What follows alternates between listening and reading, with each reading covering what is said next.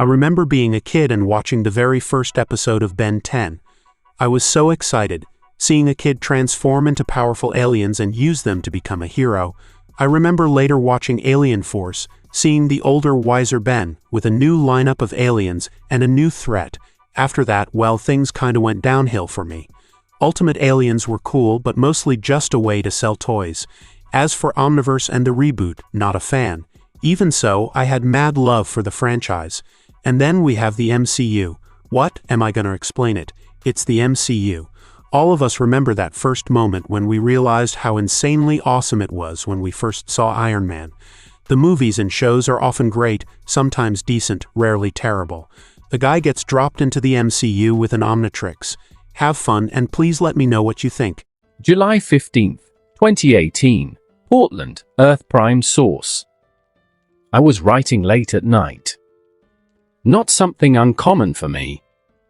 I was working on a new story after a long day, my legs still burning from my leg workout in the afternoon. It had been a good day, though. My nephew had come back from a visit to our family in California and, as soon as he saw my face, started asking where his DS in that combination of adorable and annoying only a child can. He'd followed up by incessantly showing me every step he took in Luigi's Mansion, Dark Moon. It was super annoying having him ask me to watch him play while I was trying to get work done, and I absolutely loved him for it. Once again, it was something only a kid you actually love can get away with. He was asleep now. My legs burning and feeling satisfied with my day, I tapped away at the keyboard, idly sending fictional characters on fictional adventures. I'd probably sleep soon. Maybe. Probably. When I felt like it. For now, in the peaceful cool of an Oregon summer night, I was okay. A face leaned over my shoulder. You really do need someone to teach you proper grammar, don't you? I jumped, spinning my chair around in shock. There, in my room, stood a man. He was tall and thin and had a dignified age about him. He looked about as old as my dad, actually. His face was unshaven, and his hair was slicked back and white with age at the sides. He wore a brown vest over a white shirt and black tie, all covered by a lab coat. A pair of safety goggles with green lenses hung around his neck. I stared at him for a moment. I mean, if the guy had broken in and smashed my apartment door down, I may have been able to respond in some way. I might have been angry or scared. As it was, all I could do was stare at this random guy who'd just shown up out of nowhere in my room. "Well," he said, still reading my computer monitor. "I suppose it doesn't matter too much. You can practice later." As though his words were some sort of trigger, I snapped up from my chair, reflexively grabbing the nearest thing to a weapon I had close by. "What the hell?" He smiled at that. Stepping back and raising his hands up with a casual slowness that made me feel foolish, he chuckled. "Young man, while I admire your choice of weaponry, I do believe that the hero of Hyrule is the only one who could possibly use that weapon. Still, I admire the effort," he said in an accent right out of those classy movies from the 50s. I looked down at the weapon I'd chosen. I'd gotten it at Comic-Con a few months back. It was a replica, Master Sword. The edge was blunted, the point sort of sharp, and the hilt made of cheap plastic with a cylindrical hilt that would prevent me from knowing where the edge of the blade was without looking. Barring its near uselessness as a weapon, it was still in its plastic sheath. That said, a big metal stick in a plastic sheath is still an effective club. I tightened my grip and stared at the guy. "Dude, get out of my room." He laughed. "Ah, dude. I'm afraid I've come here for a reason. And I don't believe you will attack me. Not without a true reason for attacking me. Sad to say, but the sort of violence that would allow you to attack a man who is simply standing in your room is not a part of you, my dear boy." Once again, I felt foolish and angry because of that feeling. The fact was, he was right. People just aren't built to attack randomly. Not if you've been raised all your life to avoid that instinct. After all, how many times had I seen street fight videos where two guys yelled at each other for 4 minutes before unleashing punches? It was 2018, and nobody was really ready to just unleash hell on some random person they'd met. Nobody except those trained for it, people from rough homes and neighborhoods, and insane people. Barring exceptions. And I wasn't one of those exceptions. I do admire the effort, however. On a basic level, of course, he sat down in my chair. Despite the fact my chair had been just behind me a moment ago. Wait, I turned to see my chair was gone. I looked back at him, eyes wide. How did you? I don't, goddammit, I thought to myself. What is going on? Now, I wish I could explain everything. He swung his left leg over his right, leaning back in my beat-up old chair. His smile was sad now, almost pitying. But, sadly, the nature of my visit means I'll need to send you off as is. So, I am only here to be your, what is the word, oh yes, a Rob. He took out a pocket watch of all things and fiddled with it.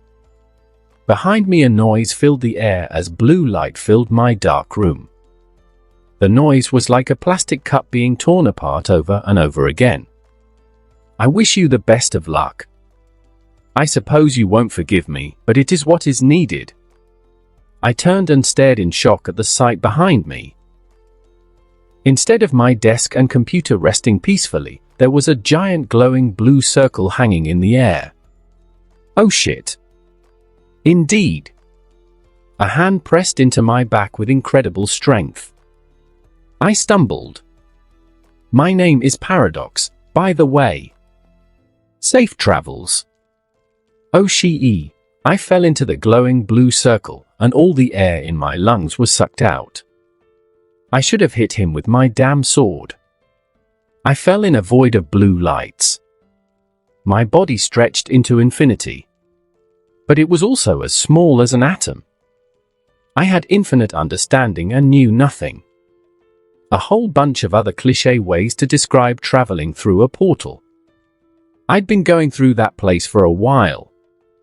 I wish I could say it was boring. But it wasn't. Instead, pain filled my entire body. Knives sliced apart my skin, ripped it from muscle, and left my skeleton open to chilling air. My eyes were filled with needles, bit by bit. My limbs flew off of me, wriggling in the void. Then, in an instant, I was healed again. I knew I'd felt pain. But the memory was only brief, as though I'd read rather than experienced it. Until it happened again.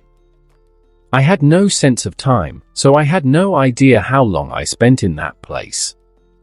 But when it ended, I was still screaming. I flew into a brick wall in a flash of light. I fell to the ground.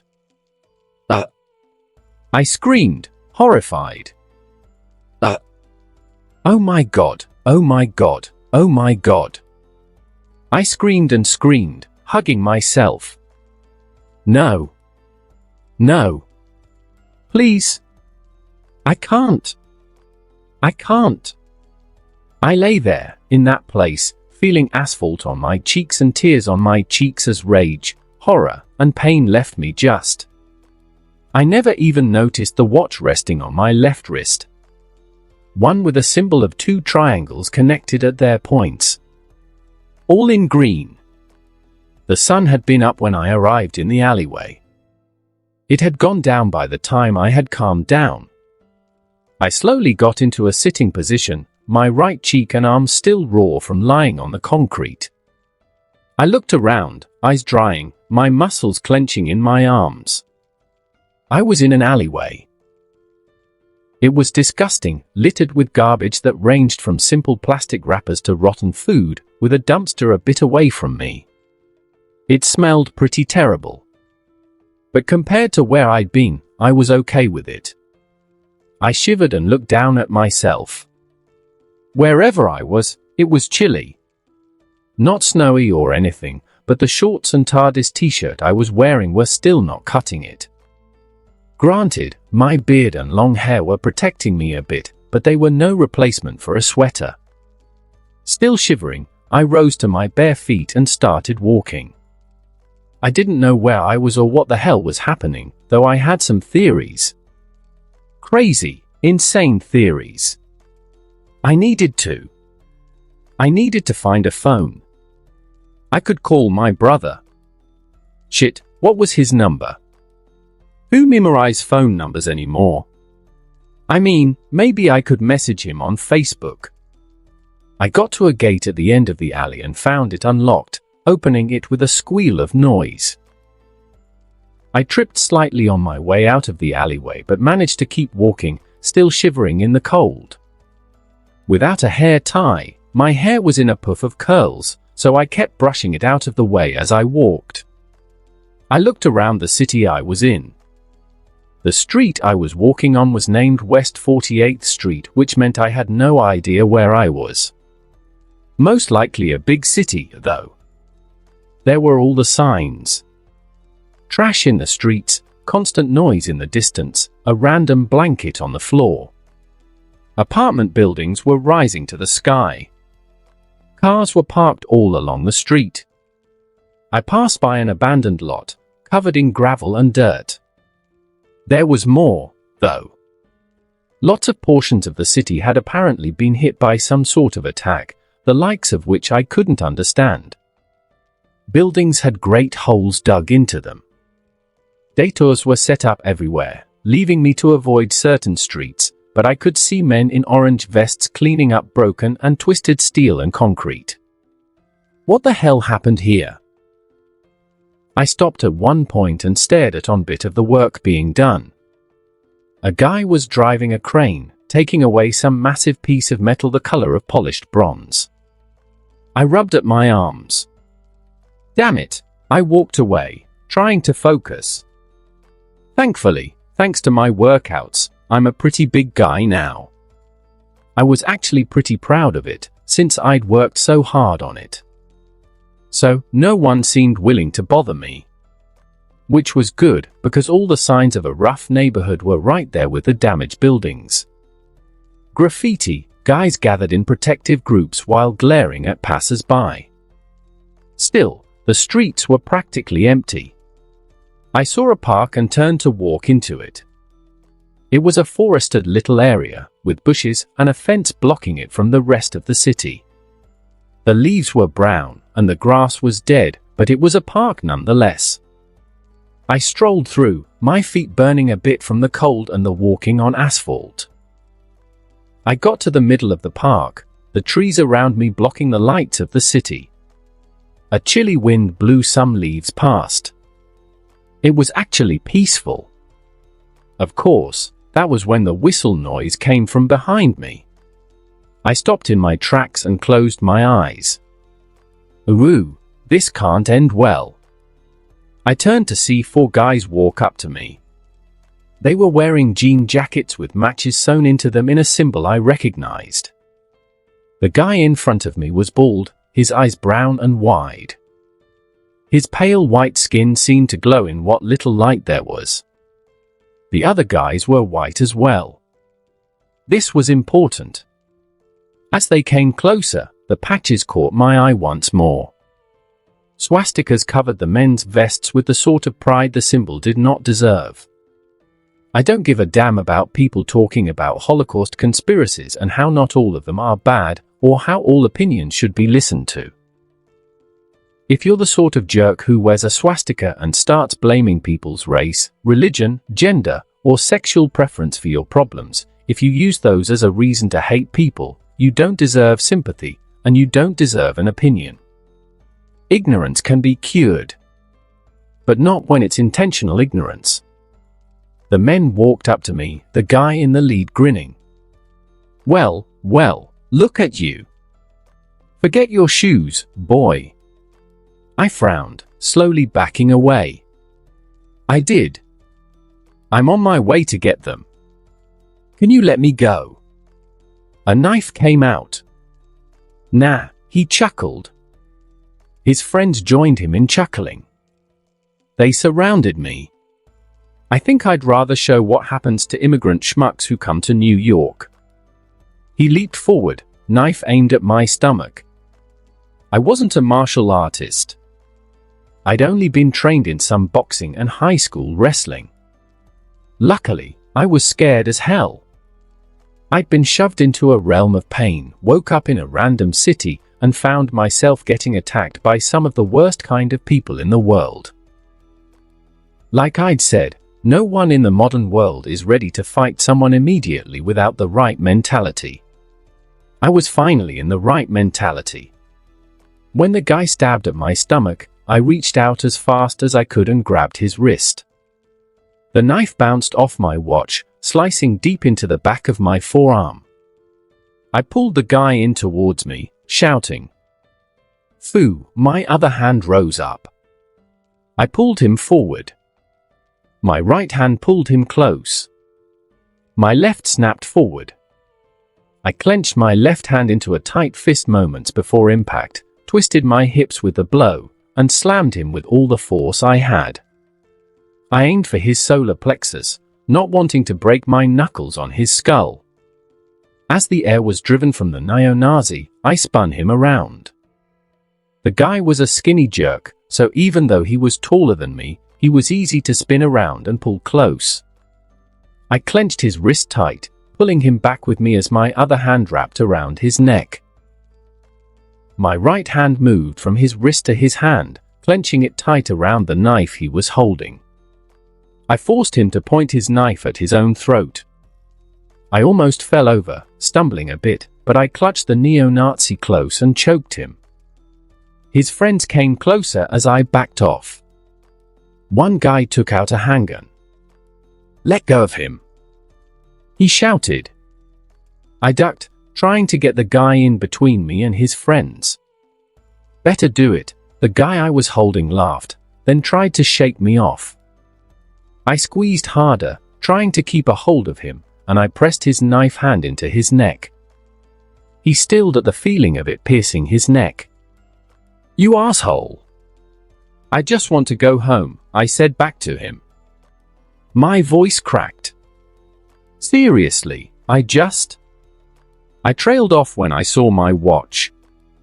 The watch I'd never seen before in my life. Scratch that. I knew the watch, but I'd never seen it in a form that wasn't either in cartoon or toy form. Huh? I let out.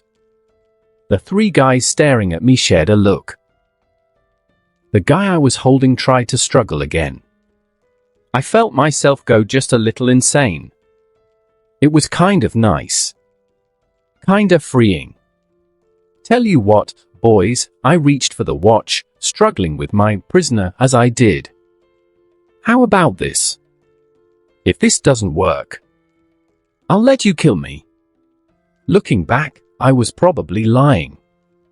I damn well fight back either way. At this point, I was crazy enough to do it. I grabbed the watch and twisted the face of it. The triangles opened up, and the guy I was holding stared with the same shock I felt when the watch lit up. An image floated from it, a green figure with a head like fire. "What the?" one of the guys said softly as we all stared at my watch. "I know, right?" I said a bit crazily. With that, I slammed my hand onto the watch. A flash of green light came from the device before it enveloped me. I let go of the guy in my arms, shoving him away even as I became a different person. My bones widened, growing outwards, before they dissolved entirely. Flesh and blood shifted until only the green of vines remained. My organs began to produce methane in massive amounts. My mind changed, connecting to the world around me in a way I didn't understand. In all, the change must have taken less than a second, only a blink of time. When it ended, I stood up tall, stretching my body out and looking at my hands. My body was now green vines and black sections of bark. My feet looked like roots surrounding rocks, allowing me to stand stable on the ground. My hands clenched into green fists. I knew, if I looked at myself, I would have a head shaped like a flame, with slick green eyes. I sighed. My voice sounded different now. Kinda nasally, actually. Well, tradition and all that, right? I reared back, crying out one word as proudly as I could. Swamp fire. Holy shit, the guy I'd shoved away yelled in amazement. Kill it! The guy with the gun started shooting. Bullets slammed into me, punching through my body to fly behind me. I staggered back, blinking as I felt the odd sensation of bullets going through me. A moment later, he had emptied his handgun. I looked down at myself. There were a bunch of holes in me.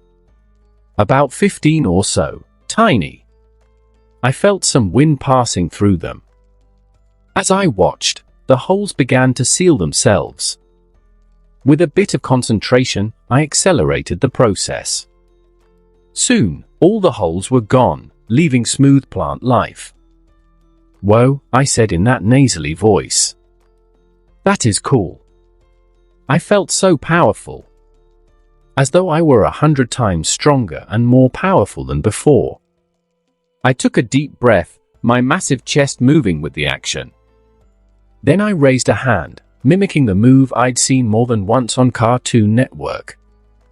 A plume of flame erupted from my palm. The guys crinkled their noses, apparently bothered by the smell. What the hell? The neo-Nazis backed away, scared. So, I threw a fireball at the ground in front of them, laughing. The fireball exploded, erupting with a brilliance I found gratifying. Run! They spun around. But we were in a park. In a place full of greenery. Swamp Fire's home turf. I reached out with my mind and felt the trees around me. The feeling of the life around me was intoxicating. I struggled to focus, to ignore the way the world suddenly seemed so much larger, as though I was part of a conversation I'd never known was happening around me every day. The grass grew up into massive stalks as tall as a man. Trees suddenly erupted with branches. A giant green oval sprouted from my chest, which I ripped out and threw in front of the group. The oval object exploded in front of them, turning into a plant that stabbed into the ground with its roots and began to grow. In seconds, the work of months or years, even millennia, passed by. When the guys ran, the plant I'd thrown launched out vines. The forest continued to grow and grow at high speed. God hell dash the leader, the guy who'd tried to stab me, was silenced when a vine wrapped around his mouth. In seconds, more vines surrounded his arms, legs, and chest, holding him tightly as he released muffled screams. The other three turned around, trying to escape the other way. I grabbed one, a guy with a beard bigger than mine, by the shoulder. Not today. I lashed out with a green fist as large as a watermelon, my knuckles digging into his side before my inhuman strength lifted him up as I felt something like sticks break under my vine fist. UGK! He grunted as his ribs shattered. He was sent flying back, slamming into a tree. The tree, under my orders, wrapped him in its branches, leaving him trapped in a wooden cocoon. The last two guys tried to escape as well. They ran through the growing grass of the lawn next to the walkway, which meant they were a field under my control. Feeling a bit vindictive, I stood for a moment, watching them run. When they'd gotten about 20 feet away, the grass rustling as they ran towards the nearest exit from the park to the streets, I dramatically raised a hand. For some reason, feeling like I was being a bit ironic, I snapped my fingers. The grass moved, and the two men fell.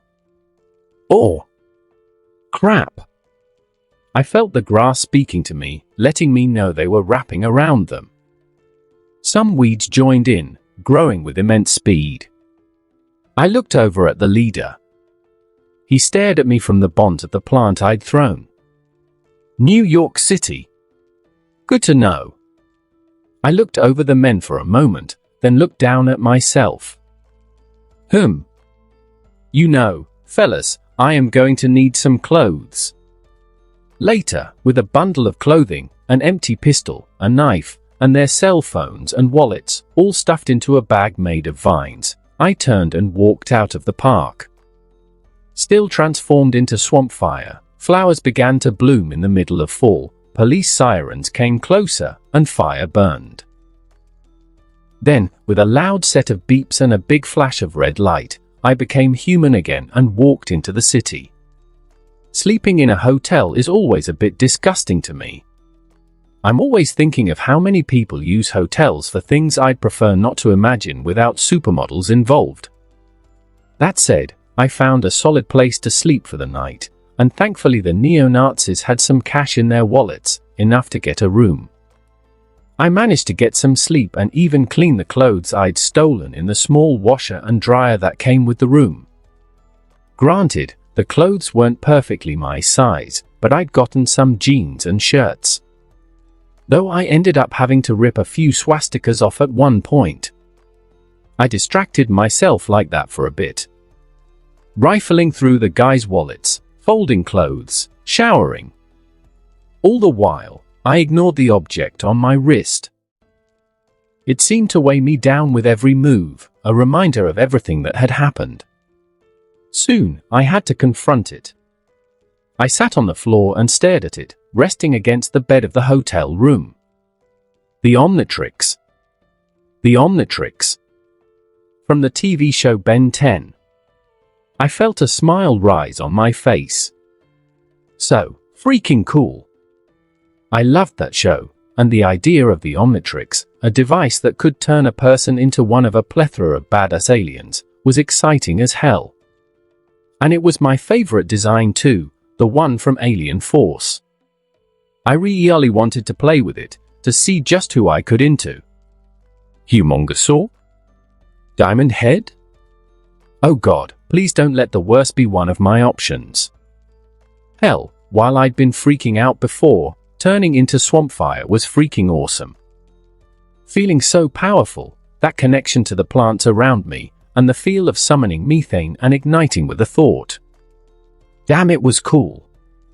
I lowered my arm and sighed. But then there was the elephant in the room. Why give me a Uber-powered watch with limitless potential, then drop me into New York City? I decided to discard the fact this was all impossible.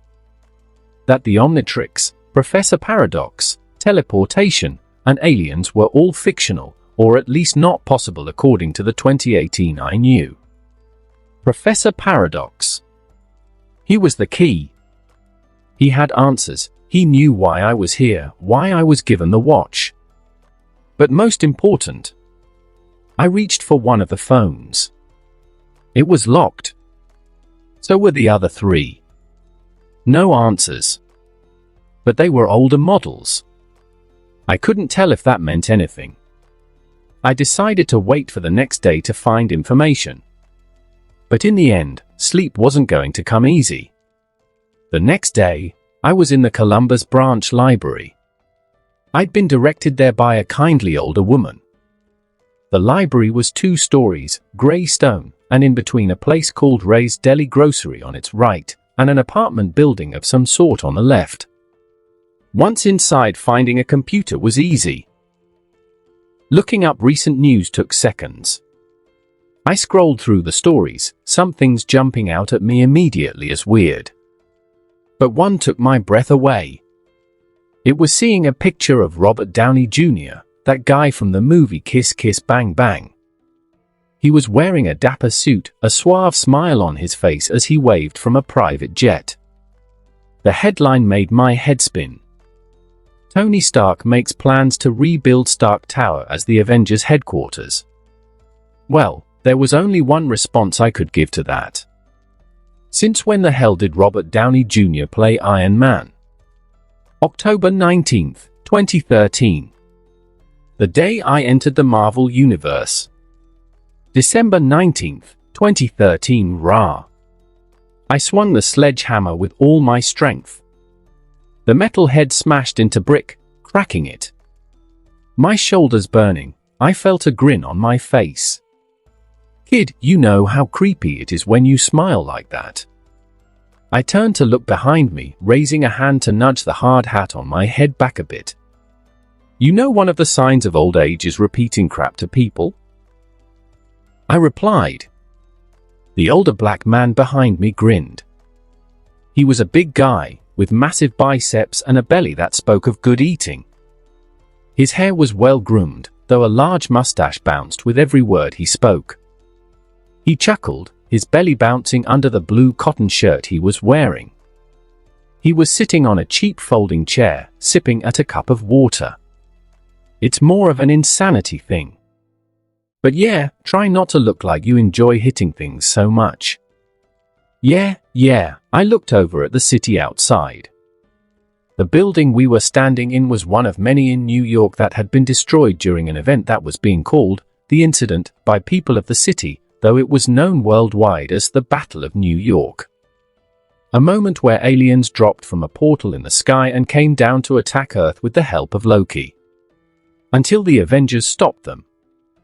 Although finding out about the portal light in the sky made me feel a bit bemused. I'd seen a lot of movies over the years with a portal in the sky, a lot of those superhero movies, from Fan for Stick to Suicide Squad.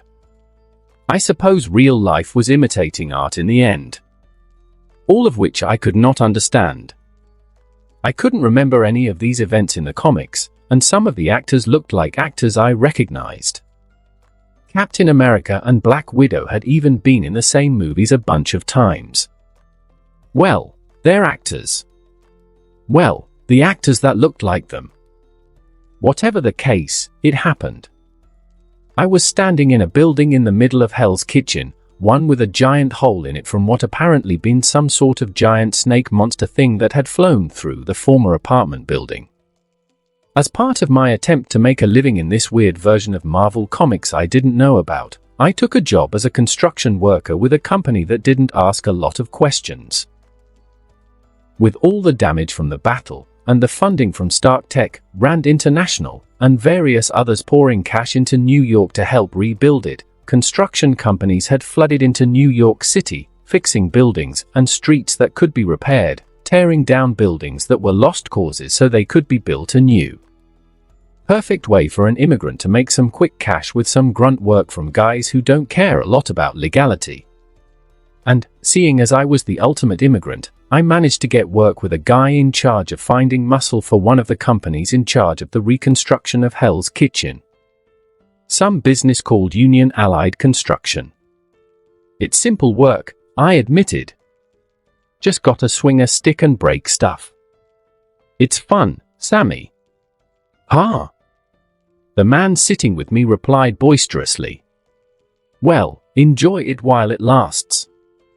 In my experience, guys like you and Eddie over there, he nodded over to the side. In a room that had once been a kitchen, a Hispanic man just a bit shorter than me. He was a skinny guy, but he was taking apart the sink with a wrench, removing the pipes with ease. Well, paperwork matters to some folk. I sighed at that thought. Eddie and me both had no legal citizenship in America. For Eddie, it was because he crossed into America illegally to help support his mother in Puerto Rico. For me, it was because an asshole had dropped me into the middle of the city, leaving my paperwork in another universe. Well, I'll figure that out later. I reared back and swung my hammer. Shouldn't you be working, Sammy? As brick crumbled and Eddie gently removed the sink in the kitchen, Sammy chuckled. Nah, you young bucks have it handled. Just let my oldest rest for a bit. I have it on good authority that Captain America is older than you, and that guy would probably be right next to me. Sammy scoffed. Please, Youngblood, what do you know about Captain America? He rose up and moved to pick up his own hammer. He reared back and decimated the brick wall in front of him with a single smooth movement. I coughed a bit as dust rose, and looked over at him as he smiled smugly. "You're strong, kid," Sammy chuckled. "But it's important to know where to hit, and how fast too." I blinked at this advice. I raised my own sledgehammer and tried to swing it the way Sammy had. The hammer bounced off the wall with no effect. Sammy chuckled, leaving me to give him a chagrined look. "Hey!" We turned around. A man stood there, wearing a polo shirt, khaki shorts, a blue hard hat, and carrying a clipboard. He glared at us, eyes hard, face pinched. "Frederick, our boss. Enough talk. We need the floor cleared by the end of the day." Sammy and I shared a look before turning and going back to our work. Later that day, we were done. Well, the guys on my shift. More would come in and do some work at night, but for now, my muscles burning from exertion, I was leaving for the day. Sammy sighed happily as we exited the construction site, entering the sidewalk. New York is never really quiet, but there was a brief sense of peace as the sun went down in the distance. He stretched, letting his arms reach for the sky. "Ooh," I reeled back, playfully covering my nose while grabbing the arm nearest to me and pulling it down. "Dude, come on, deodorant." Sammy slapped at me, grinning just a bit. "Little punk." I smiled back. Yeah. "See you tomorrow, old man." "Hey, Macmowd." I stopped, turning to look at him. I was using my real name since there wasn't much point in a cover story, but Sammy always slurred it from Mahmood to a Macmowd. "What's up? You need a ride?" He waved towards the parking lot his truck was parked in. "It ain't a big deal." "Nah, I'm good." I smiled just a bit. "I wanna walk for a bit." "Thanks though." He shrugged, unbothered, and went off. I, meanwhile, walked away. For a couple of blocks. When I was sure I wasn't being followed, I turned towards the same section of neighborhoods I'd been hammering at the whole day. Technically, it was just buildings to be torn down. But in that section, there were a lot of places a guy could hide. I left the sidewalk behind to go into an alleyway. From there, I hopped over a fence, then went through another alley. One more fence and I reached home. A door with a steel lock pad blocked the way inside, with a clearly broken keypad next to it. I tapped on the broken keypad, and the door let out a click, allowing me in. Once inside, the motion sensors read my presence, and the lights turned on. The place I'd been calling home for the past 2 months had once been an office building for some tech company. It had been destroyed when some of the aliens, called the Shitorai, had blown up the upper floors with grenades, then sent one of their reptile things through it. The building was up for reconstruction, but I could use it for now as a home. Rent-free. I'd taken the back room that had once been used for paperwork or something, and converted it into living space. Yep. Mahmood, the owner of a watch with infinite potential, living as a squatter. I looked around. A big green thing the size of a closet rested in the corner. It had once been a broken refrigerator I'd found on the streets. It was still a fridge. Sometimes. Most days. I opened the door and sighed in relief when I found my food cold. Rather than frozen, cooked, or just plain gone. A steak was soon cooking on a machine that had once been a printer, and I moved to a beat-up old couch to use my computer. Like the fridge and stove, it was also made from parts of other devices. The phones I'd stolen from the neo-Nazis 2 months before, a big TV monitor I'd found at one of the construction sites, some of the computers left behind by the tech company, a few more refrigerators, and 3 older generation video game consoles. The computer worked. It worked damn well. Except on Wednesday, when it just put on videos of people laughing at Japanese game shows for hours, and when small children were eating lollipops nearby. Yesterday was a Wednesday. So, I could get some work done today. The computer was really a supercomputer when it actually worked. I reached over for my keyboard and mouse and quickly switched it on. I got up and grabbed the steak, then went back. Okay. What are you up to, Stark? I said to myself. My monitor glowed with a blue light, showing a sci-fi sort of look to it, with folders floating in a blue field. A wave of my hands would have let me move things around, but I reached for the mouse instead. A quick click of the mouse opened a back channel I had into the Stark Industries employee memos. Nothing invasive, nothing about their secret projects, just the stuff any employee there would get sent. I read through them a bit but didn't find anything crazy. Another click sent me to the email of one Happy Hogan, Tony Stark's bodyguard. Some lovely messages wishing him well in his recovery. Another one from a company wishing to hire him from Stark Industries. And one sent from Happy to Pepper Potts letting her know how sorry he was about her breakup with Tony Stark. I leaned back in my seat, slicing into my overcooked steak with a sigh. Damn. That sucked. I mean, in the comics, Happy and Pepper were married, but a lot of stuff back home depicted Tony and her in a relationship, and they seemed close in the news. Feeling a bit more intrusive than usual, I switched the feed again. I pushed my steak aside and focused. Hacking into the employee stuff at Stark wasn't horrific in terms of danger. And Happy had a regular email as well as a more private one which was blocked by some insane firewalls, and I'd only hacked the regular one. Hacking into S.H.I.E.L.D. was another game entirely. Not to say it was impossible. Alien tech, even alien tech made from human parts, was incredibly powerful. With a bit of time, I could hack almost any computer on the planet. Well, I guessed I could. But that didn't mean I shouldn't be careful. I went through some of the messages sent to all S.H.I.E.L.D. agents. High priority targets, warnings, some simple guidelines for new recruits. Then I went deeper. The Daily Cadet, the newspaper for the science school that S.H.I.E.L.D. ran, had run an article 2 days before about 2 of their alumni, Gemma Simmons and Leo Fitz, had saved a kid named Donnie Gill from being frozen. Good on them. There wasn't much else, except for Project Insight. I tried to gently find my way in, trawling through employee files, hunting down shipments. I made sure not to go through the same channels I had before. Apparently, Project Insight was going well. They were building 3 big helicarriers, all powered by Iron Man-type tech.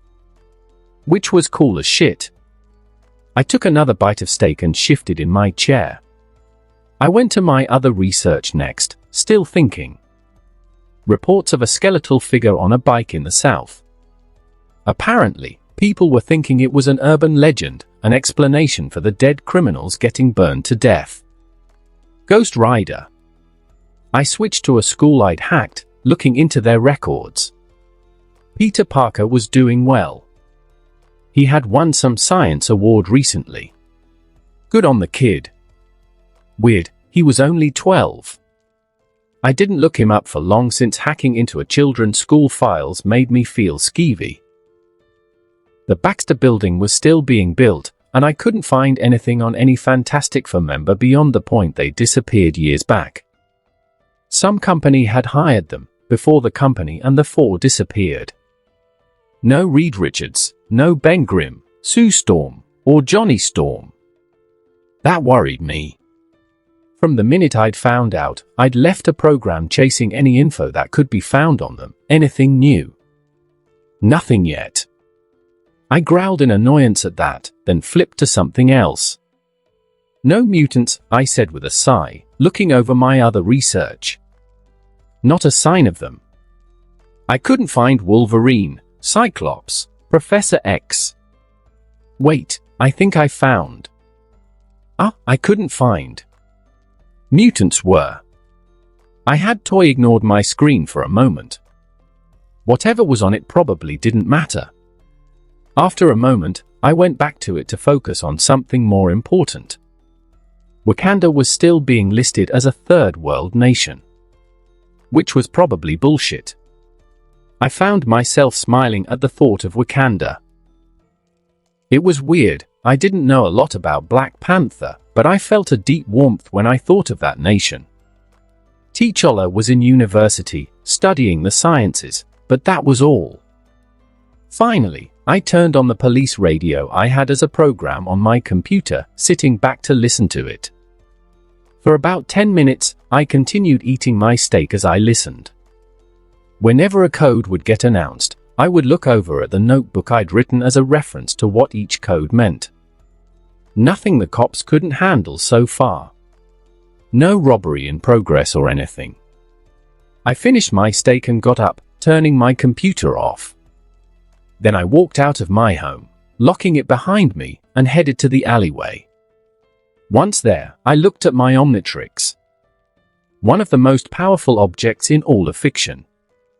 Funnily enough, its creator had developed it with the idea of peace in mind. Azimuth, one of a member of a species of extremely intelligent beings known as the Galvan, had created it to make up for another object he'd made, a sword with the power to destroy planets. It was supposed to allow a person to act as the perfect ambassador. With the ability to transform into any race in the galaxy, a person could interact with the people of the entire galaxy to understand them and aid them. The ultimate peacekeeping tool. Instead, he'd made the ultimate weapon. A person who can turn into any alien of the Ben 10 universe is not just powerful, they're versatile. Elemental control, enhanced strength and speed, flight, nuclear power, even time manipulation and reality warping. If there was an alien in Benjamin Tennyson's universe who could do something, the Omnitrix could do the same. That weapon had landed in the hands of a 10-year-old brat. And that brat had done wondrous things with it. Ben Tennyson was one of my heroes, a kid who rose to the occasion again and again. He'd matured through battle and became a hero worthy of any universe. Ben 10 was awesome. And now I had his Omnitrix. 10 alien forms, each with their own powers, with some crossover between them in terms of ability. Only 10, out of over a billion. But that was enough. I twisted the face of my watch, and it lit up in a flash of green. An image appeared, floating. Swamp Fire. He was one of my favorite forms, able to blast out flames from methane gases, control plants, and regenerate from harm with ease. But he wasn't what I needed. I twisted the face, going through the aliens before I found the form that was best for what I wanted. Then, carefully, I pushed down on the watch. Immediately, the change came. My body grew outwards. I was already pretty hefty, but I gained over 100 pounds of muscle in a second. My leg twisted backward, my arm stretched out. Fur grew over my entire body. My fingernails became claws, but feet became massive paws. My nose grew outward, my ears shifted on top of my head as they changed shape. My mouth became a muzzle, and my teeth became lethal fangs. I held back the urge to howl my name. Instead, I whispered it, in a voice that was half a growl. Blitzwolfer. I hummed, then lifted my nose, taking a deep whiff of the air. To my human nose, the smell of the city was only sometimes palatable. To Blitzwolfer, the smells of the city were a delight. It was like watching 1,000 movies at once and somehow comprehending all of them. Time to go, I ran for a nearby building and leaped up about 20 feet. My claws dug into the brick, and I climbed at high speed, going to the top of the 6-story building in seconds. Once there, I ran. There were few things that gave me as much joy as being transformed. Feeling so powerful, running at speed so fast the world was a blur. My muscles pumped as I ran across the gravel rooftop, legs pushing forward. I was so fast. I finally released a sound as I leaped to the next roof, a bark of joy. The noise exploded from my lungs, and I grinned at the feel of my simple bark resounding through the air like a bomb, echoing into the distance. More barks responded. It was sort of like listening to a foreign language. I couldn't understand the words, but the emotions carried through. Dogs sharing their own joy, their annoyance at my loudness, their challenges towards my dominance. I barked again, this time at the challengers, and laughed when they just barked the challenges once more. I leaped to another rooftop, then climbed up to the next building, claws digging into the stone. I ran around for about 20 minutes, keeping to the shadows and listening closely to the city around me. Blitzwolfer wasn't my best way to track someone down, but his speed, strength, tracking, and sonic powers made him an ideal form to travel in New York City so I could help people. My decision was justified when I heard something. A loud scream. I took a whiff of the air. Elevated sense I'd learned to tie to fear and excitement, one of them being sweat. Combined with the scream, I had a target. My right foot slammed into the roof, claws digging into the rocky surface to let me twist around in the middle of my run. I booked it towards the sound. It was only a minute-long run, but I smelled blood float up towards me. I growled in annoyance. Deep inside, a more primal part of me found joy in the smell. Fear, blood, all the signs of prey. Prey to hunt. Luckily, it was easy to push the urge to hunt down. Blitzwolfer species, Loboans, were closer to their animal instincts than humans were, but they were still sentient, so I found it easy to focus. When I reached the site of the scream, I found 5 people. 2 men, 1 woman, attacking a young couple, a man and a woman. All different races. The man was being held down by 2 of his attackers, a woman with long black hair and a man with inky black skin. He was screaming, a knife wound in his stomach pouring blood, but still struggling to get to his girl. She was struggling too, crying. The last of the attackers was on top of her, struggling to get her wallet out of her pocket as he grabbed her throat.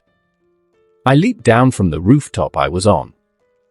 I didn't waste time waiting to land. My mouth opened. In 4 different directions. It was weird how natural it felt to open my mouth and feel a seam open in the center of my face, running a line down my nose all the way to my chin. I breathed in. Then I howled. Though that was an understatement. Ah! A green pulse of energy flew from my mouth, slamming into the 2 holding the guy down. All 5 of them screamed in pain, the man on top of the woman falling back and grabbing his ears. I landed on the ground and sped forward, ignoring the spiderweb of cracks I left in my landing. I grabbed the guy who'd been robbing the woman by his shirt and lifted him up. At my full height, I was massive, looming over everyone. Hey, I smirked at the terrified look he gave me. I looked over at the other 2 thugs. How about you surrender? The male and female thugs turned to run. I spun around and threw the guy I was holding at them, running after them at the same time. The guy I'd thrown hit the girl. I grabbed the final guy by his leg. God, please no. Please don't do this. He screamed. Arrest you. I chuckled, pulling to join his friends. They were struggling to rise, but I opened my mouth again. Woo! They were thrown back by the sonic blast. I threw the other guy with them, then looked over the couple. The woman was with her boyfriend. Or husband, I supposed. They were trying to run. Hey! The couple froze. I sighed at the look of fear they were giving me. Relax. I'm going to tie them up, then call the police. The woman didn't seem to listen. She was tugging at her boy as he grunted in pain, his knife wound getting open further. I rolled my eyes, more annoyed than saddened by their fear. Stupid Marvel hatred of things they don't understand, I mumbled. The symbol of the Omnitrix rested on my stomach. I reached a hand for it, tapping the device. It glowed green, my DNA once again undergoing a new change. My fur changed color, going from gray to blue. My arms and legs shifted into more human-shaped ones, right up until 5 fingers turned into 4, and 5 toes became 2. Blades sprouted from my forearms and forelegs, made of a bony protrusion. I felt the fur on my face shift, rising into horns from around my eyes. My senses were dulled, but my perception of the world slowed down, as though things were a step behind me. Fast track. I ran as soon as I was transformed. First, I went into the street, looking around quickly.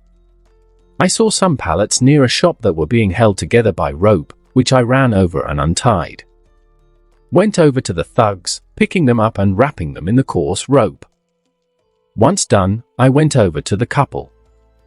The woman was still trying to drag her husband away. I gently moved him over away from her, and ripped his t-shirt off, pressing it into his wound to try and stop the bleeding. Then I slowed down for a bit. What just dashed the thugs looked down at themselves, shocked at the sight of the ropes wrapped around their arms and legs. The woman looked down at her arms, blinking at the disappearance of her husband, then looked at me. "You were killing him," I said softly, pressing the shirt into his wound. The man looked at me, shocked. "I can take you to the hospital in seconds. I can save his life." She stared at me. The man stared at me. After a moment, she nodded quickly, tears in her eyes. "Okay." I grabbed my patient's arm so that he was holding his shirt to himself, then I picked up the man in a bridle carry. While Fast Track wasn't as strong as Swampfire or Blitzwolfer, I could still easily carry him. "Get on my back."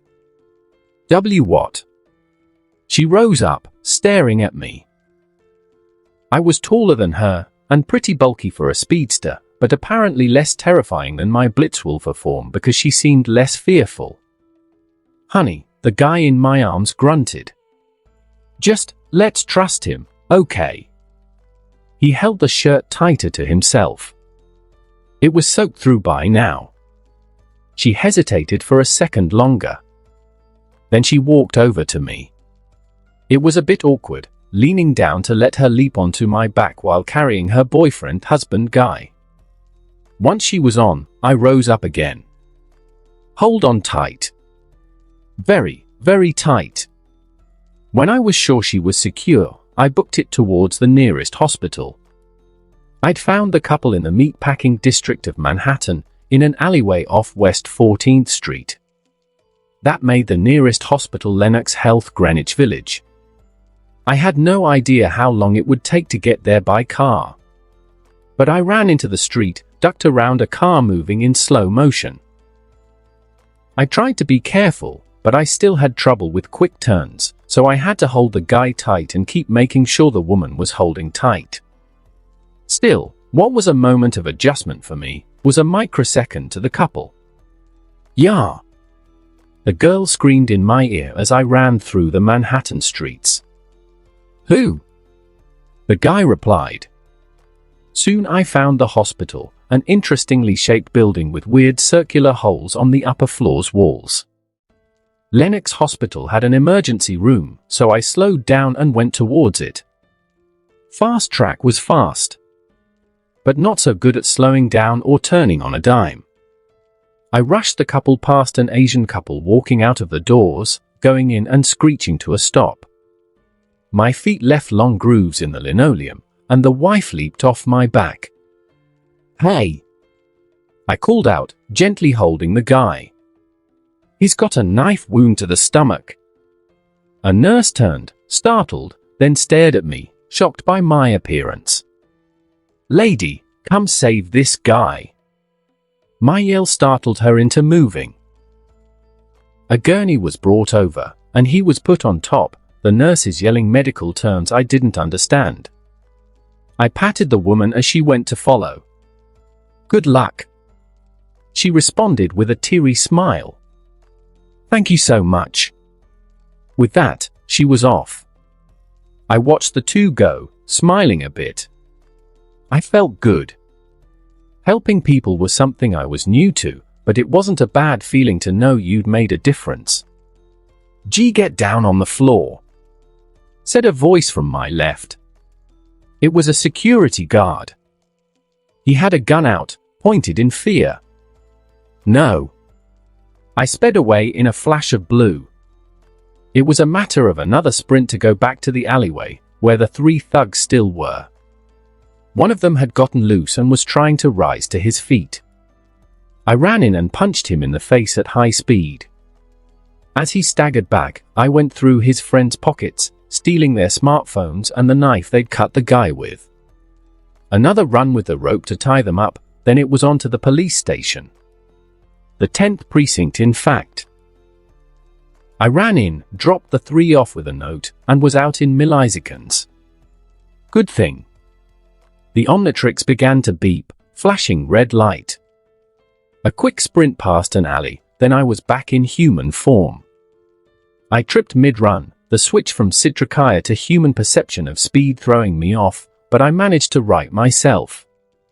I strode out of the alley and looked at my Omnitrix. The center was now red, so no transformations for the next few minutes. I had a couple of aliens I wanted to play with later, but for now, I took out my brand new StarkTech phone and checked it. No security. I activated the email function, logged out of the girl's account and signed into mine. From there, I could check on my computer's files at home. I went through them for a bit. Nothing new. I went to my research on Latveria. Still no sign of Dr. Doom being a thing, though some basketball player was making a name in the sport. Then I looked into the Savage Land. Yeah, Antarctica was still frozen. Nothing on the mystical realms, but there was not much chance of that information on the internet. Worth a shot. I sighed, walking down the street on my phone. This had been my pattern after work, saving people's lives, wallets, sometimes saving them from horrors that sickened me. There were times there was a woman. She'd been savaged. The guys who'd taken her had been at it for hours. It was 1 month into me living in Manhattan. That was the first time I'd ever put a concentrated effort into hurting someone. Thinking of her, I switched over to the file I had set aside for her case. She was still getting help for the physical and mental trauma. She was doing her best. Jen Tiller. As for her assailants, they were still in the hospital. I'd shattered their bones, destroyed their bodies. They'd need years before they could actually move, eat, or shit without aid again. I felt a burning guilt for that, a pain at how I'd lost control. But Jen Tiller deserved to know her attackers would never hurt anyone else like that again. As the Omnitrix changed the color back to green, I checked the time. Well, maybe I could save one more before the night was over. I managed to save 3 more people, then ended the night with my workout before going to sleep. January 10th, 2014, Sammy. I yelled out. He turned to look at me, then nodded when I gestured towards a kitchen Eddie had emptied out. I went inside and started swinging, thinking to myself as my arms and hips moved to strike. We were at a new construction site. The last house had been taken down just before New Year's. In that time, I'd gone on more patrols, done more workouts, and done more research. I'd gotten into a routine, but soon I'd need to move on. The patrols, in the end, were just me practicing. Using my powers against non-threats, moving about the city, making technology for useful purposes. I'd have to step onto the stage soon. Actually, help people on a large scale, help the Avengers. Well, unless they went all Civil War on me, but there weren't nearly enough superheroes for that to be an issue. Besides, I was on camera enough that even hacking hospital and police security footage wouldn't work forever. As I lifted the hammer again, my phone began to buzz. And so did my Omnitrix. I stopped, surprised. Then I felt horrified. My computer at home had a connection to both my Omnitrix and phone. I hadn't been able to mess with my Omnitrix much since my tech transformation was more of an engineer than a scientist, so none of my attempts to unlock the master code had worked. But I got it to respond to very specific things. I dropped the hammer and hurriedly pulled out my phone. My stomach fell out from under me. I staggered, trying to understand what I was reading. Then I ran. "Sammy!" My voice cracked, and I tried to focus. Sammy was standing near the trailer set up at the site. He turned to look at me as I ran up. "I'm leaving." "Kid?" Sammy reached for his head and blinked in confusion. Mr. Shard, Frederick, our pinch-faced boss, stepped out from around Sammy. "I must remind you that United Ally does not pay you for the day's work without dash." I stepped forward, cocked my hips forward, and slammed my fist into my boss's chin in an uppercut. "I quit, Frederick." "I don't think he heard you," Sammy said as I walked by. He watched in shock as I left. I ran into an alleyway and opened my Omnitrix up. It was an effort of will trying not to slam my palm into the dial, to carefully pick my alien rather than rush into it in my panic. I finally pushed it down and felt the change come. Fast track. I didn't care about cameras now. I sped through the streets, passing through town as fast as I could. Alleyway, fence, alleyway, then hop over another fence, put in my code, rush inside. The smell of burnt food told me my fridge had burned its contents again. I ignored it, putting on my computer. I tapped the Omnitrix and returned to human. I don't understand what to do with this. I stood in the middle of my living room, staring at my screen. There, in front of me, were words I just didn't understand. Stephen Rogers is now wanted fugitive of S.H.I.E.L.D. All S.H.I.E.L.D. agents are to report any information about his whereabouts and bring him in for questioning. This is the #1 priority for all agents. Find Steve Rogers, bring him in. January 10th, 2014. For a crazy moment, I felt underdressed in my blue shirt. I stared at my computer screen, trying to understand what was going. The message was from S.H.I.E.L.D., being sent to all agents through priority channels. Every agent on the planet was getting this. And it was insane. Stephen Rogers is now a wanted fugitive of S.H.I.E.L.D. All S.H.I.E.L.D. agents are to report any information about his whereabouts and bring him in for questioning. I ran through every bit of comic book knowledge I had, some of it mere scraps I'd overheard. What was going on? Why was S.H.I.E.L.D. hunting Captain America? Captain America going rogue was actually pretty common when I thought about it. It was true for all superheroes, a moment when the people who were supposed to support them started to think of them as criminals. But in this case, what was happening? Was he being mind-controlled? Framed? Did someone trick S.H.I.E.L.D. somehow? "Hail Hydra," said a soft voice in my mind. An image that had actually in the news for a while in my world. Captain America, suddenly saying those two disgusting words. Was it something like that? Some weird pseudo-body switch thing? I needed answers. I needed to find out who were the bad guys. My feet didn't move. I licked my lips. For all my power, I'd spent months fighting thugs, gangsters, and rapists, all for the sake of practice. To get good with my powers, to establish a rhythm, to know when my watch would turn off and reset, though that was still up in the air. All for the day I'd actually fight as an Avenger, to save people from monsters, to do the work I did on patrol of Manhattan on a larger scale. With the Omnitrix, I could save a lot of people. I'd thought about going home a couple of times, of making a device to make a portal back somehow. But nothing I tried let me do it. For some reason, I was locked in this universe, or at least, my tech couldn't make the calculations to find my home universe so I could actually make a device that would get me there. So while I was here, I wanted to do some good. To use this gift that was forced given to me to be a good guy. At that moment, I thought of Ben.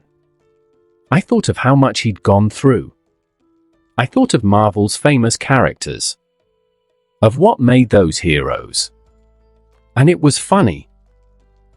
But I found my inspiration from a boy who, in this universe, was only 12 years old. With great power comes great responsibility. That thought made me step forward. I turned off the blinking message and switched over to my shield link. I didn't hesitate anymore. I needed information. And only one man would tell me the truth, or at least his version of it. There was a button on my computer dedicated to one purpose. It was made from the head of a Hulk doll, something of a joke. Some of my forms had their own sense of humor. I wasn't laughing. I pushed down on the Hulk's head slightly, but not enough to actually activate it. Then I stopped to think before pulling my hand away. Not the time to be impulsive. I walked over to another corner of my home and grabbed the pack I had set aside. It was made from tough leather, filled with clothes, some granola bars, a tough canteen of water, a first aid kit, and knives. With a final thought, I threw off my blue shirt and grabbed one I'd saved. A white one, with a black stripe straight through the center. It felt appropriate. Made for anything, up to getting teleported into outer speed. A bug-out bag. I checked the Omnitrix, flipped through my aliens for a moment. Not to transform, just to make sure of what was happening. The plan had always been this, on some level. I was always waiting for a call to action. I'd spent weeks preparing for the day I would need to step into battle, to join the Avengers or help one of the street-level superheroes like me. I looked around my small home, shrugging my backpack slightly. I guess this is goodbye. I'd been planning to leave in a hurry at any time. That's why there were no posters, no movies or video games in my house. But still, leaving was gonna suck. Then I sat down at my computer and pressed down on the Hulk's head. It wiggled slightly, his angry snarl bouncing around. Hulk smash! My computer speakers cried out. My screen flickered. That was it. Sadly, computers aren't exactly dramatic when it came to this sort of thing. But in my homemade supercomputer, a program ripped through every firewall in S.H.I.E.L.D. My passive intrusion became an invasion as I pulled every secret they had into my PC. On any other day, this would have been an insane move. No one human can look into the thousands of files belonging to S.H.I.E.L.D. without hundreds of hours of time to read through the sort of dark crap no one should read. I ignored all of it, switching over to the most relevant file. All the work being done in finding one Stephen Rogers. Satellite surveillance, security camera, social network tracking, word of mouth. Everything on the East Coast was trying to find him. Which meant I was too. You know the great thing about technology? With a good enough interface, you don't need to be smart. You just let the tech do the job for you. Not many can build smartphones. Almost anyone can use them. And my supercomputer could do the work of teams of hackers and technicians by itself. It separated out data and started using S.H.I.E.L.D.'s resources for me. I needed to find Captain America, and my computer started tracking him. Simple as a couple of button presses. I called the program Capwatched and left it running. I pulled out my smartphone and connected it to my computer with a cable. I connected the program to my cell phone. With it on, I could keep a watch on Captain Rogers while on the move. The program would work within S.H.I.E.L.D., hidden by alien programming and keeping me informed. And then my computer beeped. The cameras had found him at a mall in DC. I made sure my phone was connected to the CapWatch program, then turned back to the monitor. Hey, I leaned towards the screen, squinting. He really does look like Chris Evans. But giant. It was something I'd always known from the footage, but now it was obvious. When he stood next to Thor and the Hulk, he wasn't that big. On his own? It had to be over 6 feet. He was trying to be low-key, but it's hard for a truck made of super soldier enhanced and sculpted muscle to hide with a hat and a pair of glasses. He was standing with a woman in the middle of an Apple computer store. They were tapping away at something. Well, the woman in the hoodie was at least. She was shorter than he was and hiding better. I'd barely half noticed her. Something about how she was standing just made her hard to notice. As though she was hiding even as she stood there. It took me a bit to recognize Natasha Romanoff. So Captain America was innocent? Or, wait, was Black Widow evil in this universe, just like in the Ultimates? Damn it all, more questions. As she typed, another alert came through. I checked it. Ah, shit. The alert was actually 2. First, whatever Black Widow had done, it put a level 6 homing program onto them, which meant S.H.I.E.L.D. now knew where they were. Second, someone had triggered one of the motion sensors around my home. I ran to the computer and triggered the outer cameras, made from printer and smartphone parts. 8 screens showing everything around the building showed me what was happening. Men were pouring from black SUVs, guns out.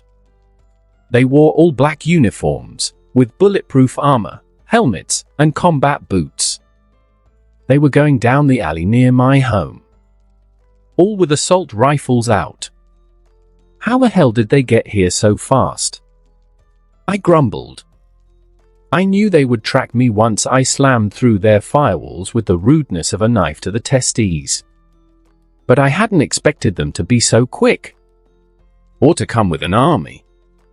S.H.I.E.L.D. may have been under high alert, but I didn't think they would send assault rifles against a hacker. I made sure my bag was slightly loose on my back. Then I pressed a self-destruct on my computer. It linked with my fridge, stove, and security system. In 3 minutes, it would explode everything, leaving no trace of who'd lived there. It sucked ass. I'd made a home in Manhattan. My crappy rundown home, with tech that barely worked, a fridge that burned food, and a supercomputer that played Japanese TV on Wednesday no matter what I did. I pushed the thought away. I needed to get to Captain America and Black Widow. I was going to help, and I couldn't let S.H.I.E.L.D. stop me.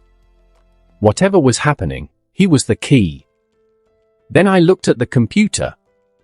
The camera outside my door showed the S.H.I.E.L.D. agents throwing something. At first, I thought it was a smoke grenade, but why throw that at a closed door? The computer helpfully identified it for me with the use of StarkTech accelerated reality, zooming in and naming the object. I didn't read the whole description. 2 words were enough. Fragmentation grenade. My right arm lifted.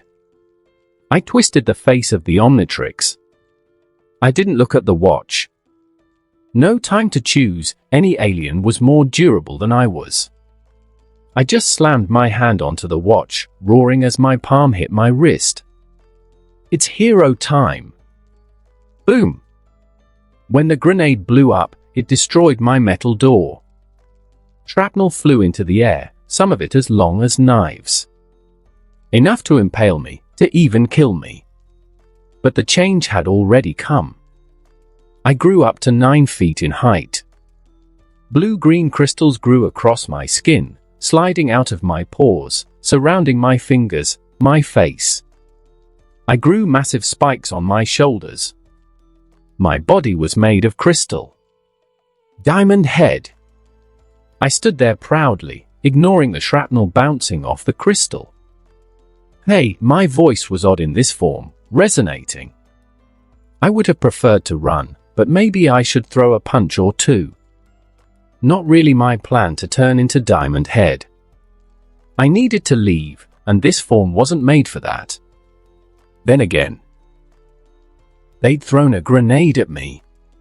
All right, I snapped my hands to the side, thinking of Thor for some reason. My crystalline hand shapeshifted, becoming massive blades worthy of any anime. I said hero time. I'll make good on that. I leaped out of my home, my backpack now tight, and roared. There were 12 men in the little courtyard outside my home. I'm not sure what they expected, but it wasn't a Petrosapien leaping into the air out of the smoke, glowing blue-green in the sunlight and wearing a black and green outfit. Behind me, my home for over 3 months blew up. I roared, blade arms out, and slammed into the ground. The men around me started to shoot. Bullets slammed into my form, only to fall to the ground in useless chunks. Diamond Head could survive reentry on his own. Bullets would do nothing. I ignored it and ran towards one of the soldiers. My left sword arm shifted, turning into a fist. Simple. But when your hands are as big and heavy as Diamond Head's, they hit with a hell of a lot of force. I punched his chest, sending him flying. My right arm became a shield. I waded in, pumping my left fist in my best boxing stance and hitting another guy in the leg. I tried to be gentle. These were just soldiers after all. I blocked another hail of bullets from one man using my right arm shield, hearing loud noises like metal hammers on stone as bullets hit crystal to no avail. I walked towards him swiftly, reaching a hand out and grabbing his gun away from him. He staggered back. I punched him in the ribs, tossing him aside. Another shield soldier stepped forward to swing his fist at me, and I let him. His fist broke on my chin. He screamed as he fell to his knees, and I kicked him back. Sorry, buddy. Take him down. That was the only response I got. More assault rifle fire was shot at me, and I growled in annoyance. While I couldn't be hurt by the bullets, the noise of them hitting me in the head and chest was annoying. I slammed my fist into the floor. Crystals shot into the earth, then exploded outwards around me in a shining imitation of an explosion. I tried to keep the shards dull, but when crystals the size of diamonds erupt upwards at high speed, they hit hard. The soldiers around me screamed as the crystals slammed into them, sending them flying. I heard more men coming towards us, and I knew I had to go. I couldn't exactly kill the good guys, even if they had thrown a grenade at me. I turned and swung my arm out, shooting blades of crystal at the ground. As they sank into concrete, they exploded, turning into a massive ramp. I ran for it, sliding on the crystals and launching into the air. As I came close to another building, I threw more crystals. They grew in seconds into a sort of bowl stabbed into the wall, letting me dive into the bowl, slide down and fly out of the other side. I landed on a roof and sprinted as hard as I could, hearing the guys behind me yelling at each other. Then the whomp, whomp, whomp of a helicopter's blades flew by. A sigh left my lips when a black helicopter spun around to come in front of me. These assholes are persistent. No time for niceties. Mid-run, I spun to aim myself at the helicopter, my legs and arms pumping hard. It turned its right side towards me, the door sliding open. A guy levered a freaking minigun at me. The barrels started turning at high speed. All this for a little hacking. The guy pointing the minigun couldn't hear me, considering the helicopter blades were sending a massive ruckus into the air. The minigun started firing. I lifted a hand up, shape-shifting my arm to turn into a giant shield again. Big bullets the size of thumbs slammed into the shield, sending flattened bullet rounds bouncing on the rooftop as they uselessly tried to break the unbreakable. I sprinted, holding my shield in front of me. My other hand swung outwards and tossed another crystal, a large stone bouncing on the ground before I leaped onto it. The stone grew under my feet, surging upwards and sending me towards the helicopter. My shield became a sword in midair. Raf! With that cry, I slammed my sword hand deep into the steel of the helicopter, at the point where the tail met the body of the chopper. The sound of metal being sliced by steel was a wailing screech of noise in the air. My sword sprouted a flower of crystals within the helicopter, pushing them to grow as fast as I could make them go. The guy with the minigun stared at me as the section of the helicopter I was hanging from began to sprout blue-green knives from the inside. All along the inside of the chopper, more and more crystals sliced through the seats, the fuel tank, grinding through the aircraft until a massive one rose from the floor. It was as big as a man and forced the guy at the minigun to back up as it crowded the helicopter. The whole thing began to fall, unbalanced and leaking fuel as my crystals sliced into it. "There's a bar down the street," I said with a grin at the shocked soldier, still held to the chopper by my sword hand. "I suggest you guys go there after this, drink things off." I leaped from the chopper, aiming towards another building nearby. I slammed into the rooftop in a ground pound and hurriedly looked over at the helicopter. The thing was unsteady, about to slam into a building nearby. I reached my mind into the crystals within the helicopter. Crystals feel like light. Warmth of the sun on your face, even as you feel a cooling breeze on your arms. I moved that feeling, carefully, my arms swaying in the air as my carved lips curved. As the crystals moved, I dragged the copter through the air. Its rotors screamed, struggling to fight my pull. I grunted with the effort, trying to hold the aircraft, and guided it slowly to the ground. When it came close to the ground, away from any cars, the pilot stopped fighting me. Together, me swaying my arms and the pilot in the street ahead of me moving his joystick, I slowly lowered the chopper to the ground, ignoring the sounds of more men coming up onto the roof behind me for a second. As soon as the chopper was down, I spun around. More soldiers stood behind me than had appeared at my door. About 20 or so. I stared at them as they pointed their guns at me, my eyes narrowing. For some reason, this felt wrong. Opening up with a grenade on a house that could just have held a very stupid hacker. Coming in with guns up, without even speaking to me in some way. I mean, sure, I'd committed a crime, but hackers don't get armies attacking them, they get job offers. All of this felt less like S.H.I.E.L.D. and more like I was fighting an evil army. The men surrounded me, one in the center barking at me. Get down now. We will shoot you, you damn freak." "Rude," I grumbled softly. Guns cocked. I raised my hands. Assault rifle fire slammed into me. I didn't stagger, my feet having sprouted spikes through the bottom of my shoes to let me stay standing. As the bullets hit my stone skin, my fingers sank into my palms, turning them into flat planes with spikes popping out. I fired an assault of spikes from my new cannon arms. They slammed into the ground in front of the guy shooting at me, erupting into a wall of massive spikes to defend me. I turned and leaped off the building, reaching for my chest. A massive palm tapped the Omnitrix. Once more, the change came. My crystal skin became reptilian, scaled and colored brown. My massive form shrank to become far more skinny, aerodynamic. My backpack was stretched to the limit when another growth sprouted on my back, which solidified before a pair of wings snapped out from it. My face became beaked, and my eyesight sharpened as my hands and feet each grew 3 talons. In midair, falling towards the ground, I pointed myself towards the ground. A section of my back came alight with green energy. I screeched for joy as I shot forward at the pavement like a jet engine. Before I hit the ground, I twisted my body upwards in a maneuver that would have snapped a human back at way too many GS.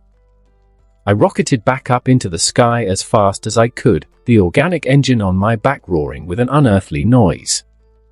I released a pulse of energy, shooting into the sky at sonic speeds. I passed the guys on the rooftop chopping away at my crystal formation, spinning upwards and crying out the name. Astrodactyl. With that cry, I spun around. Okay. Time to G-screech. I blinked, floating for a moment.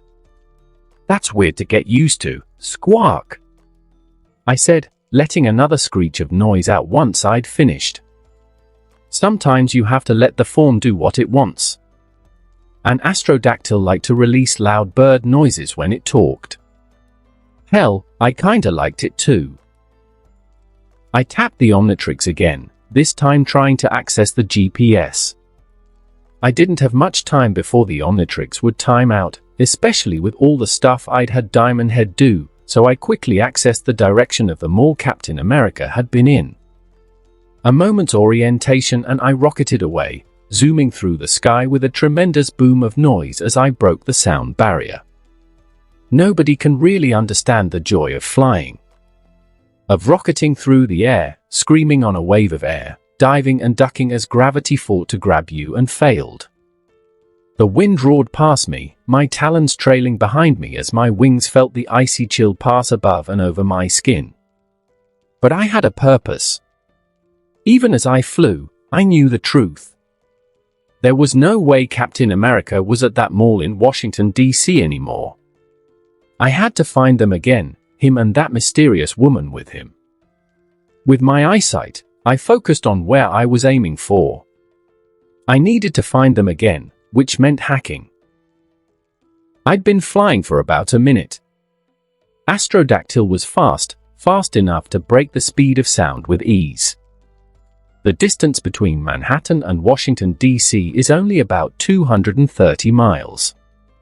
Even Mach 1 is 340-ish meters a second, and I could clear that with ease. Which meant I needed to slow down so I could see what I needed. I also dropped as low as possible at points, flying along rivers, under bridges, trying to avoid detection by radar. About 6 minutes into the flight, the Omnitrix started to beep. I shot towards the ground, glad I wasn't as high up as the 20,000 feet I'd been at before. I came down behind a 7-Eleven on the outskirts of DC. It was in one of the rougher neighborhoods of the city. As I landed, the Omnitrix turned off, and I landed in a role as a human being. I stood up and looked around the empty street, then started walking. Even with everything I'd done to try and shake off the radar, I knew it wouldn't last. I needed more. I needed a tech solution, a way to stop anyone, anywhere from tracking me. I'd thought of building one before, but I was more focused on hacking. I grabbed my phone and found the nearest technology store. A Best Buy a few streets away. I started jogging, keeping my eyes open for anyone shady. I wasn't exactly trained in espionage, so I couldn't see if anyone was following, but it was the best I could do on short notice. Funny. All the power to change the world on my wrist, and the first time I get the chance to help an Avenger, it's on a mission more dependent on spy stuff rather than explosions. I hurried down the sidewalk and got to the parking lot of the Best Buy. When I walked in, a kindly older woman with a badge on her chest that said her name was Martha smiled at me. "Hello there. Do you need any help?" "As much as the universe can give me," I said quickly, striding past her fast. She blinked after me as I headed to the gaming center. Years back, in my home universe, scientists used a little under 2,000 PlayStation 3s to create a supercomputer. It used the advanced graphics capability of the gaming console to do things other supercomputers could do at a fraction of the cost. The PS3 was released in 2006, while the year I was in now was 2014. More importantly, it was created in a universe without Tony Stark. In this Marvel universe, I found stuff I wouldn't be able to back home. I checked my phone as I walked through the store, and kept track of Captain America and Black Widows traveling through my Capwatch program.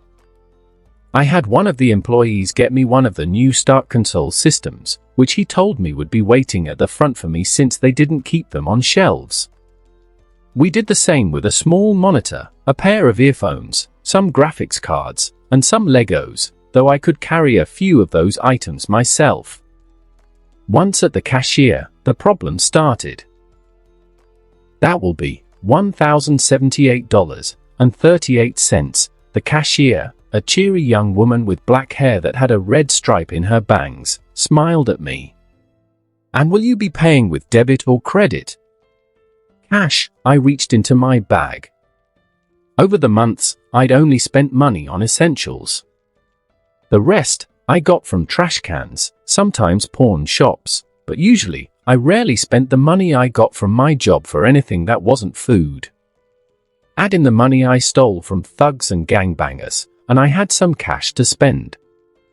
Of course, I'd forgotten that a young man looking hectically around and carrying over $1,000 in cash looked suspicious. I realized something was wrong when the cashier started taking an extra long time to check my bills.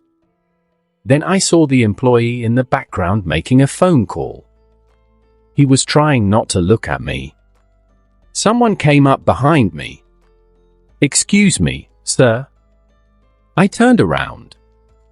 The guy behind me was short, kinda pudgy, with slick back hair.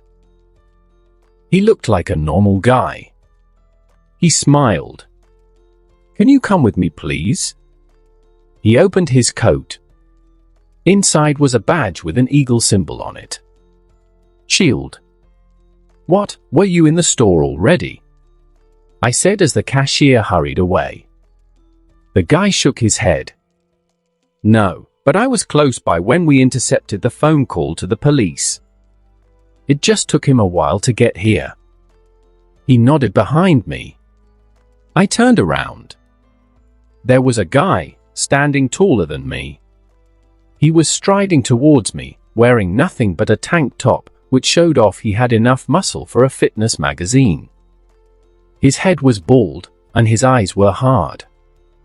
He was walking towards me, practically glaring. "Don't move." The guy who'd gotten my attention first was suddenly pressing a gun to my head.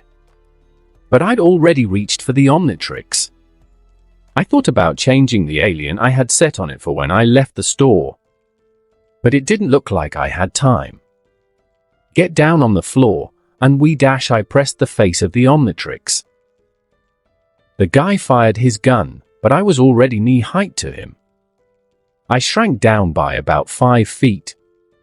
My hair faded away. My ears grew out behind me as my nose grew forward. I felt my arms become skinny sticks, yet somehow become even more powerful. My skin became red.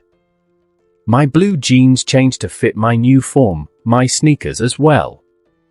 And my white t-shirt shrank with me, the black spreading out. As it did, the shirt shifted colors further. A gold image appeared.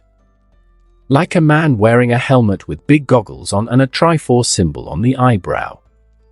Over the head were 2 words. Black Sabbath. 3 more words rested under the head. US Tour 78. Jury rig. I cried out, stretching my arms out as though I was a menacing monster, rather than a tiny red gremlin in a tour shirt. "Hava hava." I giggled, rubbing my hands together. "Oh yes. Time to go nuts, baby." The guy who'd pointed the gun at me stared for a second. I leaped up and grabbed his face. "Hava hava." I punched him in the nose, hard, cackling madly as I held onto him by his right ear. "Oh God. Get him off me," the guy screamed, falling back as I punched him over and over with a tiny fist. He reached up and tried to pull me off him. I leaped away, over him, and ran towards the main store. My mind was racing. Jury Rig was just a manic energy kind of guy as is.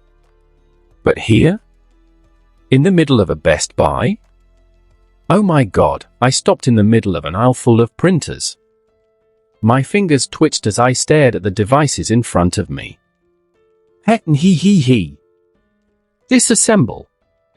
With that battle cry, I leapt for the nearest printer. My powerful red claws dug into the plastic, ripping through the casing. As I did, my mind began to link it all together.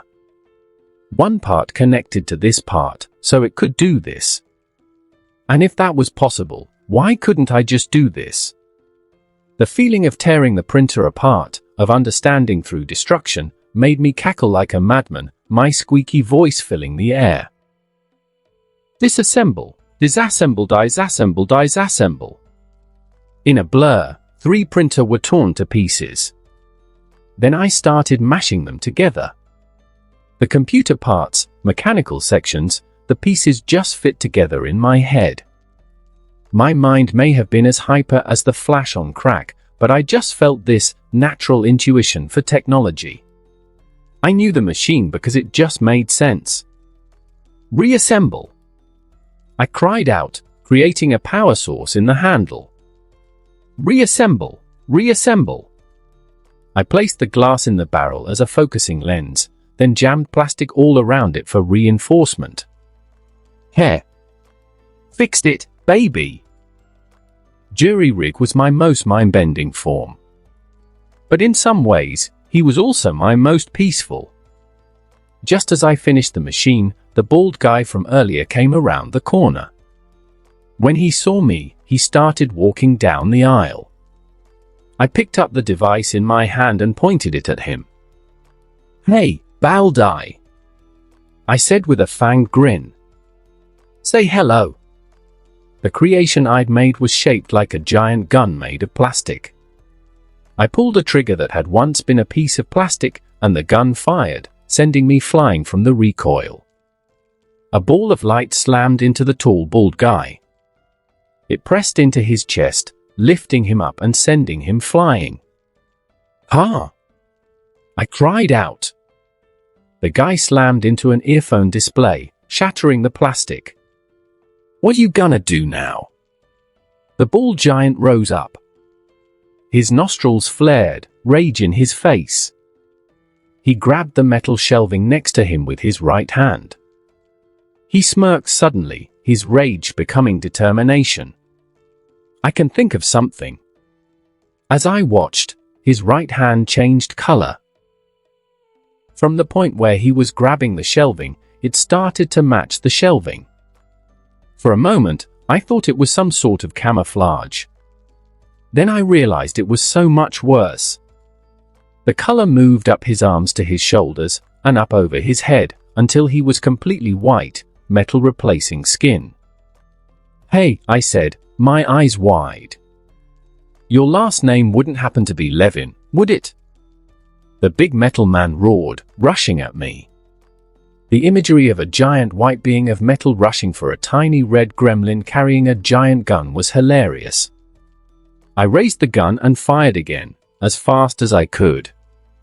The light balls didn't send him flying anymore, only smashing into him with force. I leaped onto a shelf and started running down the aisle, kicking products to the floor as he followed me. Crush a creel, right? I smirked at the roar I got in response. What, you don't like that name? I leaped over to the next aisle, shooting at the guy. My gun didn't have a punch, but at least the light balls could knock him around. I leaped over to the next aisle, then the next, going from shelf to shelf. He spun to follow me, crashing through shelves as I leaped from one to another. I leaped over one more. Then I leaped off the shelf and down into the aisle, leaving me to hide against the shelves and wait. To my left, Creel slammed through the shelves, crossed the aisle, and crashed through the next one. I grinned at the sight of him continues his chase as I stood behind him, then turned. I needed to escape. but I also needed to be able to keep anyone from chasing me. I ran through the holes Creel had made, going back until I hit the smartphone stuff. I grabbed 3 phones and turned to get more. There you are. I looked up. The guy who I'd punched in the face came running down the aisle. His nose was bloody, and he seemed enraged. He sprinted full force. "Come here, you little shit." He reached out his hands to grab me. I grinned. Rude. Then I lifted my gun. He had a moment to realize what it was. His eyes widened, and his sprint became a backpedal. Then a ball of solidified red light slammed into his face. I didn't stop shooting as he flew through the air, hitting him 3 more times and knocking him across the store. "Eat it!" Then I ran. I grabbed more stuff, earphones, a keyboard, alarm clocks, stuffing my arms as I ran through the aisles of Best Buy. In the distance, I could hear Creel trying to find me. While I was surprisingly quick for being so small, I was on a low amount of time. "Disassemble," I whispered, unable to fight my compulsion, but still lowering my voice.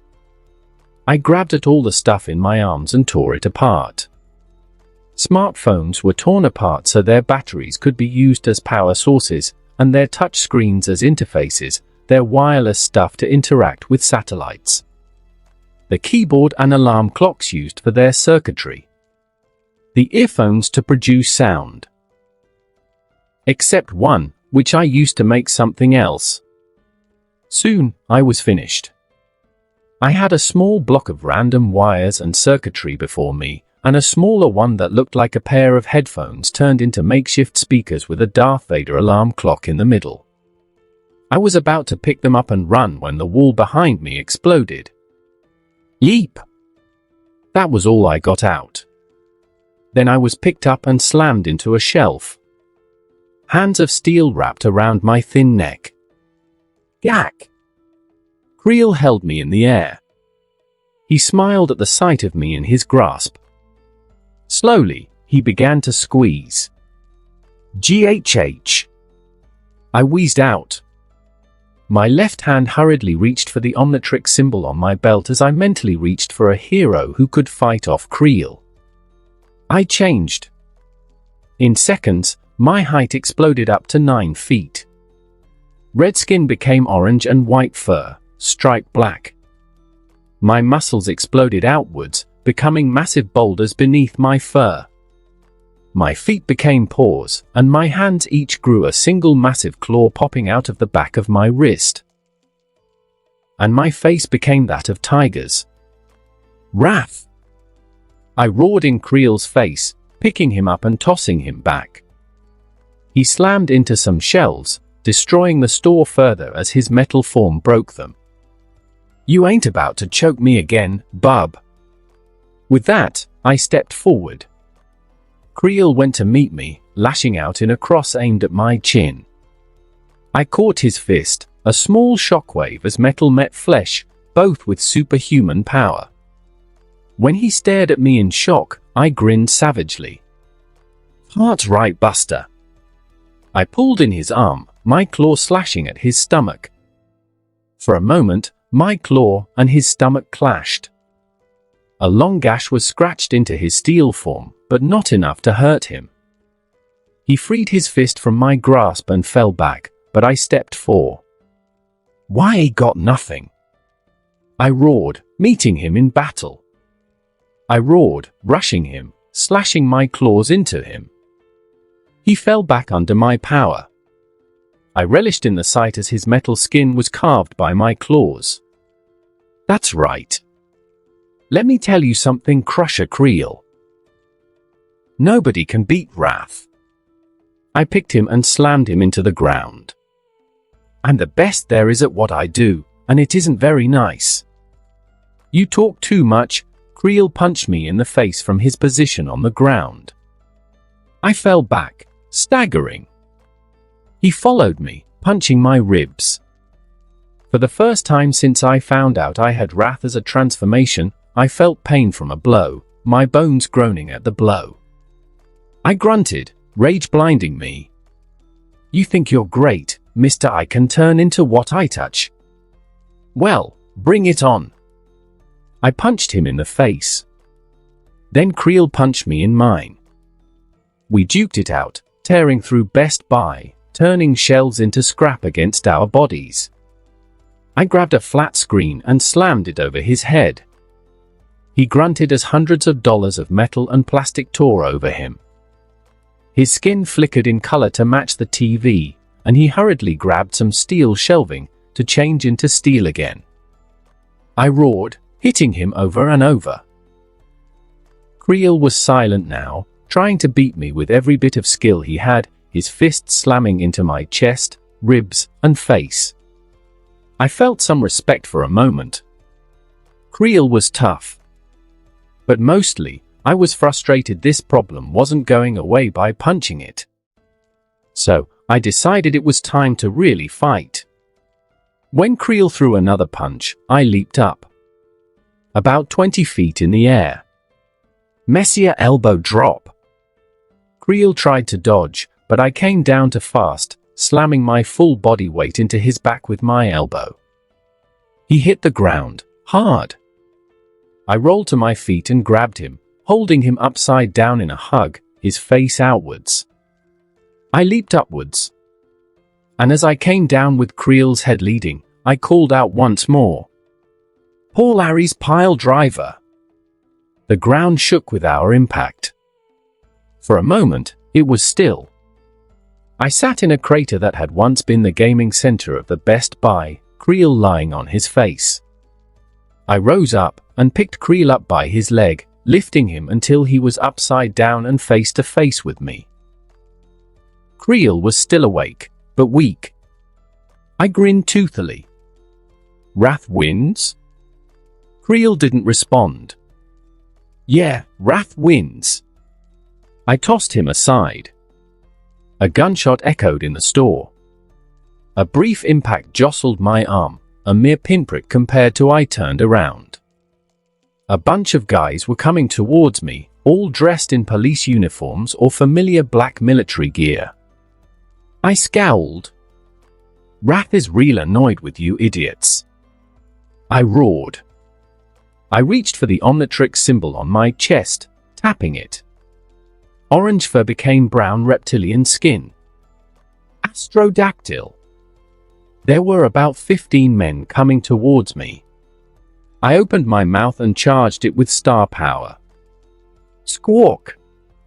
A beam of green energy flew from my mouth, slamming into a man wearing a cop's uniform. As he fell back, my jetpack launched me into the air. I fired again and again in the air, forcing the men back into cover, then cartwheeled in the air. In the aisles I'd been before, I saw 3 men walking towards the items I'd made. I flew over, dropping next to them. Not happening. I snapped out. The star energy within me shifted to my wrists, in the braces on my forearms. I unleashed it, creating 2 energy whips that sprouted from the holes on my wrists. The 3 men raised guns to shoot me. I snapped my left energy whip out, wrapping the legs and pulling the whip. They fell in a heap. One of the men reached for his hip. I twirled my right energy whip, then lashed out, hitting him in the face. I did it to the other 2, then got on to business. I turned to my creations. First, I fired an energy beam at the gun I'd made, destroying it as thoroughly as I could. Then I scooped up the other 2 devices. I placed each on either side of my hip. That finished, I lifted up once more. The soldiers were coming towards me again.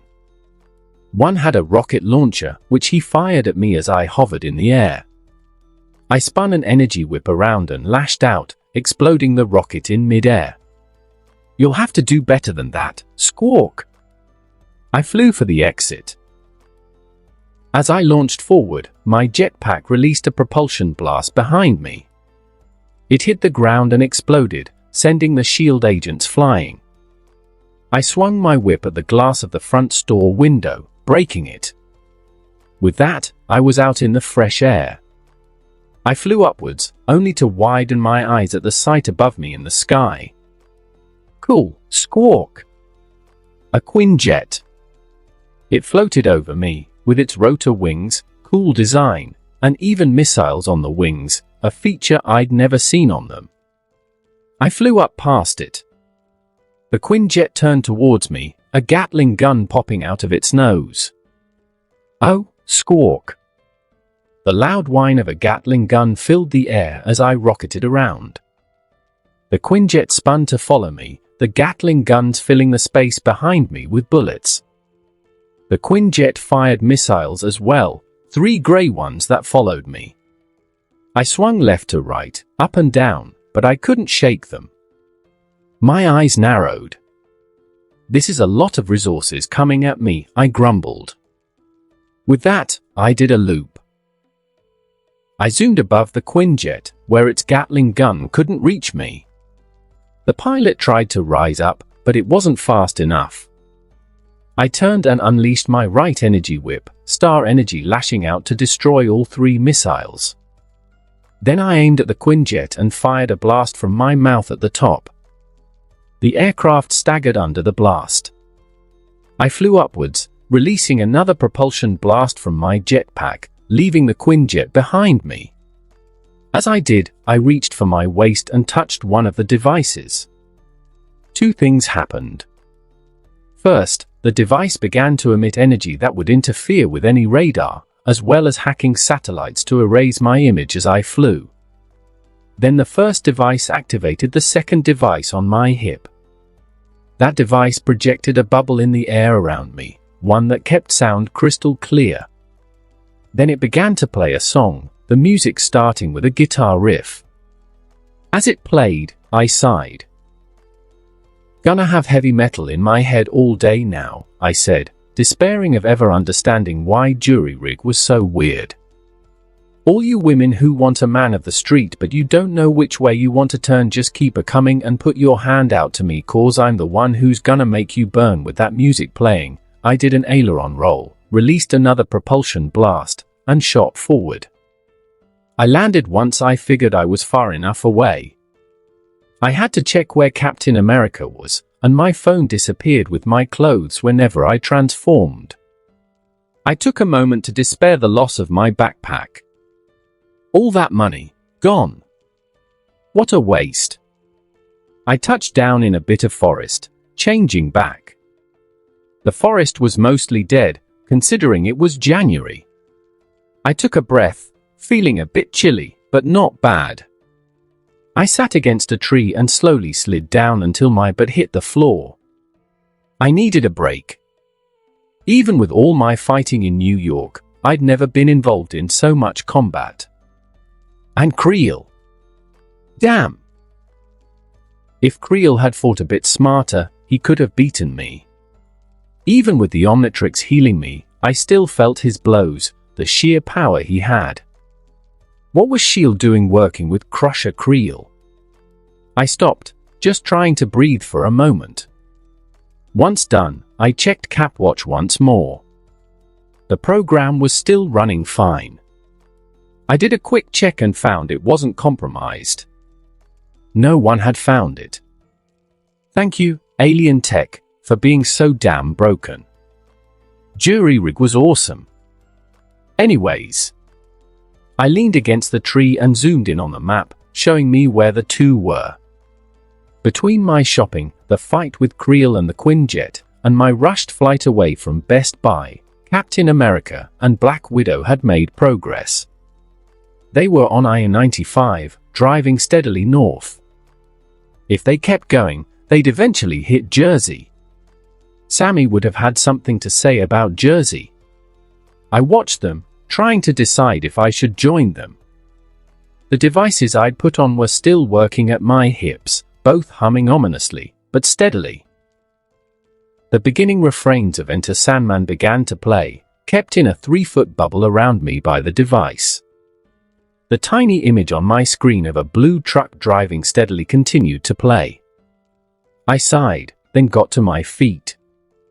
I checked the Omnitrix, wishing it had some sort of energy bar I could use to tell how much energy I had left in it.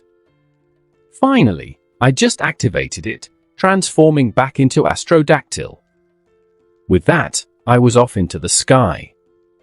It took some stops to catch up with them. I had to keep landing to give the Omnitrix a break and check my Capwatch program. But soon, I was flying over IO-95. And after that, I saw them. Captain America was driving. Black Widow was in shotgun. They were talking about something. I swooped in above their truck, staying high so they wouldn't see me. The truck was a big, brand new one. I didn't know Captain America owned a truck. I wasn't sure if it mattered, but it seemed funny somehow. I followed them like that for a bit, trying to figure out how to make contact. Flying was fun, but I could feel exhaustion coming in with all of the constant Omnitrix used today. I could keep going for a bit longer. But I needed a nap tonight. With no end to their driving in sight, I followed them by leapfrogging. I would land once the Omnitrix timed out, watch their progress on Capwatch, then take off again to catch up. Like stalking taken to the next level, something I tried not to think about. I had to stay high, using my insane eyesight to see them, so I wouldn't freak them out by flying in close. A giant pterodactyl with rockets wasn't something they'd find comfort in. Slowly, I flew. They drove. For over an hour, we went like that. Finally, while I was just wondering if I should cut my losses and take a nap, they turned off the interstate. I sighed in relief and followed them. They drove through the city streets, then down country roads. Until they were driving on one road, an overgrown one that hadn't been used in a long time. A military base was in the distance. It was empty, run down. After some thought, I flew ahead of Cap and Black Widow. Once I got to the base, I dropped to land at the gate, turning human once more. I walked up to it, reading the sign hanging on the chain fence. Camp Leahy. The whole fence was brown with rust. A beat-up old stop sign rested on it as well. In the light of the sinking sun, I could see that the rest of the base was much the same, a relic of a bygone age. All red brick buildings and rusted railings everywhere. I turned when the truck slowly rode up to me. I raised my hands up, smiling as best as I could. Captain America stopped the truck about 12 feet from me and stepped out with Black Widow. They'd clearly seen me and, because Cap's shield was on his arm, and Black Widow had her gun out and pointed. I took a deep breath as they came closer. I reached for my waist and turned off the music that had been with me all day. "Hi," I said, as brightly as I could. "My name's Mahmood. I want to help." The two shared a glance. Captain America walked up to me. There was an incredible grace to him. For all his size, he walked like he was half a second from simply lifting off into the air. Black Widow was different. Where he was grace, she was subtlety. As he came forward, she stepped behind him, almost hiding in his shadow. I tried not be unnerved by that. But then, I was also trying not to geek out. Captain America was holding his shield. The shield. Made of vibranium in this universe, rather than a vibranium iron alloy, it was still able to take hit from inconceivably powerful things, including Thor. And Captain America and Black Widow. I was looking at superheroes. As they stopped in front of me, I couldn't stop smiling. "How did you find us?" Black Widow asked. "Shield," they stiffened. I quickly continued. "I mean because I hacked Shield. I used their satellites and database to find you, then kept anyone from finding you.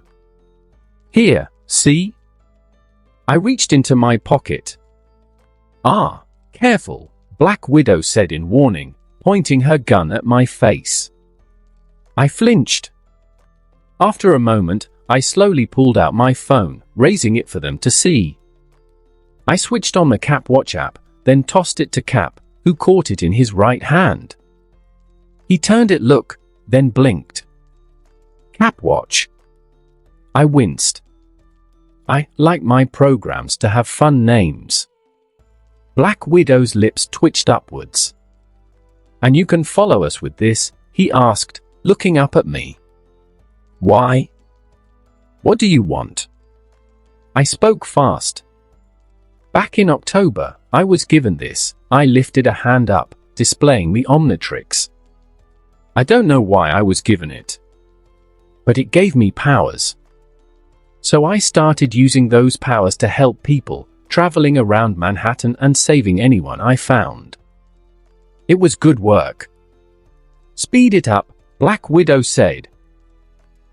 "It's cute you like playing the superhero, but we're on a timetable." "Yeah, got it." So anyway, I hacked into Stark Industries and S.H.I.E.L.D., the two shared a surprised glance at that. I was doing that to make sure the next time a Battle of New York or a convergence happens, I'd be there to help. And when they announced that Captain America was enemy of the state out of nowhere, I wanted to do something. So I did one big hack, grabbing all the info I could so I could find you. And the next thing I know, S.H.I.E.L.D. is tossing a grenade at my door. "Yeah, there's a lot of that going around," Captain America noted with a smirk. "That watch," Black Widow stared at the Omnitrix. "I've seen the symbol on it. You're the guy who's been running around Manhattan the last few months. The one who can turn into all those creatures." The fact Black Widow knew about me wasn't much of a surprise. Even with all I'd done to try and keep off the grid, there was no way someone hadn't discovered my presence in New York, especially considering the people I'd saved had a perfect view of me. I nodded towards Black Widow and she gave me a smile. More of an amused one, rather than a kind one, but still a smile. "Fury was going to send someone to try and make contact with you. You were going to be investigated soon. Hopefully without a grenade thrown at me," I said with a grimace. "Well, it wouldn't have been my first choice," she said. "So you wanted to help us out of the goodness of your heart?" "Yes," I said. "I mean, I kinda destroyed a Best Buy to find you guys. Which, I gotta be honest, I'm feeling kinda guilty about." Captain America stepped forward, motioning towards the Omnitrix. "And you said that watch lets you hack things?" "No," I lifted my wrist to show it to him. "This isn't a watch. This is the Omnitrix. And it lets me turn into aliens." "Asgardian?" Captain America asked. "Not from what I've heard," Black Widow answered. "So you were a superhero in New York, found out Captain America was being chased by S.H.I.E.L.D., and you were such a fanboy you decided to come and help." "Yes," I sighed in relief. "That is exactly it." Black Widow and Captain America shared a look. After a moment, she put her gun down and Captain America came over to grab my shoulder. He smiled at me, and I found myself grinning back. "I'm not sure I can trust you, but I'd like to." "He's naive like that," Black Widow said. She holstered her gun and stepped towards the gate. "I'm still going to shoot you if you turn out to be working for S.H.I.E.L.D. "Not likely," I said as Captain America stepped around me and used his shield to shatter the lock on the gate with one smooth strike. "Grenades thrown at me tend to make me an enemy." "You're really stuck on that grenade thing, aren't you?" Black Widow said. "We entered the camp together." "Yeah, well, I'm sensitive like that." "So, what exactly are you guys here for? What is this place?" "It's where I was trained," Captain America said. "We're following a lead." We walked through the camp, looking around the place. Trained before or after you started punching the mustache guy? Captain America chuckled. Actually, I never met the real Hitler. I mostly dealt with his soldiers and the Red Skull. But this was before all that. He looked around. For a moment, he looked 1,000 yards away. I was still just a skinny kid from Brooklyn, trying to be a soldier. And now you're Captain America, I said, watching as Black Widow moved over to look into one of the windows. Call me Steve, he gave me a smile, then turned to look at a nearby flagpole. Once again, it looked like he was somewhere else. When I looked at Black Widow, she was eyeing me. Even as we walked around, she was still eyeing me. She had some sort of scanner in her hand, and it was beeping as she held it up. I looked at it thoughtfully, scratching my chin. This is a dead end, Black Widow said. She put down her scanner and put it in her pocket. 0 heat signatures, 0 waves, not even radio.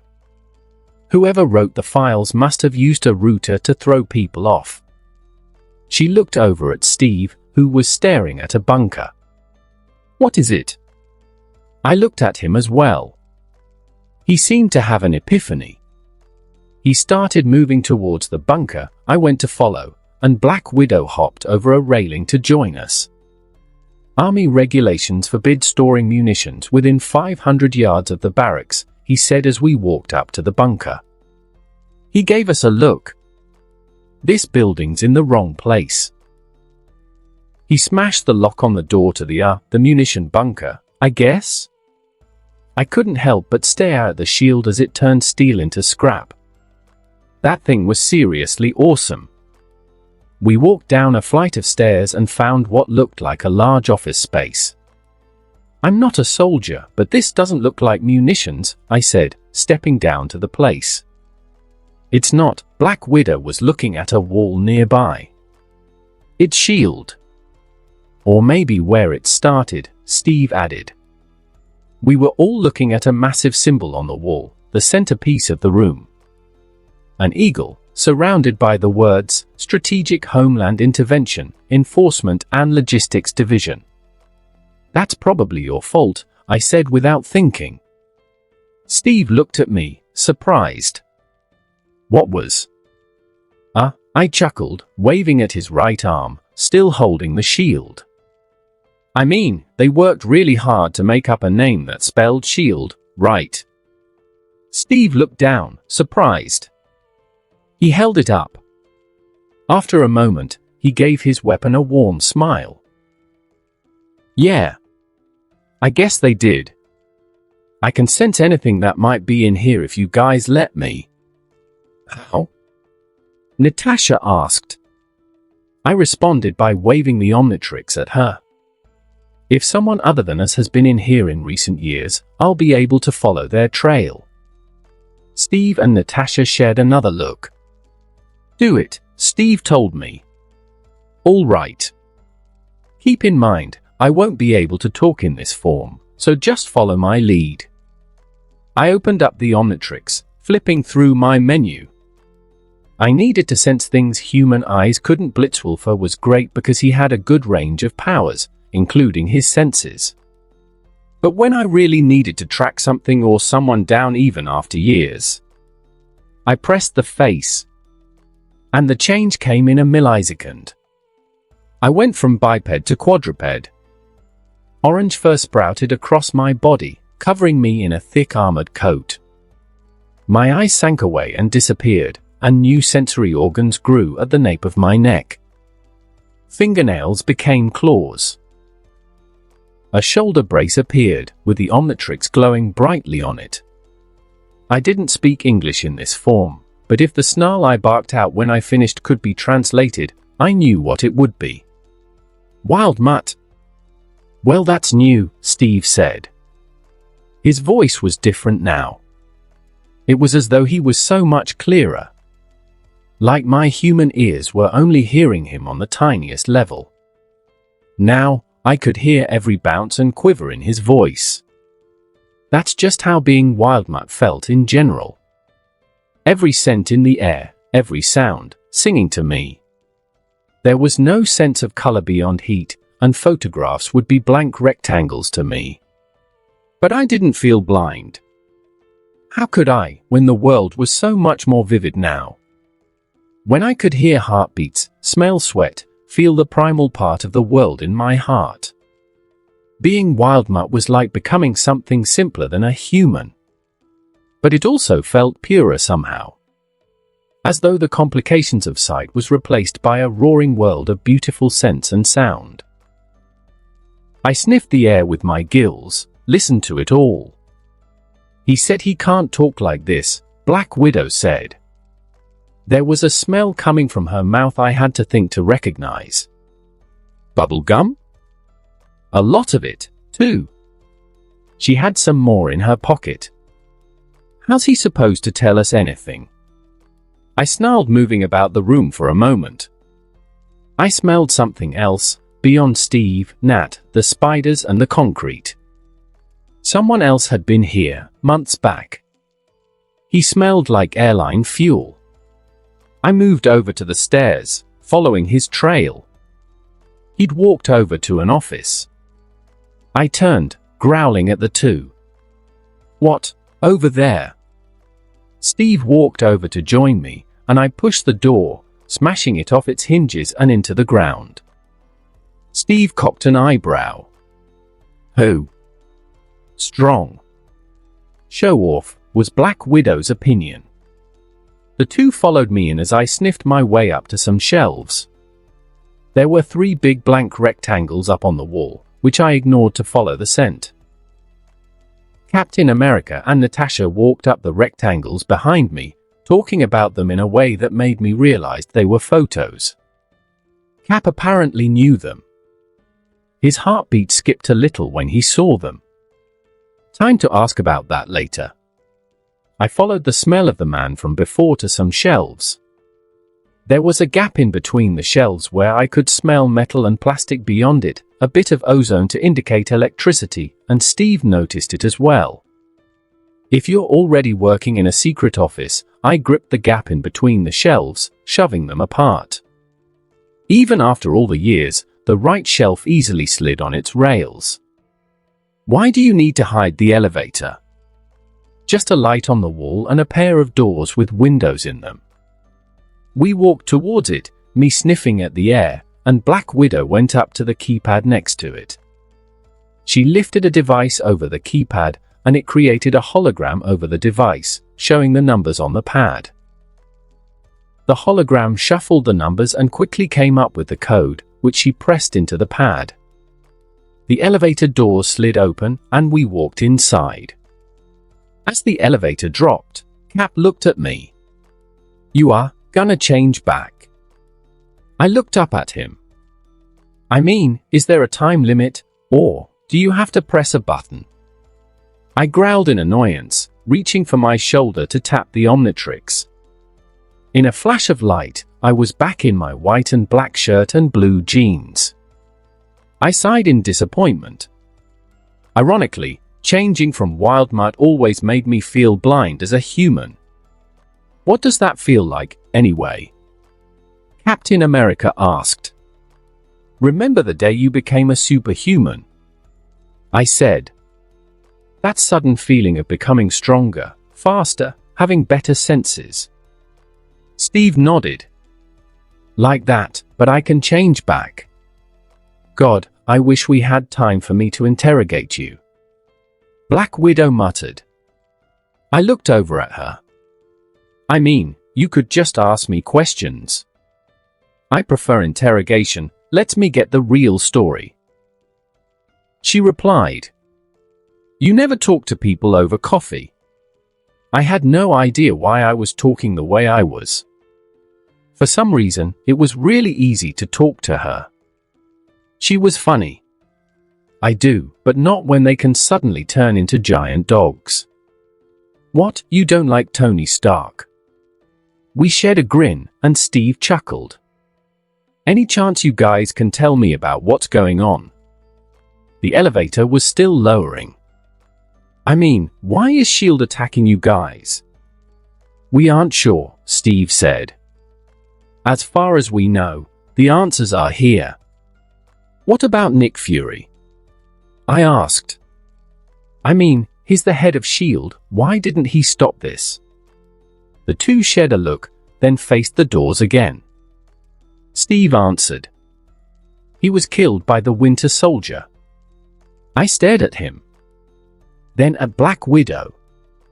She looked back at me. And I scratched at my wrist, near the Omnitrix, trying to think. That look on your face, Black Widow said knowingly. That's why I want to interrogate you. The doors opened then. I swallowed, and we all walked out of the elevator and into a dark room. It was hard to see anything. But as we walked up, lights began to turn on, revealing the space to us. Whoa, I looked around.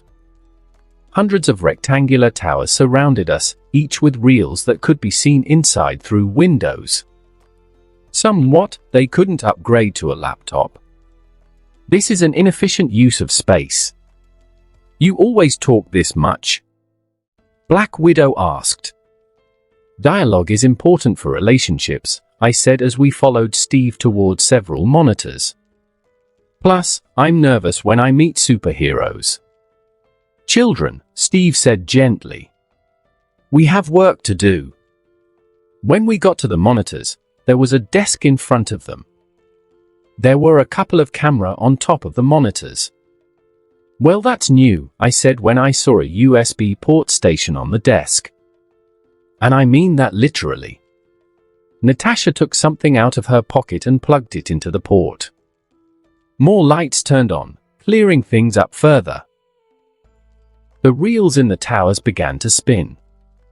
As we stood there, the center monitor turned on over the desk, and two words appeared as the speakers in the station spoke. Initiate system. The voice was robotic. Natasha moved over to the ancient keyboard and tapped away at it. YES spells yes. She smirked as the computers hummed. Shall we play a game? She intoned in a deep voice. I grinned at that, and she turned to Steve. It's from a movie I know, he cut her off, bemused. I saw it.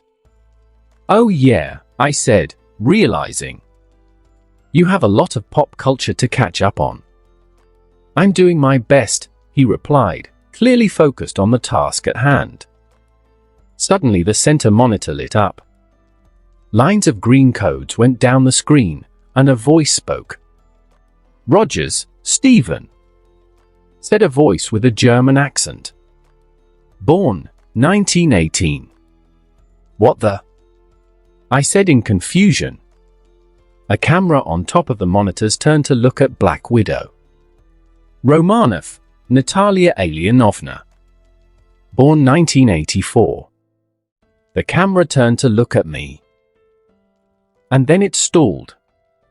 The voice spoke again. I do not know. That never happens. What, are you an AI? I asked. No, I am not. Hairline, the voice said. I may not be the man I was when the captain took me prisoner in 1945, but I am. A monitor to the side showed us an image. An older man, with glasses and a rather sour look on his face. I looked around the computers, thinking to myself. Natasha asked Steve, do you know this thing? Steve didn't speak for a moment. He stepped around the monitors, going down some stairs and circling behind it. Arnim Zola was a German scientist who worked for the Red Skull. He's been dead for years. Steve said. Well, apparently he went all brain upload instead, I said, reaching for the Omnitrix and flipping through the menu. First correction, the computer, or I suppose, Armin, said. I am Swiss. Second, look around you. I have never been more alive. Yeah, well, Bet it's been a while since you had a good steak or smelled flowers, I replied. True, Armin admitted. But it is better than death. When I received a terminal diagnosis in 1972, there was nothing to be done for my body. My mind, however, was saved on over 200,000 feet of data banks. You are standing in my brain. His voice was thick with satisfaction on the last words. Sorry we didn't wipe our feet, I whispered, selecting an alien, but not pressing down on the watch yet. How did you get here? Steve asked once he'd circled to stand between Natasha and I once more. Invited, Armin said. It was Operation Paperclip after World War II. SHIELD recruited German scientists with strategic value. They thought I could help their cause, Armin said smugly. I also helped my own. Hydra died with the Red Skull, Cap said firmly. Cut off one head, an image appeared on the screen, and I frowned at it. A skull, with tentacles coming out from it. The symbol of Hydra. 2 more shall take its place. Otherwise known as not knowing when you goddamn quit, I whispered to Steve. He ignored me. Prove it, Steve said softly to Armin. Accessing archive. The computer screens changed, showing us an image of a thin man wearing a Nazi uniform. Johann Schmidt, the Red Skull. HYDI was founded on the belief that humanity could not be trusted with its own freedom. What we did not realize was that if you try to take that freedom, they resist. The imagery of the founders of SHIELD, from Peggy Carter to Howard Stark, showed on screen. Yeah, because I sit around all day wishing someone would take my ability to choose from me, I growled, touching the Omnitrix again. Natasha shushed me. The war taught us much, he continued. Humanity needed to surrender its freedom willingly. After the war, SHIELD was founded and the new HYDI grew. A beautiful parasite inside SHIELD. I stared at the screen, dawning horror filling me as I realized the implications of what he was saying. More and more images of war, of stock prices, of Armin himself working within SHIELD, all as images of the Hydra symbol flashed throughout. For 70 years HYDI has been secretly feeding crisis, reaping war. And when history did not cooperate, history was changed. The image of a man with a metal arm flashed. An arm with a red star on it. Bucky Barnes. And nobody found out. I asked. Accidents will happen. More images appeared. A newspaper declaring the death of Howard and Maria Stark. Nicholas Fury, with the word deceased over his picture. HYDI created a world so chaotic that humanity is finally ready to sacrifice its freedom to gain its security. Once the purification process is complete, Hydra's new world order will arise. Steve's face tightened. His hand clenched into a fist as he looked at the monitor that was Armin's face. We won, Captain. Your death amounts to the same as your life, a zero sum. Steve lashed out, shattering the middle screen. It was quiet for a moment. Then another screen lit up. As I was saying, Armin's voice was so damn smug. I was going to activate the Omnitrix and start disassembling shit, but Steve spoke again. What's on this drive? He indicated the USB Natasha had plugged in. I stared at it, realizing something. Project Insight requires insight. So I wrote an algorithm. Armin replied. What kind of algorithm? What does it do? Natasha asked. The answer to your question is fascinating. Unfortunately, you shall be too dead to hear it. Suddenly, the doors behind us began to be blocked by a pair of blast doors. Steve threw his shield at it, but they slammed close. I took a moment to marvel at the sight of my first look at Captain America throwing his mighty shield, but apparently, the doors had refused to yield, and it bounced back into his hand. The device in Natasha's pocket beeped, and she pulled it out to look at it. "Steve, we got a bogey. Short-range ballistic. 30 seconds tops." "Who fired it?" Steve asked, shocked. "Shield," Natasha answered. "I'm afraid I have been stalling," Captain Armin said smugly. I wouldn't worry about that. I turned to look at Armin. "I've got something for missiles." I activated the device on my hip. I grinned as the field enveloped me in a massive radius, and the beeping from Natasha's device stopped. Moments later, the sound of a muffled explosion came from the surface, feeling like it was coming from our right. If I'm right, that missile will have veered off. Right. Natasha blinked, looking down at the device in her hand. Then she looked at me. "How?" I took the device on my hip and tossed it to Captain America. "I made this for my flight over here. It keeps me from getting caught by infrared, anything made for the air. And if anyone aims a heat seeker or something while I'm flying, it forces it to veer away." Steve looked up at me, grinning. "That is impossible." We turned to look at Armin. His green face was blinking in and out at a high speed. "Oh yeah, it is," I said back, grinning. "Unless you got the right toy. Alien tech, baby. My alien tech. And now, we need answers from you, computer man.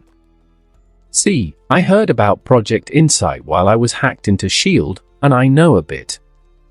But if it's Hydra, we need more. I will tell you nothing." He seethed. I looked at Captain America. "Hey, Steve. Is it cool if I tear this guy apart and build him into something that will give us answers?"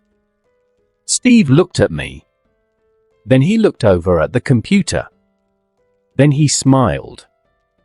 "Scheiss," a German-accented computer said quietly. I pressed the Omnitrix. The change came in seconds. Once again, I was a small red gremlin, wearing a Black Sabbath t-shirt and tiny blue jeans, with the Omnitrix symbol on my belt. And as I changed, the other device on my hip began to play music. "Jury rig." "Well, that's attractive," Natasha said, still looking a bit amazed at surviving. "I have my moments," I squeaked. Then I looked around me. To my eyes, I wasn't standing in a weird computer room anymore. I was in heaven, a place where I could see how all the pieces separated, or were put together. "We don't have much time," Steve said. "Can you work FA-disassemble?" With the battle cry, I leaped at the monitor Steve had broken, smashing my way through it, then digging my way into it. "No!" Armin Zola screamed, horrified. "Get out of me, you horrendous creature!" "No! No!" I smashed my way out of another monitor like an alien out of a crew member's stomach and roared with glee before diving back in, ignoring the disturbed looks Natasha and Steve gave me. I grabbed at wires, every pull of them showing me transferred power and information. I ripped out chips, and the way they broke told me what to do. Every bit of destruction gave me the delicious answer to creation. In the end, while Armin's mind ran through thousands of feet of databanks, it all sent information to the computers I was tearing into. And if it did that, it meant I could pull all those archives to me. Just one more second. I yelled, my red ears quivering with glee. "This is gonna be great." "Please, no." Armin yelled. "Captain, he is causing me pain. I cannot feel, yet he is making me." "Please, he is dash." I pulled out another chip, and he petered out. "Sorry." I shut off his sound now. His writing is begging on the screens now, Natasha said from outside the computer as I dug through another section. She sounded fascinated. I'm letting him. I smashed my way out from another screen and pulled in the USB port station and the keyboard. With a blur, I pulled all the pieces together. More fun that way. Ha ha. Where's that music coming from? Steve asked, coming closer. Take me through the centuries to supersonic years. The device replied, playing Black Sabbath Symptom of the Universe. We're running out of time, Natasha said. We got a Quinjet coming in, we need to run. Done. I leaped out of the computer. As I did, Armin Zola's program shut down. The reels around us stopped spinning. I turned to look at the only screen I hadn't shattered as more words rolled onto the screen. Damn you. With that, Armin Zola died. I'd have felt more sympathy, except he was a jerk computer. If he'd been Data, or EDI, or Vision, I'd have been sorry. But he'd had his chance at life. Plus, it wasn't like I'd stabbed a man in the heart. Okay. I turned to look at them. So now we run, right? That has the answers? He asked, staring at the X-shaped mass of wires and glass in my hand. I nodded quickly. Yep. Reassembled, baby. Good. Steve looked at the elevator. Then we need to run, now. Can't go up the elevator, Natasha said. They'll be waiting up top, and as soon as the Quinjet gets here they'll start shooting. Then I say we dig our way out. I tapped the Omnitrix symbol on my belt. Red skin became diamond hard crystal, and I rose up to tower over Natasha, then Steve. I grinned as I stood at my full height. Diamond head. You gonna run out of those anytime soon? Steve asked me as I walked over to a nearby wall, placing the device holding Zola's memory on my waist. I haven't yet, I said with a smirk. Now, hop on. Crystals grew beneath my feet, becoming a flat platform about 6 feet around me. Natasha stared at it as Steve walked over to hop onto the platform. Can you break down your plan? She said hesitantly. Digging our way out. Still hesitant, but having no other bright ideas, she got on as well. I forced the crystals to surround us in walls until we were in a large teepee made of blue-green crystal. Then I had the crystal under us grow, pushing us up at an angle. The top of the teepee slammed point first into the ceiling, smashing through with ease. More crystal grew beneath us, pushing at a diagonal angle. I forced more and more power through my body, and we sliced through the earth with ease. This is crazy, Natasha said in awe. I hope not, I said as we shot through the dirt, the groaning sound of dirt being pushed away by us surrounding my makeshift shovel. If I am crazy, this would be a bad time to become sane. And I thought the helicarrier was the end of me being surprised, Steve muttered. Behind us and down, the sound of explosions began to sound out. I turned to look at Natasha. She nodded. Yeah, that would be the Quinjet destroying the base in an attempt to kill us. I looked at Steve. He looked sad. He leaned against a wall of the teepee, sighing. I'm sorry, he looked at me. I know that place meant a lot to you. We met eyes. After a moment, he nodded. Yeah. I haven't been there in a long time, but it was where I got started. I nodded at that. We'll make them pay, I said with a sigh.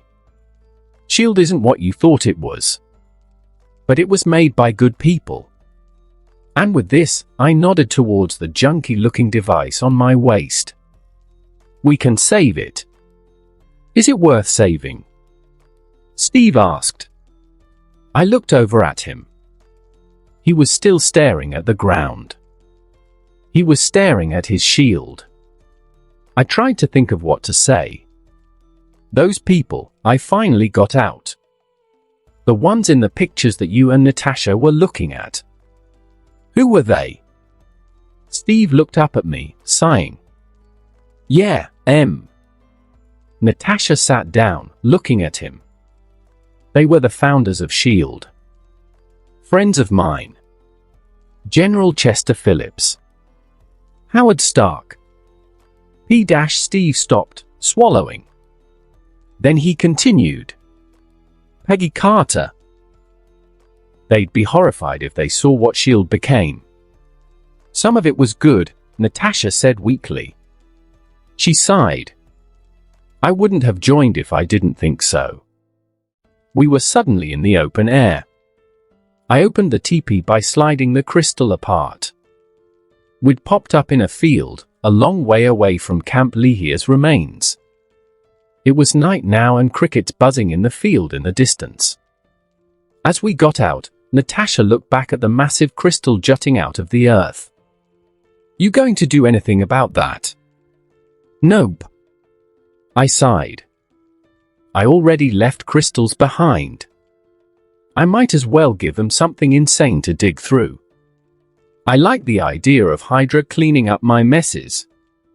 At that moment, the Omnitrix timed out in the classic red beeping before flashing out bright red light, turning me human again. I grimaced, looking down at my Omnitrix. Time's up. We need some place to rest. I'm running out of steam at this point. Plus, we need to look into the data I stole. I think I've got somewhere in mind. Steve said. He hefted his shield. What, someone you know? Natasha asked. Iron Man. I added. Not exactly. Steve knocked on the sliding glass door in front of us. When it opened, a fit man with dark skin and well-trimmed hair opened the door. He was wearing a purple shirt and looked a bit sweaty. He looked at the three of us. I was standing next to Steve, with Natasha behind me, as always, since she could shoot me in the head faster that way. Hey man, the man said. How's it going? I replied. Steve put a hand on my shoulder, looking back at the man. I'm sorry about this, Steve said. We need a place to lay low. Everyone we know is trying to kill us, Natasha said. The man looked at us. After a moment, he seemed to come to a decision. Not everyone. He stepped aside to let us in. I smiled, and the three of us walked past him. I'm Mahmoud Shard, by the way, I said to the man once we'd gone inside. He smiled, holding a hand out to me. I took it. Sam Wilson. I tried to hold back my shock. Holy crap. The Falcon. I looked around the room. Captain America, Black Widow, and the Falcon. Today has been just the best.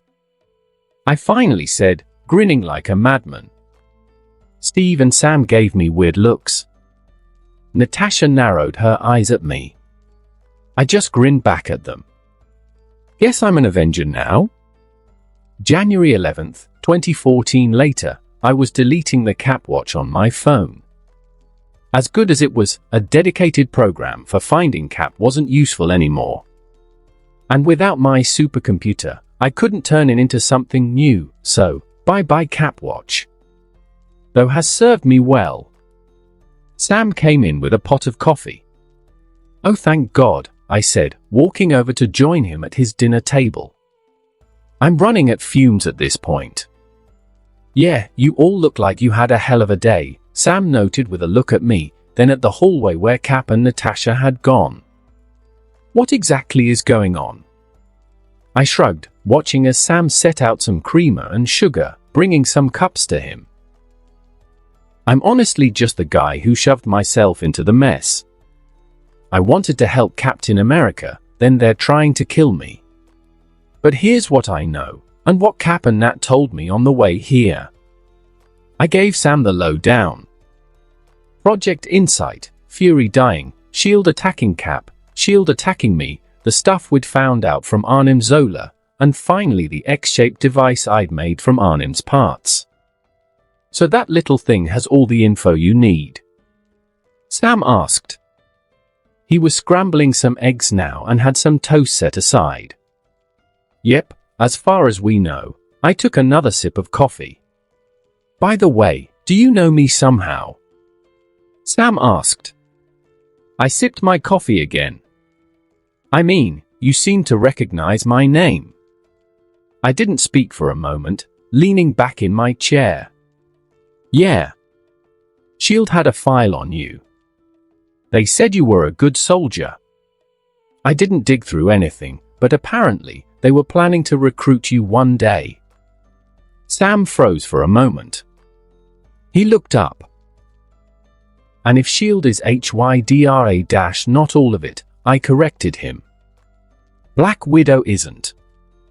There's a whole lot of people there who are probably just trying to help people and have no idea they were even infiltrated by HYDI at all. But yeah. If Shield knew about you, HYDI might too.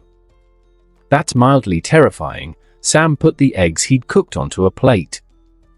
I think the world got terrifying the moment I woke up in a New York City that had aliens and superhumans as part of the day-to-day, I admitted. Compared to that, all this espionage stuff is almost normal. At least we know HYDI is a threat made by normal men. Normal, racist men. Sam, a black man, and I, an Arab man, shared a glance. Can't believe we're dealing with Nazis, Sam mumbled.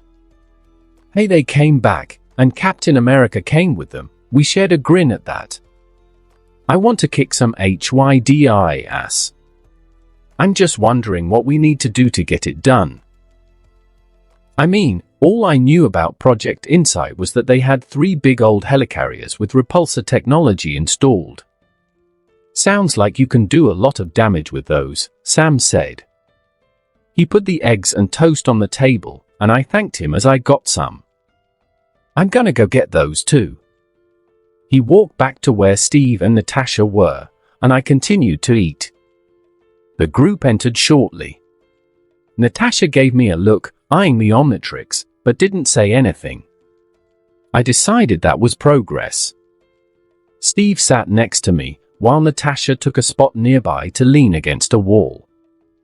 Sam took some toast and started buttering it, sitting down with us. So what do we do? I asked the 2 superheroes.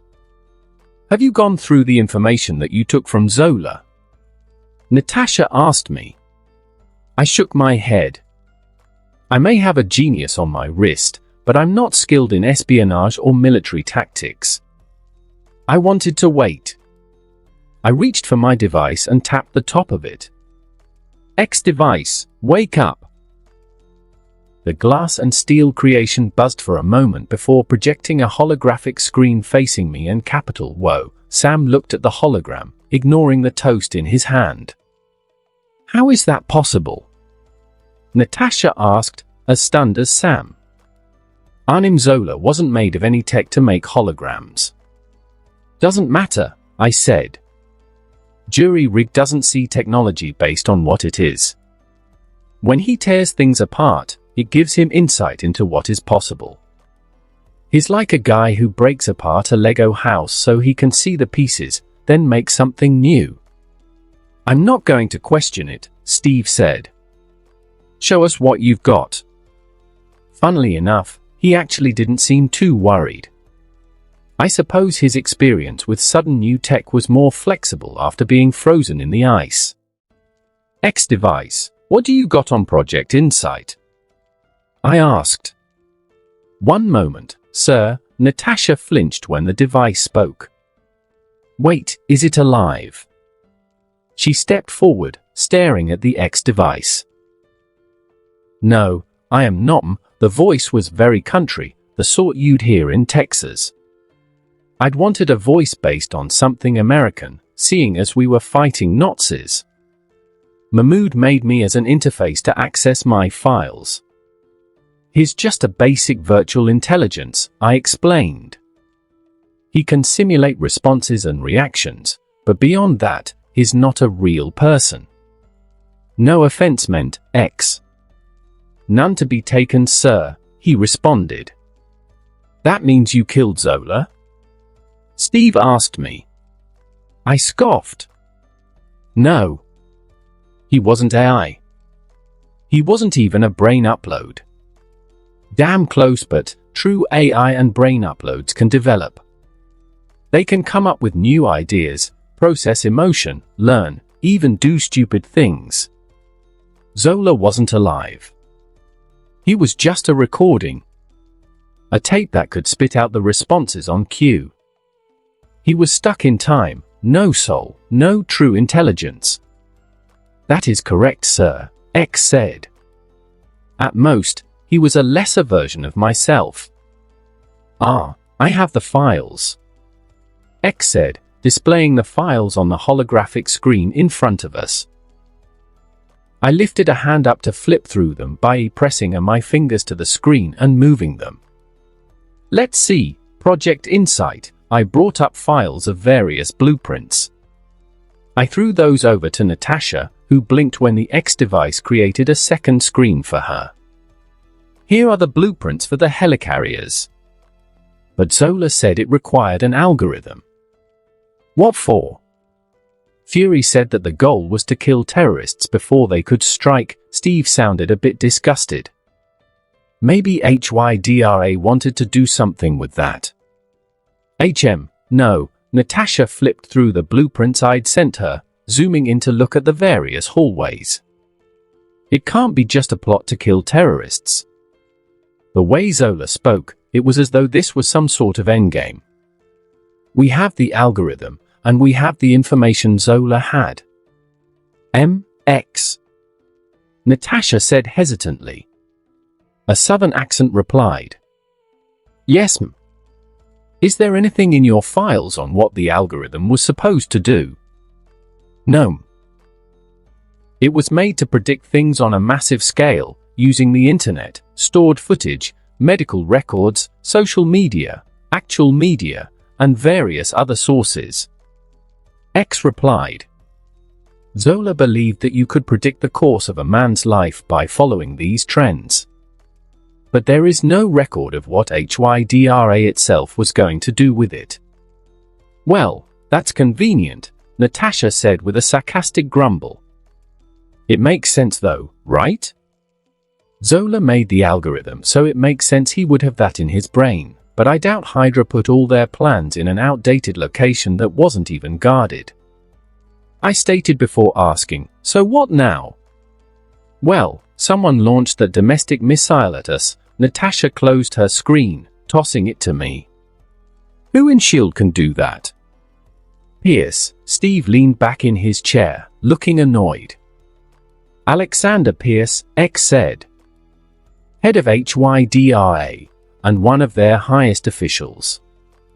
He would often visit Zola for advice. Well, right now he's in one of the most secure buildings in the world, Natasha said. Not a problem, I raised the Omnitrix. I can just smash my way in and grab him. But then, I don't know who is HYDRA in the building and who isn't. X, do you have a list? One moment.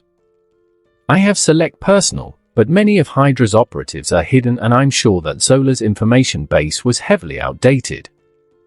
The various leaders do not trust each other to share a full list of soldiers and Zola was technically a defunct asset beyond his algorithm. But it's a good start, Steve leaned forward. Who in HYDRA worked under Pierce?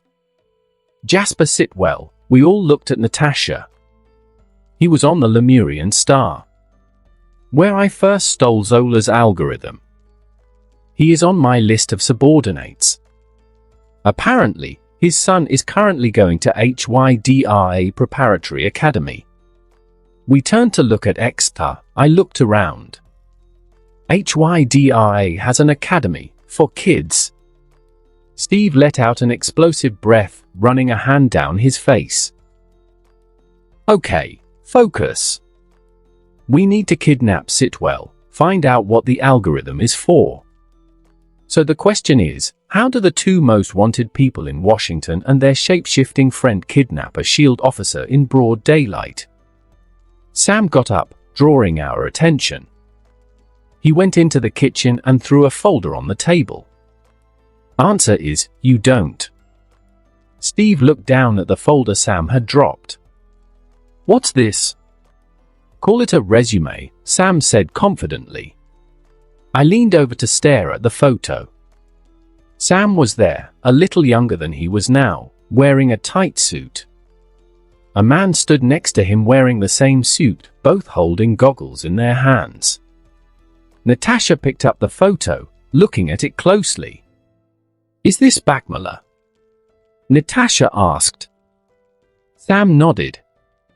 The colored candle mission, that was you, she gave Steve a glance. You didn't say he was a pararescue. Steve was focused on something else as he took the photo. His eyes were on the other guy standing next to Sam. He looked up at Sam. Is this Riley? Sam nodded. Yeah.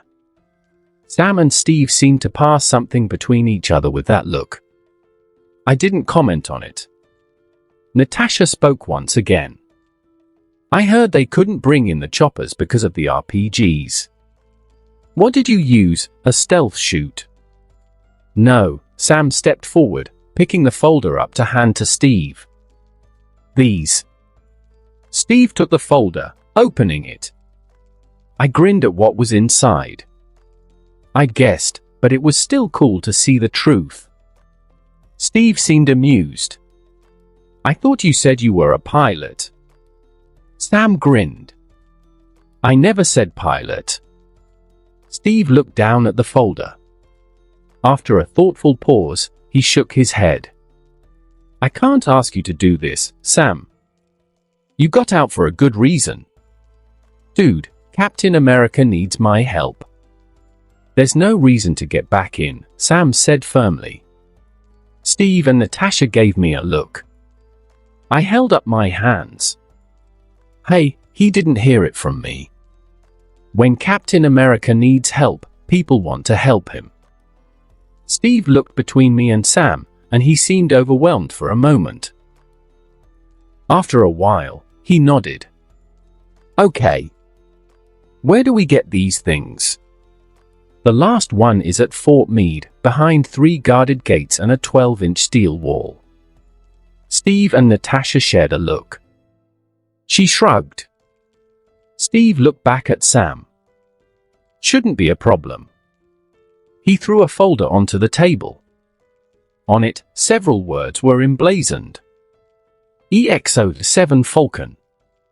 I guess I'm gonna need to make another radar jammer, I said before turning to Steve. And you need to make a phone call. Wait, Steve interrupted, already guessing what I was getting at. I don't think that's necessary. They'll want in on this, I said to Steve. I mean, the stuff you're dealing with? At least let them know you're okay, man. Steve looked at Natasha. She smirked. I have no secure way to contact them. My answer was to throw my smartphone to him. He caught it out of the air easily. That's my phone. It's undetectable by anything short of actual magic. You can call anyone on the planet and not worry about people listening in. Steve stared at me, at a loss for words. I shrugged. They're your friends, right? I'd want to know my friends are safe. He's right, Natasha said. Plus, we might want to call them to help later. I don't want to drag anyone else into this, Steve protested. I'm not sure what's going on, Sam said, drawing our attention. But if the people you want to call are friends. If Riley was alive, and he didn't ask me for help with something this big, I would never forgive him. Steve looked around. After a moment, he sighed and walked to the other room. Fine. I'll make the call. A while later, I was sitting in a room with Natasha and Steve, waiting for Sam to do his part of the plan. He was looking over the city from a nearby window.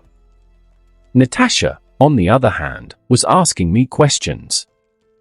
So you say you're from Oakland? She asked pointedly. Born there, I answered. Raised in different cities in California, then spent part of my life in Oregon before I came here. Where you got the Omnitrix? Black Widow asked. Yep. Who gave it to you? No idea. She raised an eyebrow at that. None? Well, some, I admitted. But I have no idea for sure. So someone gave you, a random nobody by your own admission, alien technology programmed with the ability to turn you into beings like Diamond Head, and you have no idea why? Natasha asked skeptically. None. I looked at her. Her gaze was neutral. I sighed. Yeah, I know it's suspicious. I'm just doing the best I can with the tools I've been given. Just then, the elevator down the hall opened. Natasha gave me a look. You ready? Yep, I answered easily. The three of us went over the elevator. Inside stood Sam and another man. Older than us, with a bald head, skin a shade darker than mine, wearing glasses, slightly overweight. He also looked scared as hell and about to piss himself. He stared at us as Sam shoved him forward. I grinned. This was going to be fun. Steve threw the guy, Sitwell, through the door to the rooftop as Natasha and I followed. Sitwell fell, rolled back, and got up almost tripping over his feet as Steve followed him. I circled around, and the three of us strode towards the man. I stared at him, feeling my anger fill me. Hydra. This guy was one of the people who had tried to kill me. Things were feeling pretty personal about now. Steve didn't waste time. Tell me about Zola's algorithm. Sitwell took fast steps back, trying to stay calm. Never heard of it. What were you doing on the Lemurian star? I was throwing up. I get seasick. We got to the edge of the roof, and Steve grabbed Sitwell's suit, pulling him close so they were face to face. It was tense for a moment. Then Sitwell smiled. Is this little display meant to insinuate that you're gonna throw me off the roof? Because it's really not your style, Rogers. Steve eyed Sitwell. After a moment, Steve smiled back, stepping away. No, it's not. Luckily, I've got people for that. I pressed the Omnitrix. Instantly, orange fur sprouted across my form, and my eyes faded away. I got down on all fours and roared, a snarling bestial cry of rage and joy all in one. Oh my God! Sitwell squealed. I know, right? Natasha stepped forward, a rush of sweet scent and beautiful sound moving along the rooftop to step past me. And that's not even your immediate problem. With a smooth move, she slammed her foot into Sitwell's chest as he freaked out at the sight of my wildmutt form. Wah-wah! As Sitwell's voice faded in the distance, Natasha looked over at Steve, snapping her fingers. Oh, wait, what about that girl in the science division, Diana? Debbie. Steve replied, looking down at the falling form of Sitwell. With the blue stripe in her hair. Yeah. Natasha said happily. She's cute, right? Yeah, I'm not ready for that. I let out a bark, a small chuff, trying to sound disapproving. I know, Natasha said, sounding as disappointed as I did. Steve didn't know what to think of that. Suddenly, in a burst of noise, Sam rocketed past us on his winged jetpack. A winged jetpack, man! with big grey wings, graceful flight, and cool rockets. How freaking awesome was Sam? Sitwell was in his left hand, still screaming in fear. Sam went over us, dropping Sitwell onto the rooftop. As soon as Sitwell dropped, I rushed him. Sitwell screamed anew, trying to escape, but I landed on his back, twisting him so he was facing up at my snarling jaws. I bit down in front of his nose and sucked in the sweet scent of fear. Oh God! Sitwell screamed in horror. I drooled on his face. He screamed louder. Please, get him off. Think we forgot to mention that in this form he likes the taste of people. Widow happily added, which only made Sitwell whimper in fear. I laughed, a growling noise filling the air. Kid! Steve barked as they came closer. I stepped away immediately, letting Sitwell rise.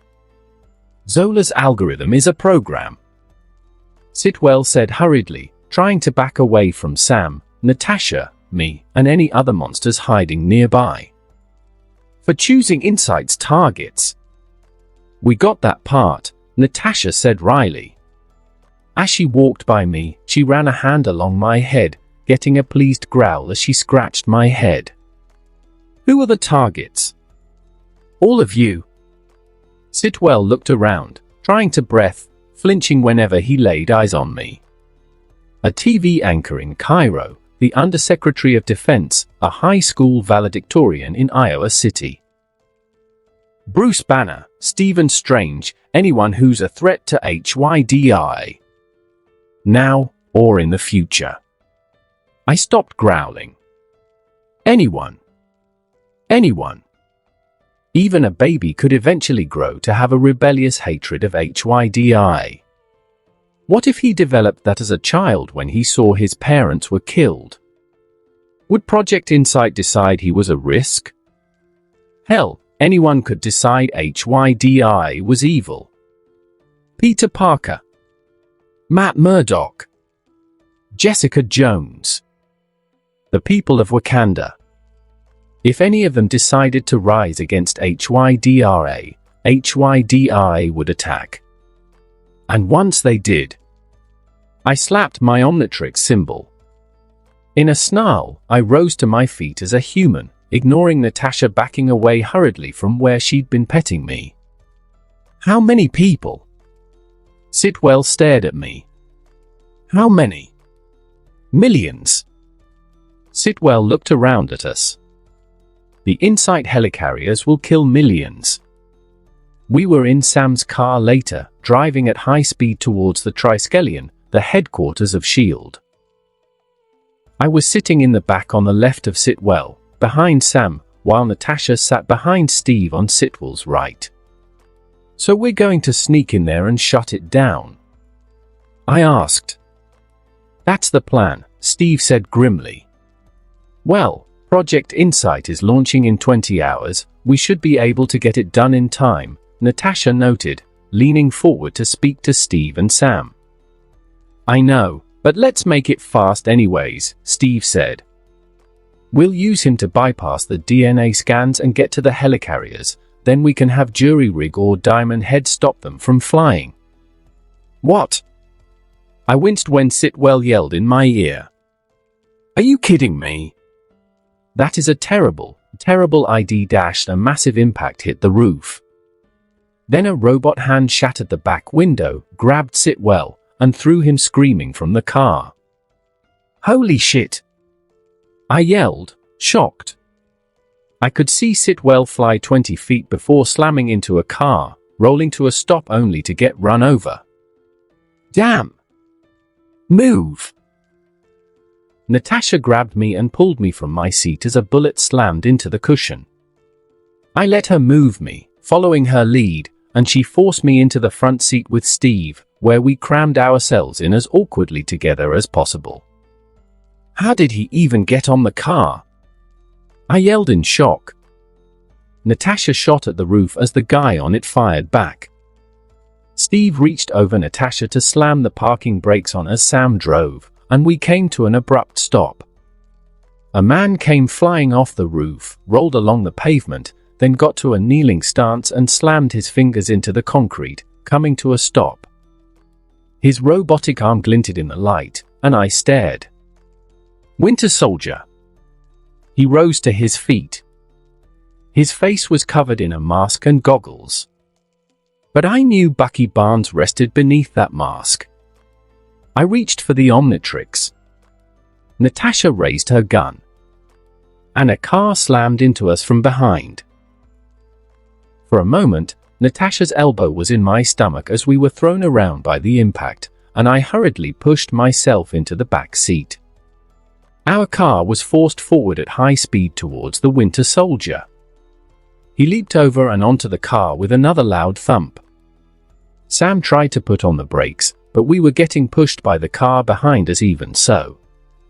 "Put on the gas!" I yelled. Sam punched it. Behind me I could see Winter Soldier's feet as he hopped from the roof to the hood of the truck. The truck came around as Sam sped down the road, and I cursed when my body was slid from side to side all over the place.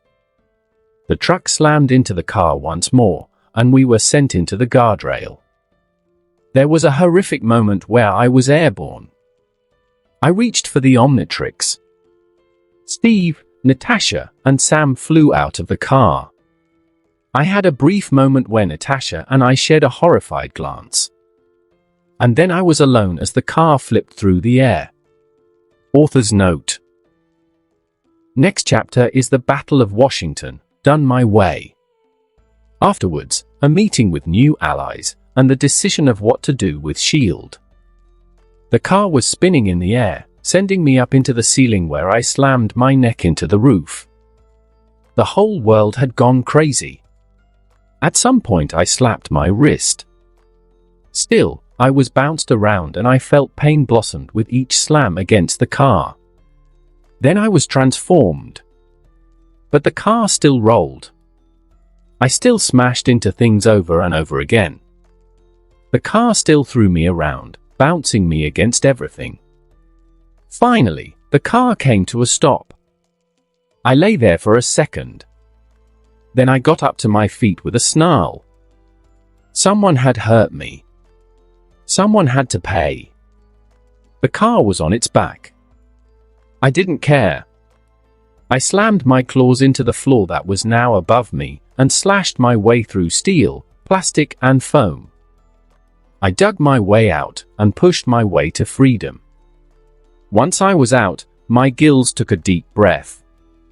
I pointed my head towards the heat of the sun on my face. I roared, declaring my rage. I was in pain, but not to the point of actual injury. Just enough to make me mad. I snapped my head to focus on my opponents. They smelled like gunpowder, plastic, and leather. There was a hint of more gunpowder in the air, and the metal of weapons. One of them was the Winter Soldier. His men stared at me in fear. The Winter Soldier aimed his weapon at me. I leaped away as a metal object propelled itself from his weapon to me, exploding on Sam's car and destroying it for good. Soldiers began to fire at me. I ran at high speed, my enhanced senses showing me where they were, the sound of bullet fire only aiding me in what I was doing. Guns are loud, but when I was prepared for them, I could use them to help me find my targets. Winter Soldier shot at me again. I ducked low on the pavement, letting the grenade fly overhead, and rushed towards the soldiers. I roared, my claws dug into the concrete, and I leaped towards one. As the second car pulled up to spill more soldiers, I landed on the one I'd targeted and slashed at his chest, slicing deep. He tried to raise his gun, screaming in horror, and I took the assault rifle into my mouth. My teeth sliced into the metal with ease. The others tried to aim at me, the smell of fear in the air, and I leaped towards another soldier, slashing at his leg to leave enormous gashes in him. When they started shooting again, I was up in the air, leaping over a sedan. I ran around it, then leaped to grab a guy by the leg, pulling him to throw him at a nearby car. The soldiers tried to get a bead on me, but I ran back around, dodging the gunfire in great leaping bounds, using cars as cover. When I was close enough, I jumped over the hood of the Humvee to grab the back of a soldier's jacket. "Shit," was all the soldier could yell as I pulled him over the hood. I growled, grabbing his gun and tossing it to Sam, who'd snuck around the guardrails. He let out a surprised shout when an assault rifle fell out of the sky to land in front of him, but I ignored that to bash the soldier I had on the ground in the face, breaking his jaw and knocking him out. Just then, another Humvee rolled up. Smelling the gunpowder inside, I leaped over to it, slamming into the roof of the second car. The men inside were about to get out, so I responded by ripping the roof off to join them inside. In the enclosed space, they couldn't escape. I was a deadly monster in an Humvee full of men. I only had to do what came best. I started slamming my feet against people, my tail wildly swinging through the air, and my teeth dug past body armor to fill my mouth with hot blood. I tried my best not kill anyone. I still wasn't ready for an act so heinous, but Wild Mutt's primal nature left me happy to maim, which left my victims panicking. God help! It's got my arm. Shoot it! Somebody shoot this thing. The 8 men in the car tried to fight back, but it's hard to aim a gun at something that big in such a small space when it is slicing your arms open. Just then an arm reached into the rooftop and grabbed me by the neck. For a moment, I thought it was the Winter Soldier when I felt the metal fingers lift me up out of the Humvee and toss me out to the pavement. But as I got up with a snarl, I realized it was someone else entirely. Someone I recognized. He stood as bald as every, his black skin shining in the sunlight. Skin the same color as the car I'd just been in. Creel! I roared, rushing him. Creel stepped forward, and I leaped onto the man, sending him back into the car, which crumpled under his weight. I bit down at his throat, and he got his left forearm in the way. I gnawed on that instead, my claws ripping at his shirt and digging gouges into his skin. He swore, then punched me in the ribs with his right arm. I bit down harder. He punched me again, and this time I was forced to back off. I leaped off him, growling, and circled around for a moment. Then I saw more soldiers come around to aim guns at me. I hurriedly reached for the Omnitrix. In a flash of light, I became bipedal again.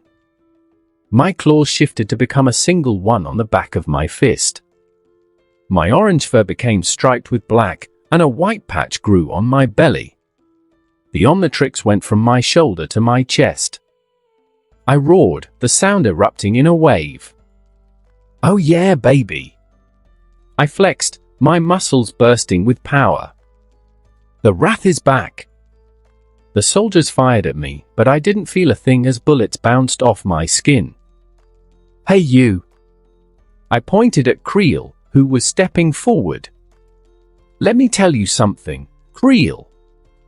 Wrath doesn't dash. Creel punched me in the face.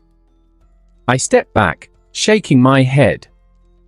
Wrath doesn't dash. He punched me in the gut, and I snarled.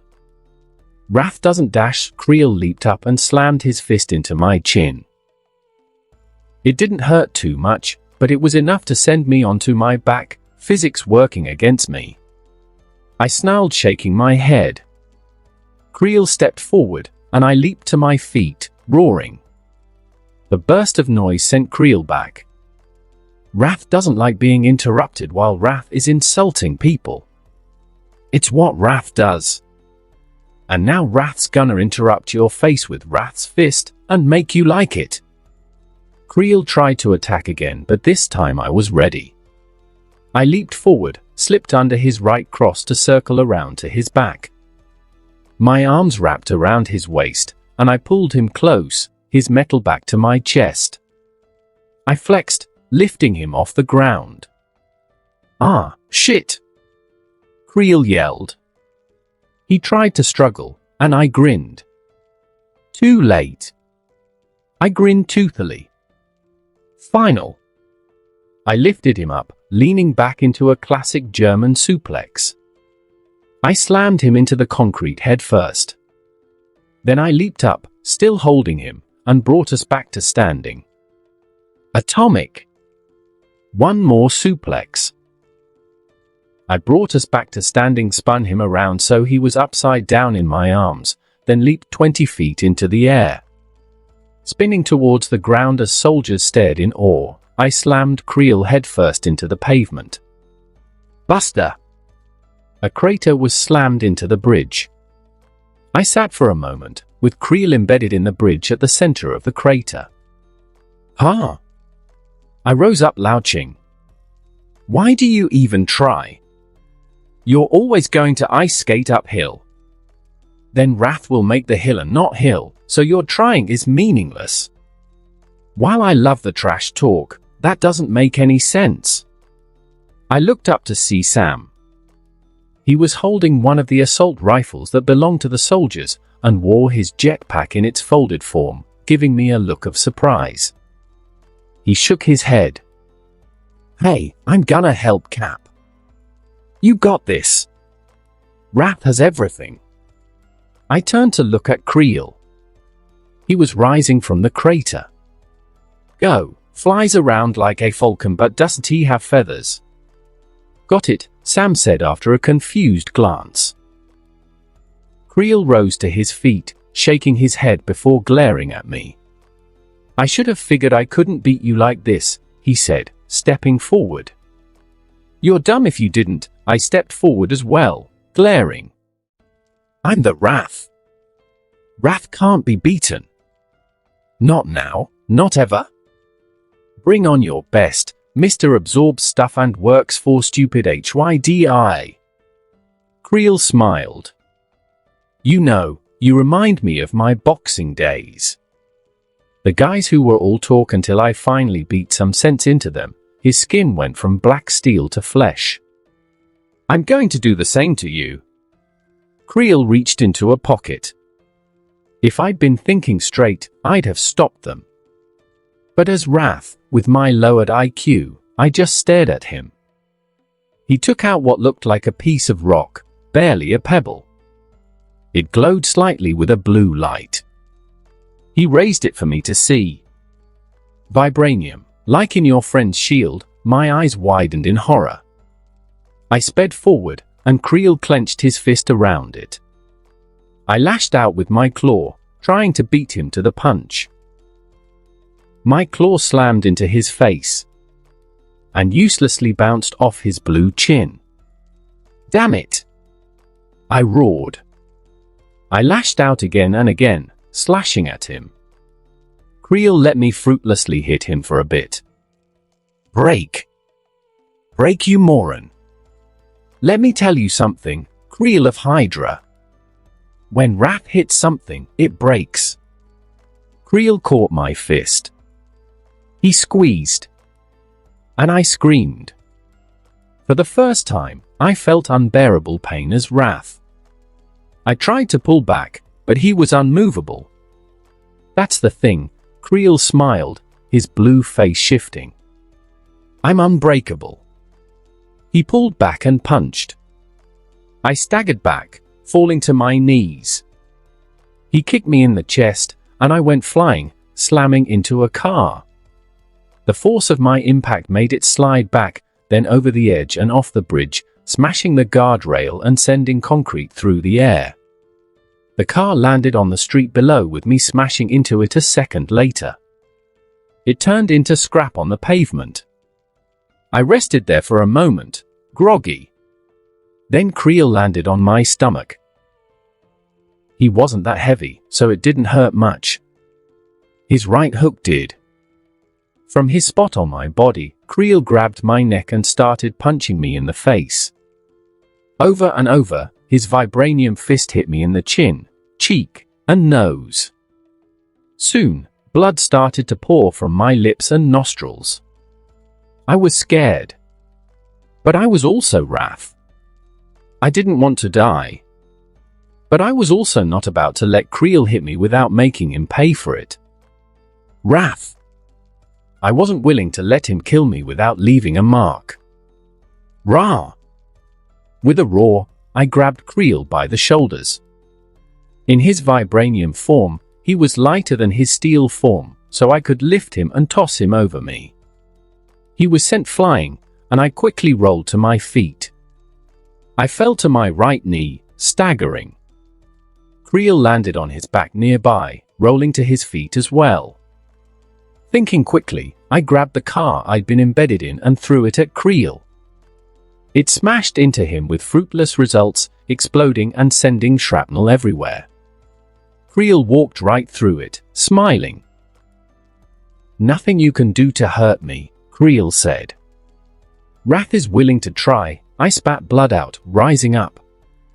"Wrath is willing to break vibranium." Then the Omnitrix began to beep, before flashing a red light. In an instant, I was human again. Unhurt. But human. "Oh," I said softly. I met eyes with Creel. He smiled. "Oh shit." Creel ran towards me. Then bullets started hitting him from the right at a high speed. We looked over there, and saw Sam. He was holding a minigun. Where did he get that, pouring bullets into Creel? "Run!" Sam yelled. I sped towards him, Creel following at a walking pace, acting as though the bullets slamming into his face and chest were simple raindrops. Sam backed away, and I came up next to him. "Any chance you can turn into something that can beat this dude?" Sam yelled over the minigun roaring in his hands. "Not for a while." I yelled back. The two of us walked backwards as Creel moved towards us. "Well, that's just great," Sam cried out sarcastically. Creel was about 10 feet away when Sam tossed the minigun away. "Come on." Sam grabbed my arm and leaped up. His wings unfurled, and the rockets activated, launching us into the sky. Creel reached out for me as Sam lifted me into the air, barely scraping his fingers against my shoes. "Shit!" I cried out as Sam flew us over the battlefield, aiming towards where Steve was battling the Winter Soldier. He dropped me near some cars, and I rolled as I hit the floor, trying to mimic what I'd seen from parkour videos. I landed in between a Honda Civic and a Prius, slamming into the Prius with my shoulder as I stumbled. As expected, it hurt a lot, but it was a lot better than what Creel would have done. "Thanks, Sam," I yelled out hurriedly, running as soon as I found my feet. I tried to circle where Cap and the Winter Soldier were battling. I found myself staring slightly as two superhumans duked it out in the middle of the street. Winter Soldier was stabbing with a knife, trying to slice into Steve, while Steve used martial arts to keep him at bay. They moved with intense speed, mere blurs of motion. After a brief moment, Steve kicked the Winter Soldier in the chest, sending him flying into a car. I jumped when someone landed behind me, only to sigh in relief when I saw it was Sam with Natasha. She was bleeding from her left shoulder, which she held tightly with a grimace. "You okay?" I asked her. Later, she said back quickly. "Where's the guy you were fighting?" "Right there." Sam pointed at Creel. He was running towards us, pushing aside a bus and sending it flying. The three of us scattered, my heart pumping hard in my chest, and Creel followed me. "Damn it, Wrath, why do you have to annoy people so much?" I yelled. I ran past Steve and Winter Soldier, who both ignored me, heading for the only thing that could save me. I grabbed it, wrenching it out of the back of van, and quickly spun to lift it in front of me. Creel's fist slammed into Captain America's shield. And nothing happened. Vibranium hit vibranium alloy, and left me safe. I didn't know why Steve's shield was in the back of the van. But it saved my life. Next to where Creel and me stood, Captain America was thrown over the hood of a truck, landing about 8 feet to my right. Thinking fast, I dropped low as Creel threw another punch, ducking that and rolling. "Steve!" I threw the shield to him. Steve got up and caught the shield, hurriedly putting it on as he and Winter Soldier squared up. For a brief moment, we all faced each other. Captain America, Winter Soldier, Creel, and me. Then the Omnitrix beeped out with a green light. I reached for it. Creel rushed me, Winter Soldier rushed Steve. I twisted the dial on the Omnitrix, found an alien, and hit the face as Creel punched me. His blue glowing fist hit my chest, then pierced through me. Skin split around his knuckles. The muscle, bones, organs, until he made the same journey out the other side. His fist went straight through my heart and spine, turning them into goo. Or at least, it would have, if all those things hadn't been changing into goo anyways. "Goop!" I announced in a robotic voice echoing from the device floating over my head. I now stood as tall as Creel. My body stood in a bipedal form, made of a green gelatinous form. The Omnitrix symbol rested on the anti-gravity projector floating over me, the device erecting a gravitational force over me to allow me to stand. If I'd had a mouth, I'd have smiled. "Let's do this!" I shouted through the anti-gravity projector. Creel stared at me, shocked. "What are you supposed to be, green shit?" "Rude," I replied, offended. I threw some goo into his eyes. Creel staggered back, removing his fist and wiping at his eyes. "Ooh. Okay, I'm going to turn you into a stain on the sidewalk." Creel tried to punch me again. All he got for his efforts was goo on his fist. I grabbed him in my gelatinous hands and tossed him back. My form shapeshifted, becoming nothing but liquid, and the device over me gripped me in its gravitational hold, flying me over to Creel. Being goop was so weird. I was technically two beings in this form, the shapeless goo, and the flying saucer letting that goo shapeshift. I had no bones, no organs or muscles, so I had to move through the saucer. My chemistry was up to me, so I could change from harmless to acidic. It should have been confusing, but it was oddly natural. As though my human form was the one that was weird, that I had always been able to change shape and acidity. As I did now. I surrounded Creel in a bubble of me, and changed into the strongest acid I knew how. Creel punched at me as I covered his body. It did nothing. Vibranium or not, you can't punch goop to death. I watched through the saucer as Creel's clothes were dissolved. But that was it. Damn it. Apparently vibranium can't be melted. Still, I had other options. Before I could enact those, I saw Cap get kicked by Winter Soldier. The Winter Soldier stepped forward and grabbed Steve's throat. He raised his knife. No.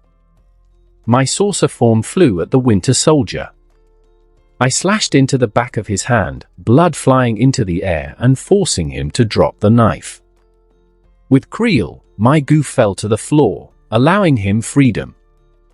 Creel, not missing a beat, ran towards Capital. I guess he thought he'd thrown enough punches. I flew back to my goo and rose up behind Creel. "You want a piece of me?" I said, spinning to throw a portion of myself at Creel's left foot as it hit the floor. Green goo slammed into his foot. Creel kept running forward. The goo stretched. Then it snapped back into position, forcing Creel to stay. Goop can become acidic.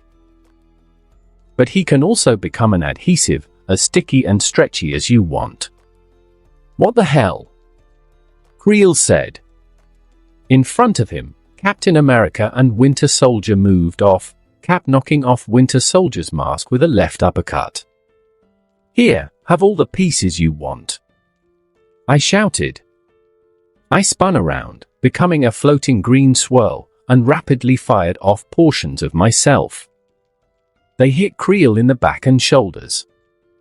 He struggled, but this wasn't a heavy weight, it wasn't a kinetic force for his vibranium form to absorb.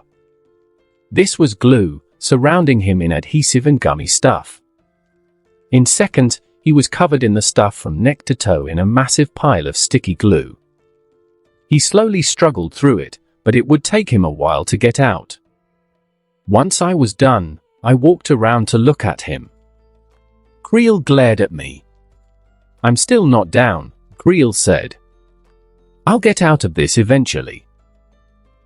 "Oh, don't worry," I reached for the Omnitrix floating with my anti-gravity projector, about to turn into Blitzwolfer to hit him with a sonic blast. "I've got something." An explosion filled the air. I turned to see a car in front of Steve finish turning into scrap metal. When I looked around the battlefield, I saw Steve, Sam, and Natasha all standing in different spots. Natasha was next to a silver truck, while Sam was by a blue taxi. Steve stood closest to me, and he was staring at the destroyed car with shock on his face. I wondered why for a moment. Then I remembered. Steve had uppercut the Winter Soldier's mask off. Bucky's mask. He'd seen his friend's face on a killer. "Steve," I started to say. Then the police sirens began to ring out. A bunch of black subs rolled up, spilling out men in black military uniforms. I turned into liquid and flew forwards, throwing pieces of myself at one of the vans and surrounding the soldiers coming out in more adhesive, attaching them to their subs. I was going to do it again, my form shifting to aim at guys surrounding Steve. "Freeze or I'll kill him." I stopped, shape-shifting my body to look towards the person yelling at me. For a moment, I wondered why the kilogram beast from Batman vs. Superman was standing there. Then I saw what he was doing. He and 5 other men had Sam at gunpoint. Sam was looking at me sadly, his hands up. Fake kilogram beast glared at me. "Change back." My eyes moved quickly around my body as I stood there. Nearby, Natasha was captured as well, forced to her knees with no regard for her injuries. Steve was on his knees, staring at me. Sam still had his hands up, clenching and unclenching them. Creel was still in the goo I'd surrounded him in, looking at me. Fake kilogram beast stepped closer to Sam. I said, "Change back. Now." For the first time, I felt dissatisfaction with my Omnitrix menu. If I had Lodestar, I'd have been able to rip the guns out of these guys' hands. Instead, I reached up for the anti-gravity projector and tapped the Omnitrix. In an instant, I was human again. Fake kilogram beast turned his gun from Sam to me. He stepped towards me, eyes hard. "On your knees." I glared at him defiantly. In a blur of motion, he slammed the butt of his gun into my chin. I crumbled to the ground. As stars filled my eyes, I spat blood from my mouth and glared up at the guy. He smirked. Then he lifted his boot high. "No!" Steve shouted as the boot came down. A burst of pain followed. Then I was out. Author's note, the above was really fun to write. Wild Mutt finally fighting, Wrath smashing Creel with Zangief's move, Creel revealing he was given something to level the playing field against Dial having his first horrific timeout in this fic, Sam firing a minigun at Creel, Dial using the shield before tossing it Cap, Creel and Goop fighting. It was fun. By the way, Vibranium Creel didn't show everything he could do in that form. He had what amounted to about $10,000 worth of vibranium in his palm, and he had no idea the power he really carried. Wrath is strong, but when Creel was made of a substance that negates all kinetic force, all his hits stopped having effect. That said, Wrath can win, if he's smart about it. Coop's plan worked well. So yeah. I had fun, and I hope you guys did too. Going to bed. Let me know what you think, or if you have questions. I woke up later in a van. I looked around groggily. Hey, Natasha said to my right. I looked over at her. She smiled shakily at me. Good to see you're awake. My jaw hurt like hell. I tried to lift my hands, but they felt really heavy for some reason. Natasha shook her head. Don't move. Rollins gave you a hell of a hit. Is that who that was? I slurred. I looked across from us. Sam and Steve sat on the right side of the van. Sam was looking at Steve, who was staring at the floor. There were also two helmeted guards with hands on their weapons, one female, the other male, both clearly HYDI. Through my throbbing headache, as the van bounced around, I tried to remember what happened. Steve looked up at me. Did X have anything about Bucky being the Winter Soldier? Steve asked softly. Everyone, even one of the guards, looked at me. My headache intensified, but I thought of a response. We never thought to check, I answered. For a moment, I felt relief I'd hid an X in Sam's garage. Nobody but an Omnitrix user could unlock him, but better safe than sorry. The Winter Soldier? I asked slowly. I already knew, but I felt Steve wanted to talk. We might all be dead soon anyway.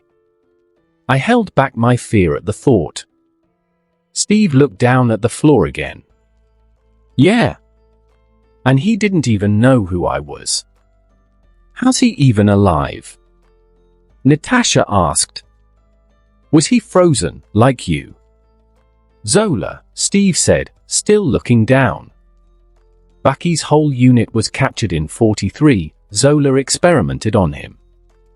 Whatever he did must have helped Bucky survive the fall. They must have found him and... You couldn't have known, I said softly. You would have done everything you could. He's right, Sam added. Steve was quiet for a moment. When he spoke again, it was almost in a whisper. Even when I had nothing, I had Bucky. We were quiet. Then Sam looked at Natasha. He turned to the guards. We need to get a doctor here. My head still throbbing, I looked over at Natasha. Her shoulder was bleeding profusely. I wanted to reach over, only to feel my hands held down by weight. I looked down and blinked. They'd surrounded my hands in a steel casing, leaving them crossed. Steve had similar bonds on his hands. It must have been at least 30 pounds of metal, covering my hands in cold metal from mid-forearm to wrist. Shit. That meant the Omnitrix was out. I could feel the watch pressing painfully into my wrist, squeezed by the cuffs. Steve and I were also locked at the legs, leaving Natasha and Sam in regular cuffs. Still, if I forced HYDI to try to kill me first, maybe we could get the jump on them. Just insult the shit out of them, make sure they try, then. Sam was still speaking. He's got a concussion and she's bleeding out, we need dash. One of the guards pulled out a baton in a lightning-fast movement, the end lighting up with electricity. There was a tense moment. Then she spun it around and jammed it into the chest of the other guard. While we stared in shock and the other guard shuddered in his seat, she lashed out in a kick, sending the guy bouncing off the window, then to the floor. As soon as he was out, she reached up and pulled off her helmet, revealing Robin, from How I Met Your Mother. Kobe Smolder's face breathed deeply. Phew. That thing was squeezing my brain. Sam and I glanced at each other, then at her. She looked back at us, then at Steve and Natasha. All these guys? Robin, as it turned out, was really Maria Hill. An oddly friendly version of Maria Hill, who I remembered as kind of a bitch in the comics. She used a cool laser device to slice off all our cuffs in seconds. She waited until the car stopped, then sliced out the bottom of the car with the laser.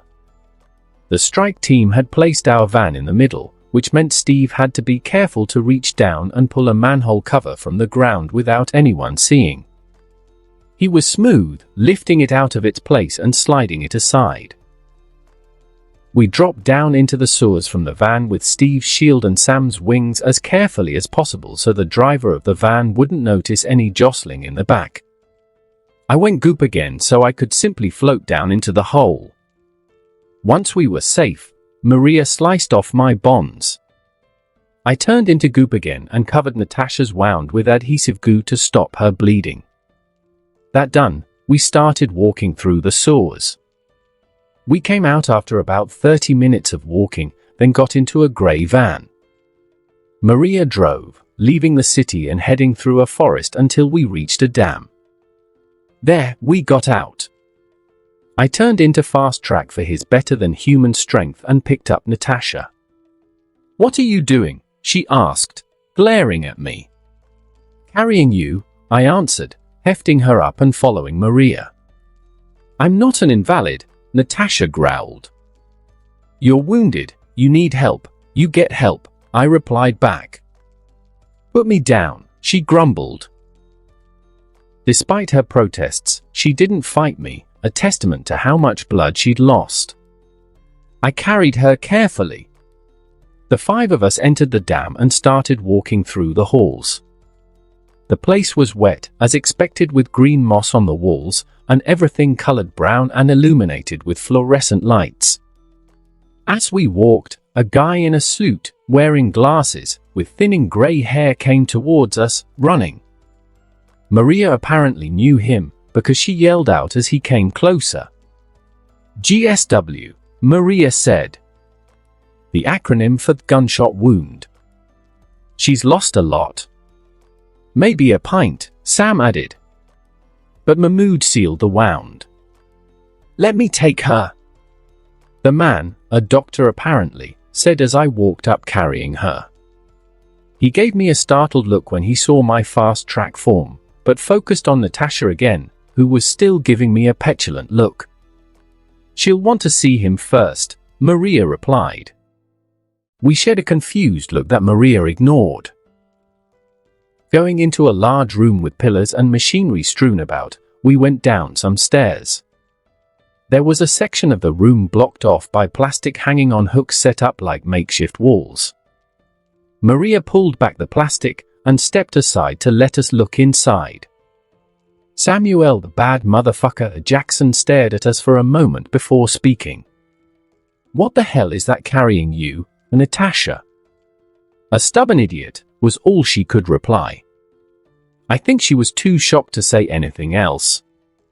I turned back into goop to remove the makeshift bandage I'd made for Natasha. It hadn't completely stopped the bleeding, but it had helped, and the doctor operated on her as we listened to Nick Fury, who was Samuel L. Jackson, not a very white guy from the comics. He still had an eye missing though, and a badass eye patch. I wondered, once more, if I was in a version of the Ultimate Universe, and gave Natasha a glance as the doctor checked her shoulder. Black Widow had been evil in the comics, working with terrorists. But I'd checked with X in private. Not only was Black Widow not in S.H.I.E.L.D., she'd been specifically tagged as being a very bad idea to try and recruit. I could trust her, as much as I could trust a spy. In the meantime, Fury, no way was I calling him a Nick, ran down the laundry list of his wounds. Lacerated spinal column, cracked sternum, shattered collarbone, perforated liver, one hell of a headache. Holy! Don't forget your collapsed lung, the doctor added helpfully. Oh, let's not forget that, Fury said sarcastically. Otherwise, I'm good. What, you're down for a pickup basketball game now? I asked, still shocked by the sheer number of injuries. How about Sam and me vs you and Steve? We'll be skins, Fury replied easily, smirking. They cut you open, Natasha said, sounding accusing. Your heart stopped. Tetrodotoxin B, Fury told her. Slows the pulse to 1 beat a minute. Banner developed it for stress. Didn't work so great for him, but we found a use for it. Fury mentioning Banner reminded me of something. Why all the secrecy? Steve asked. Why not tell us? Maria answered for Fury. Any attempt on the director's life had to look successful. Can't kill you if you're already dead, Fury said matter-of-factly. Besides, I wasn't sure who to trust. He looked at me. So did everyone else except Sam. I sighed. Seriously, I'm not HYDI.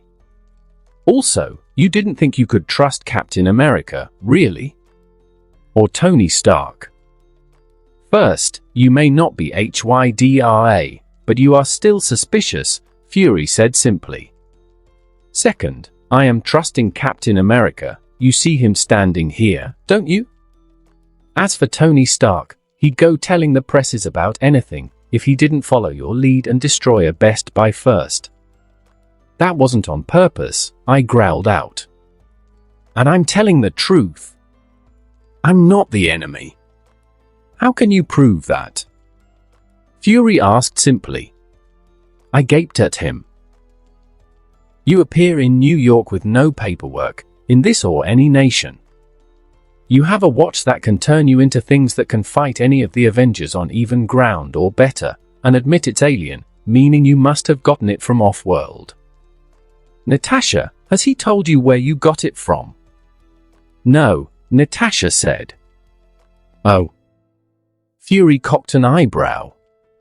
So you have all that power, appeared out of nowhere, and claim we should just trust you. Explain why. I growled, stepping forward to explain myself. Because I do, a voice stopped me.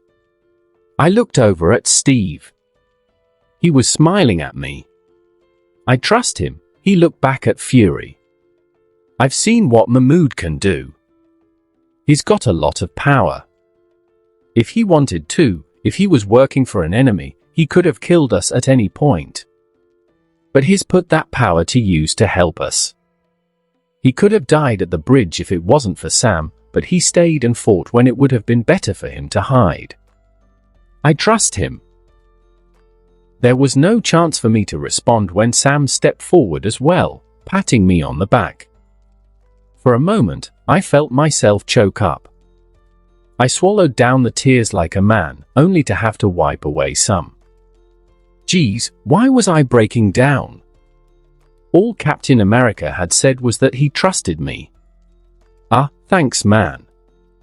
Heartwarming. However, we will talk about this later, Fury said simply.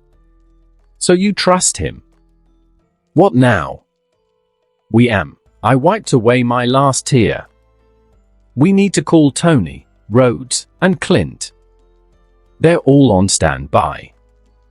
You want to bring more people into this? Fury asked. We need numbers, Steve said. I thought about leaving them out, but they all said it was their fight, and they can give us a hell of a lot of power. Fury nodded. After a moment, he looked around. Go ahead and call them. We've got 16 hours to plan our attack. And someone get me a chair.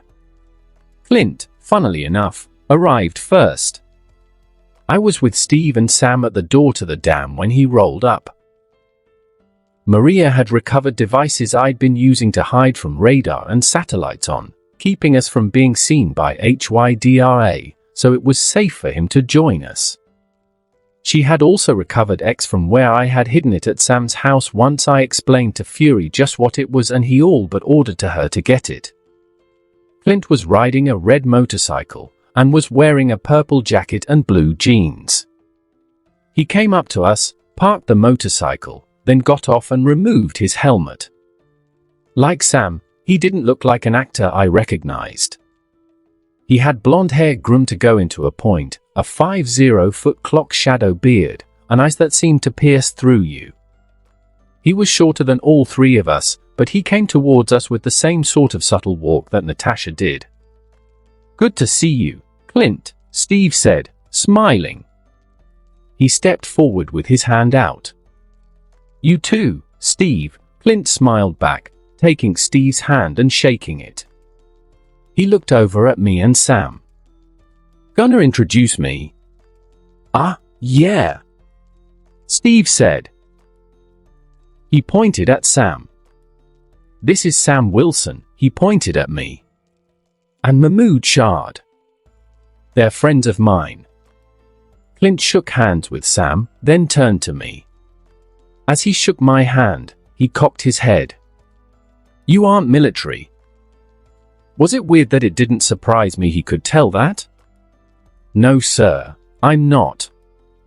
Clint nodded. "So you're an enhanced?" I smiled at him, but didn't answer. He shrugged, apparently not caring much, and turned to Steve. "Tony and Bruce here yet?" Steve winced. "Well, Tony is still grabbing a suit. And Bruce, you know Bruce. He doesn't want anything to do with it, who?" Clint said with a sad smile. "Yeah.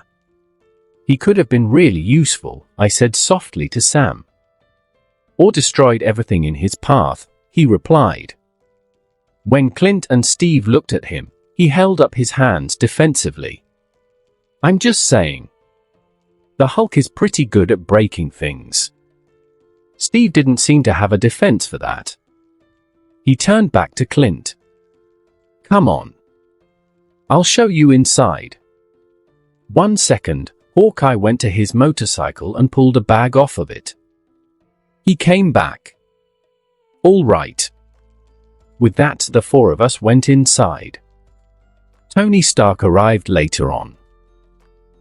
I was speaking to Clint at the time, watching as he geared up in the armory hidden in the dam. There were shelves of guns and boxes of bullets all throughout the room. Clint had taken a station at a table in back to do his work. He was wearing a long coat edged with purple, with a safety glove and forearm protector all modern archers wore. It was kinda cool looking. He was checking over his arrows, putting them away one by one in a quiver on his back. 10 aliens, hey?" he asked, looking over at me. I was sitting on the table, sipping at my coffee. "Yeah. They tend to be damn useful too," I answered. "Hey," he looked at the Omnitrix. "Think I could try?" "What?" My eyes went from the Omnitrix then to Hawkeye. He smiled easily. My surprise at the request must have been obvious. "You can say no," Clint said. "I'm just curious." "I mean..." I stared at the watch again. "Hey," Clint brought my attention back to him. "Cap doesn't share his shield. I don't let people use my bow. Nat has her favorite gun, and Tony has only let one other person have one of his suits." He finished sharpening one of his broadheads. "At least I know you can take off that watch."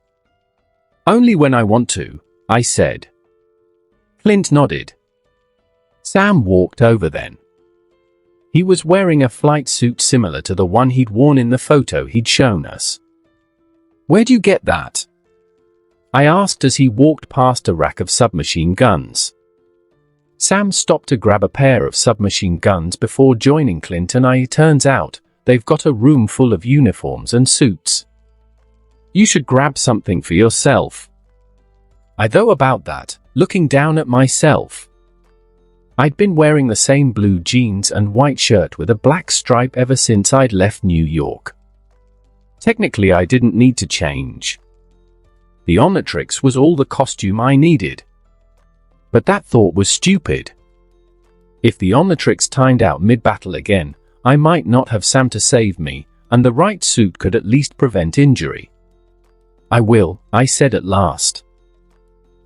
In the meantime, I got off the table and looked around. Can you guys help me pick out a knife and gun? Something good for a novice like me to use for when the Omnitrix time's out. The flying soldier and archer assassin, both career military, looked around for a moment. Sam walked over to the aisle with handguns and picked up one of them. He came back with one of them, the kind I sometimes saw cops carrying when I did my patrols. Here.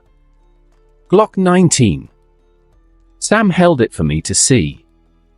Compact size, 15 rounds in the magazine. If you end up in a tight spot, 15 bullets could save you. You ever held a gun before? Do you know the safety rules?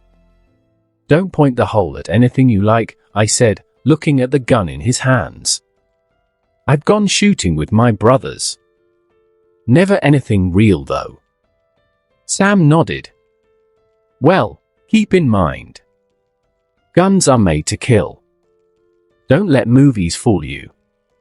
There's no such thing as a winging people or shooting them in the foot to let them go.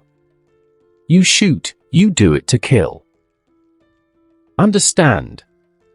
When I nodded, he took a holster and belt off another shelf and passed it all to me. Clint tapped me on the shoulder when I took the gun in hand. I turned to see him holding a knife in a sheath. He smirked as I took what looked a military knife. That is a knife, Clint said dramatically. It cuts things. Use it to cut things. I gave Clint a sour look. Wow. You've truly changed my life with that explanation. Yeah, well, no time to actually teach you anything, Clint said briskly, but not unkindly. Come on, Sam, the traitor was chuckling as he led me out of the armory. Let's get you suited up. We walked out, me holding my new loot, Sam putting away his guns. Steve and Natasha were coming down to the floor as we walked by. Behind them were two men. One I recognized as Tony Stark.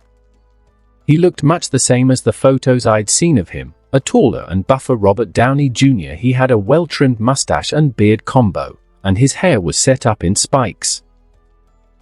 Unlike in the news, he wasn't wearing a suit.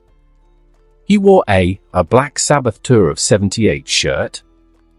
I stopped, staring at him. I looked at Natasha, who had noticed me staring at his shirt. She nodded, and I gaped for a moment. Jury Rig wore the same casual clothes as Tony Stark? What the hell? The man behind him was different in a lot of ways. He wore a tight green shirt, camo pants, and military boots. He was well built, had dark skin and a clean-shaven face. He also had Don Cheadle's face. Seriously, I was starting to get used to movie stars sharing faces with superheroes. And it was painting a weird picture about this Marvelverse that I should look into later. Sam, Mahmood! Steve called as he stepped onto the floor. He waved us over, and we went to join him. Guys, this is Tony Stark and Colonel James Rhodes, Steve said as we joined the four. Iron Man and War Machine. Introductions, really? Tony asked, giving Steve a look. What is this, preschool? I looked between Tony and Rhodey for a moment. Like everyone, I have my favorite superheroes. I don't tend to hate any, of course, but some are just the ones I prefer. Wonder Woman was my favorite DC superhero. To me, she represented a lot of who I'd like to be. Honest, good, kind, a dedicated warrior, and a teacher. She was someone I looked up to. Iron Man, not 2 feet away, was my favorite Marvel superhero. A man who used his brilliance and human technology to take on magicians, gods, aliens, and reality warpers. A man who represented how far humanity could go on our intellect alone. A jerk, a womanizer, and a recovering alcoholic, sure. But he was a good man in the comics. Barring Civil War, where everyone had acted like out-of-character asshats. You're my favorite Avenger. Tony stopped talking, looking at me for some reason. So did Steve, Natasha, and Rhodey. In fact, even Sam did, looking at me with an amused look on his face. It was at that moment that I realized I'd spoken out loud. Who? Didn't know that could happen in real life. Hey, Tony suddenly had a massive grin on his face. He turned to look at Steve. Hear that? Fanboy has good taste. Steve sighed. I mean, the stars and stripes are nice, Tony continued. But until you get a sweet suit like mine actually, Rhodey, do you still have that monstrosity laying around? You see what you did? Rhodey said to me. You got him started. Also, he looked at Tony. It wasn't a monstrosity, it was patriotic. Natasha laughed. When Rhodey gave her a sour look, she shrugged. Anyways, Steve said pointedly. This is Sam Wilson and Mahmood Shard. Rhodey stepped forward and shook Sam's hand, then mine. He had a strong grip and a big smile. Good to meet you. Despite the circumstances, I mean. Yeah, S.H.I.E.L.D. going evil, Tony said. He looked at Steve. I warned you, capital. No way S.H.I.E.L.D. was on the up and up. Granted, I never expected them to be Nazis, but we aren't contacting the government about this. Rhodey asked. No, I said. I walked over to a table, where X was resting, Steve joining me, followed by the others. X, can you tell me, numerically, how many members of the military and government are HYDI? At least 15, some confirmed by Zola, others only his estimations. X said. Zola theorized there were more in lower positions, based on various reports, but it is unconfirmed. Hey, Tony stepped towards X, circling him. He looked up at me. You made this. One of my aliens did, I answered. Tony looked back at X, leaning in to look at the X-shaped device. He frowned, staring at it. What the hell are these components made out of? Parts from a computer made back in the 70s, Natasha said. When Tony and Rhodey gave her stunned looks, she smiled. Really? What? That's impossible. How? Tony stopped, staring at the device, then lifting it up to look it over. No, if you get, wait, how did he? Okay, I see the memory now, he just used. No, that's not how it works. Oh, no, that could do it. Tony? Rhodey asked as he watched his friend spin the X device in his hands. Hold on, trying to figure out how this thing is breaking the laws of physics, Tony put it on the table, seeming excited. He gave me a look. Yeah, me and you are going to have a long conversation after this, fanboy. I rolled my eyes, though I was still kinda jazzed to see Tony Stark talking science. Then I got back to business. Actually, you may find this interesting. X, can you show me the file on Senator Stern? Of course, X said, his southern accent giving the words a twang. Senator Stern, a holographic screen popped up, with an image of Stern next to his profile. Tony raised an eyebrow. A high-level HYDI agent, he has been credited with obtaining several high-level acquisitions for HYDRA, only to fail in procuring the Iron Man project. His further attempts with the War Machine also failed, though some blueprints were created based on footage of Colonel James Rhodey Rhodes. What? Rhodey stepped forward, uncrossing his arms. HYDRA has armor because of me. Incorrect, X said. Only copies, made from far less efficient designs. I reckon they used War Machine and Iron Man as inspiration, nothing more. Tony stared at X. After a moment, he turned away from him, stepping away a few feet. I shared a look with Steve. He looked at Tony. Hesitated. Then he finally spoke. Tony, there's something else. What, more than Hydra trying to steal my stuff? Tony said sarcastically. He turned to look at us again, eyes hard, smile tight. Sam, Mahmood, let's go somewhere else, Natasha said. She walked over and took the two of us by the elbows, pulling us away. Wait, what? Tony looked at us as we walked past, then at Steve. What is Pepper Hydra? Granted, she'd look hot in a leather outfit. Tony, Rhodey said, apparently realizing something was wrong. As we walked away, I heard Steve begin to speak. Back during the war, Hydra kidnapped Bucky Barnes, my best friend, and turned him into Dash. Then we were too far away to hear anything. Sam looked at Natasha and me. I think both of us had a complicated look on our face. What happened? Bucky killed Tony's mom and dad while he was brainwashed, I said. We asked X more about Bucky once Maria brought him back, and you were busy. Oh, Sam blinked. Geez, that's gonna be tough. And this is the best time to tell him. I coached Steve a bit, Natasha said, letting go of our elbows and following us. Steve wants to be honest, but he doesn't want Tony to hate Bucky for something he couldn't control. Natasha looked back. I did the same. Tony had fallen to the floor, his head in his hands, Rhodey and Steve down next to him. The table X had been rested on was snapped in half, X resting on the floor and still projecting an image of Howard and Maria Stark. Thankfully, jury rig made X to be durable so that little damage wasn't going to harm its data and he could fix it after they were done. I turned away, sorrow in my heart.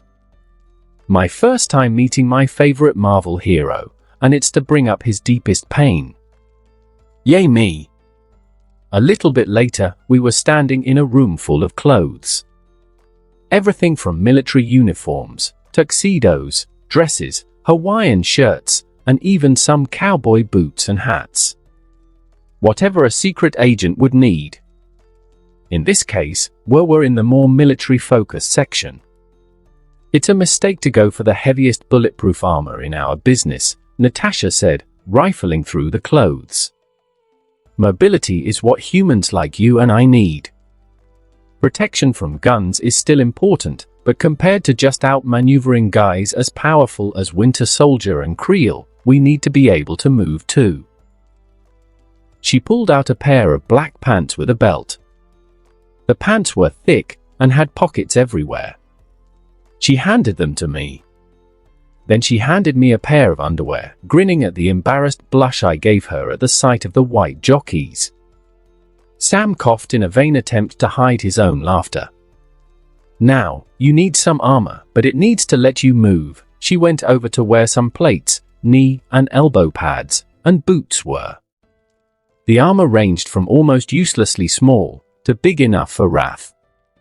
Shoulder, chest, knees, shins, elbows, she tossed them on a table, gesturing to a section of the room blocked off by purple cloth.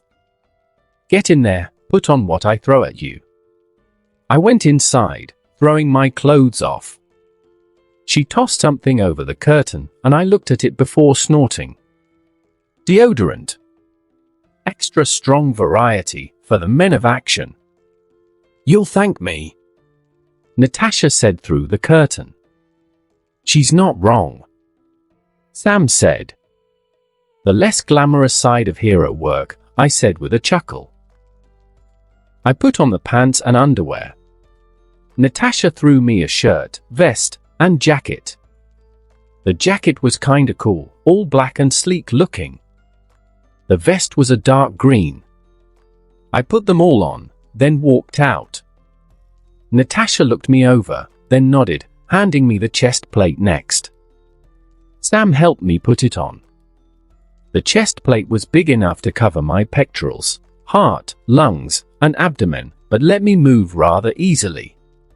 A pair of shoulder plates, knee and elbow pads, and shin plates, the handgun and knife with a pair of solid boots, and the ensemble was completed. With that done, I looked down at myself, then at Natasha and Sam. "Looks good," Sam said. "Yeah, I'm good at this," Natasha said with a smirk. "Too bad the others won't let me help. Clint's the only one who let me dress him." "I like it." I put on a pair of fingerless gloves, then looked at my chest. "Just needs one more thing." With all of us gathered, we met in the center of the main floor. The plastic walls and surgery equipment had been replaced with tables and chairs. The fold-away tables were arranged in a haphazard circle, and the chairs were set up for all of us. I took a spot high up to watch everyone enter. Tony was speaking with Steve in hushed tones. He was shaking his head angrily as Steve spoke. After a bit of thought, I walked over to join the pair. Sam and Rhodey were talking in another corner of the room, both Air Force soldiers apparently talking shop. Clint, Natasha, and Maria were all sitting already, a newly repaired X placed in front of them. As I walked past, X flashed a blueprint of the inside helicarriers. Maria looked between the blueprint and a folder in her hands, then said something to Clint, who answered while pointing to different sections of the carrier. When I came up to them, Tony was speaking. "So, what, he's your friend, so you get the first crack at him?" Tony asked furiously. "That's not what I'm saying," Steve said desperately. I lost him once, Tony. If I have to lose him again." Tony stared into Steve's eyes.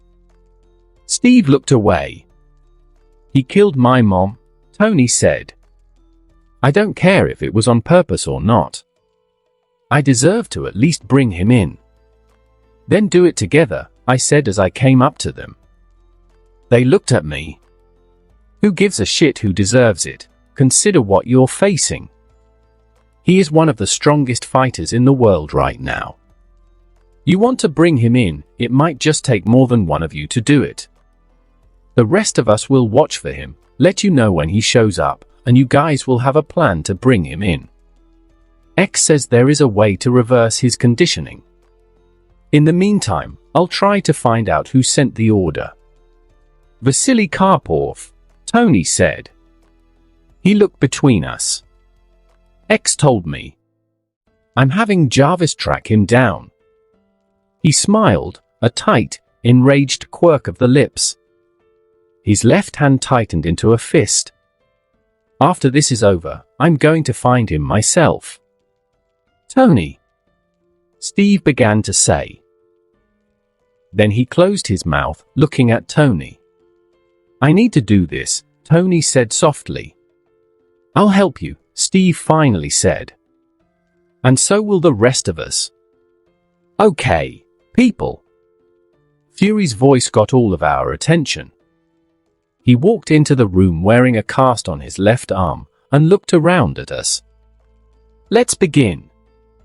"You know," Tony said to Fury, "I knew hearing you died was too good to be true." "Leave it to the director of S.H.I.E.L.D. to pull the biggest spy cliché ever," Tony said. Obviously falling back on humor to mask his personal feelings at the moment. Fury eyed Tony. "Good to see you too. Now if you're here to help, sit down." Tony, Steve, and I looked at each other, then went over to the tables. Clockwise, with Fury at the center, Sam, Rhodey, me, Steve, Tony, Maria, Clint, and Natasha all sat, X placed in front of Fury. Now, originally, the plan I had in place was a bit desperate, Fury admitted. He looked around. But now, thanks to Rogers, I have 5 assets to bring into play. With you, I think we can stop HYDI and maybe we can salvage what's left. We aren't salvaging anything, Steve interrupted. We're not just taking down HYDRA, Nick, we're taking down S.H.I.E.L.D.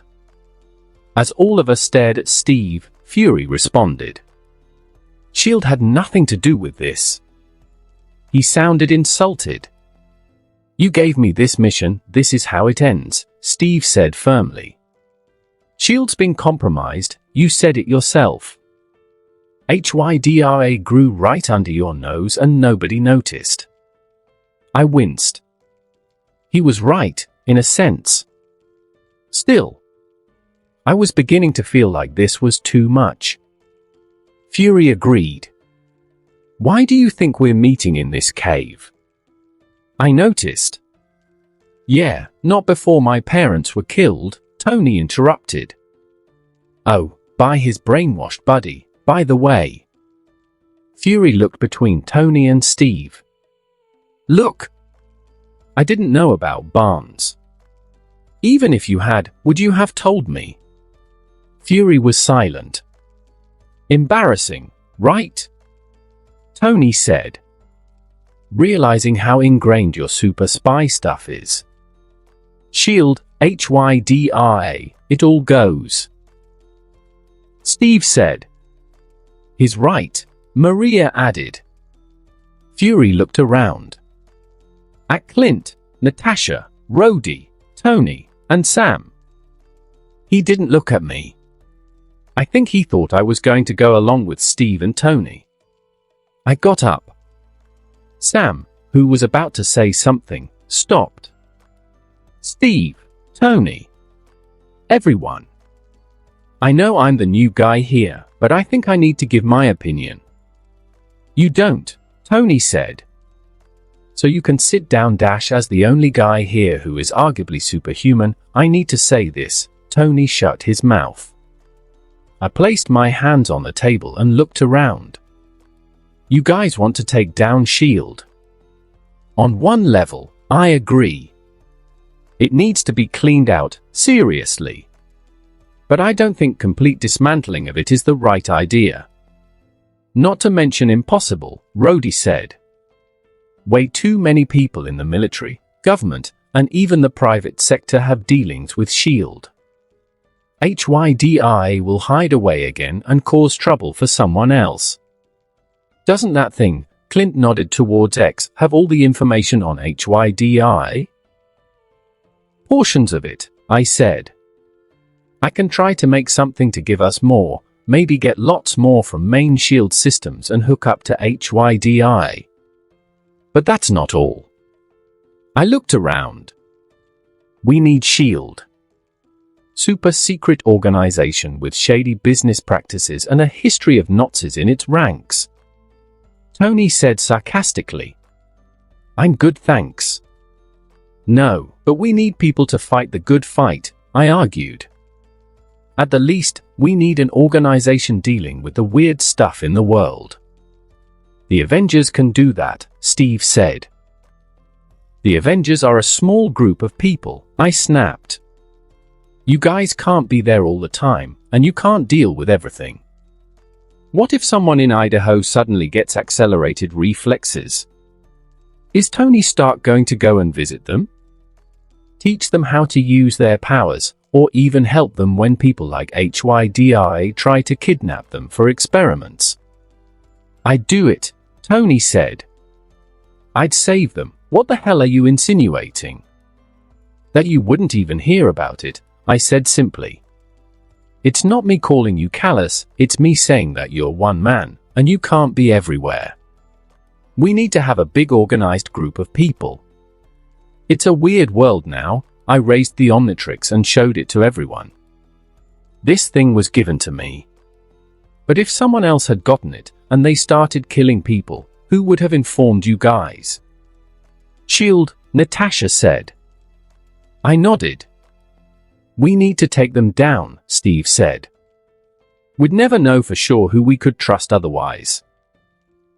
Then we start anew at least, I looked at Tony. I think we can narrow down the list, figure out every aspect of their plans. HYDRA may have hidden in SHIELD, but that still leaves a trail. If they're in the system's dash, then we can find them, Tony said, leaning back and resting his cheek against his hand. Okay, say that we do. We find HYDRA, stop them all. Then what we have SHIELD, just keep going. No, we all looked in surprise at Fury. He was staring at the X device. Jury rig it, he looked up at us. So to speak. We take what is good, what is worth saving, and we build something new. Is that possible? Sam asked. Just take SHIELD and make something new out of it. It happened in Russia, Natasha said. The Chika, GPU, all the way to the KGB and now the Federal Security Service. Yes, because when I want a spy agency, I decide to copy the Russians, Tony pointed out, looking around. How about it, fanboy? You want to start torturing people for information, maybe start some wars in Asian nations for a pissing contest with another country. I want to make SHIELD what it was supposed to be, I said firmly. I crossed my arms. SHIELD is supposed to be the bridge between what people consider normal and all the weirdness out there. I say we take it to where it's supposed to be. Protect people from the madness on every level, but also protect people who end up getting powers. People like Bruce Banner, who get their powers out of nowhere. People like me, who end up with alien technology attached to them, and have no place to go. We can protect the world from those threats. But we need to work with SHIELD, and all that is good in it, to do it. I'm not so sure about that, Steve said softly. He's right, Natasha said. Everyone looked at her. Well, of course, you'd say that, Tony said. No, I think he's right too, Rhodey said. It too, Brutus? Tony held a dramatic hand to his heart. An organization to help the Avengers protect people, even when we can't be there, to tell us if something needs our attention. It's a good idea, Natasha said. And we can't let all those resources go to HYDRA, Rhodey added. The second we reveal the truth, HYDRA operatives are going to try and take every bit of money, tech, and personal they can. If we can at least put it to good use, to make a group to save people then we do the work SHIELD was made for. Steve rose up. He looked at all of us. Then stopped on Fury. If we do this, no more secrets. No more lies. Not between us at least. Everyone here, we keep each other in check, and we make sure everyone is safe. You sure you want everyone here in your secret circle? Fury looked at me. Oh, come on. I snarled. I'm the one agreeing with you, asshole. See what I'm talking about? Tony pointed out. Yeah, what the hell, man? Sam added. Just saying, Fury replied. All of us, Steve looked around. Mahmood's, well, he's right. We need people there, to help us, to be there when we can't, Steve sighed. I don't trust SHIELD as it is. But if we can join together, tear it apart and make it something new, something good and strong, something the original founders made it to be, then I think this is worth doing. You all agree? I'm still on the fence, Tony looked at me. You really want this, fanboy? The next person to make an Iron Man suit may not be so nice, I told him. The next Asgardian weapon, alien invasion, or attack of My Little Ponies needs people there to confront it. We need to do this. And we need to do it right. What's all this sweet business? Tony said. He sighed. Well, I always wanted my own spy group. Sure. Let's be spies. You gonna name this organization, or just call it SHIELD again? Sam asked me. I looked around. Arrow. Clint smiled at the looks he got. What? I think it's perfect. Stark infiltration, Tony suggested. You are terrible at names, Rhodey told him. Why not just call it SHIELD again? Too much history, Fury said. But let's table the discussion. Onto the plan. X, bring up the Insight files. Maria, show us the floor plan for the hangars. A holographic screen popped up. Maria tapped on a laptop, turning it around for us to see. Now, Fury said. Taking into account our new plans and the assets we have available, I believe we should start by. Author's note, man 10 pages. 10 pages. Yeah, took a while to write this, and it ended up having almost no transformation and no action. But I think it's all important. A whole lot of deviations from canon here. And I'm worried about a lot of it. But I did my best, and I had fun. Hope you guys like it. Please tell me what your hopes are for the new Battle of the Triskelion. Also, if anyone starts throwing out names, you are required to come up with backronyms along with them. Oh, and Dial's costume. I based it on Widows from Infinity War. I liked the green she had, and I plan to have Dial spray paint an Omnitrix symbol on the left pectoral. So, hopefully it works. Anyways, good night, I'm gonna work on the next chapter. A while after we'd made our plans, Steve had gone up to the top of the dam. When Steve had been up there for a while, Sam went up to join him, leaving the rest of us behind. Tony and I were supposed to make stuff for the team to use. We went to a room that was clearly set up to be a makeshift engineering facility of some sort, with technological parts everywhere. We sat in swivel chairs with a list, but before that, Tony had some questions. So this is alien tech. Tony held my wrist, looking at the Omnitrix. Made by the Galvan scientist, Azimuth, I confirmed. Hey, Tony let go of my wrist. Kid, can you just take that off so I can look at it already? You gonna let me try out and suit? I quipped. Sure, I got some Armani's I'm probably gonna give to Goodwill soon, Tony said. I meant dash I know what you meant, Tony snarked. And no. Just show me how it works. I opened up the dial. The hologram of Swampfire showed up, and I pressed down on it. In a second, I was the tall and broad plant creature. Swampfire. What, you have to call out the name every time you change? Tony asked. Then he blinked. Also, what the hell is that smell? First, it's tradition, I said in my nasally voice. Second, it's me. I'm a Methanosian, we smell like that. What, so you can smell like literal crap? Tony sounded nasally too, though it was because he was holding his nose. I frowned, somehow insulted. No. So I can do this, I held up a hand and let a flame loose. I may be plant-based, I raised my other hand and sprouted a flower from the palm, making it red and gold just for Tony. But I also produce methane I can ignite. Hey, Tony put his hand down, leaning closer to look at the Omnitrix now resting on my chest. And you can switch to another form.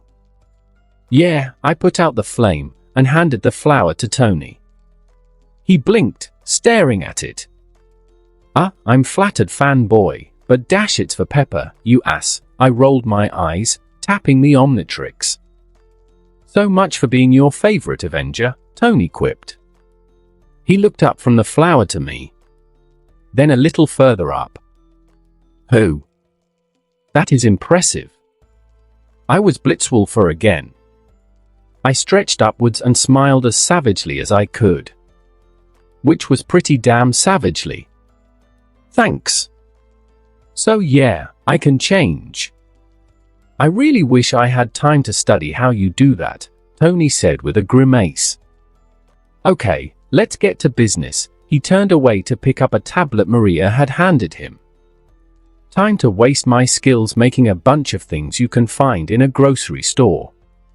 Or. Tony looked over at me. Or. I mean, we have to make stuff. Why not go all out? I growled. He spun in his swivel chair. I'm listening. Nothing does a vicious grin the way a wolf does. I reached for the Omnitrix and changed once more. Let's get to work, I said, laughing maniacally. Time to disassemble. Tony stared at me for a moment. Who? Nice shirt. January 12th, 2014. We'd had 20 hours when we'd been picked up by HYDI. We had for left now. Tony and Rhodey were getting their suits while the rest of us packed up our own gear. Bored, I'd gravitated toward Steve when he returned from a mission of his own, leading to the two of us in the costume room. I was leaning against a rack of clown costumes while Steve put on his suit. On any other day, wondering what the hell kind of assassin spy needs a clown costume would have been my question. But I had other issues. Steve, I'm not sure it's exactly kosher to do that, I said as I stared at when Steve was putting on. Well, I did own it, he gave me a grin. Besides, I'll put it back when I'm done. I'm basically adding history to it. That is not how it works, I said. I mean, what if someone gets fired? Steve stopped for a moment. Then he shook his head. I'll cover it. Besides, my other suit is torn up from when I had to escape the Triskelion. He was putting on his World War II suit, stolen from freaking Smithsonian. That's not the real reason.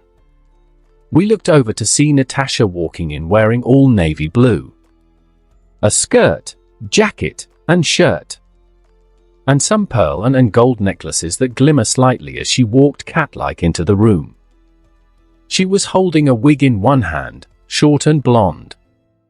She stepped closer, looking closely at Steve. After a moment, he answered. Bucky, he might need a reminder. The closer I looked to how I was back then, maybe. He turned to look at his helmet. Maybe it'll be easier for him to remember me. Natasha and I didn't say anything. He seemed to take it as acceptance, which it was. He picked up the helmet. With a feeling of ceremony, he put it on. Captain America, in full costume. The stars and stripes, right down to the star on his chest. Awesome. Stop grinning like that, Natasha said, punching me lightly in the shoulder. It's creepy.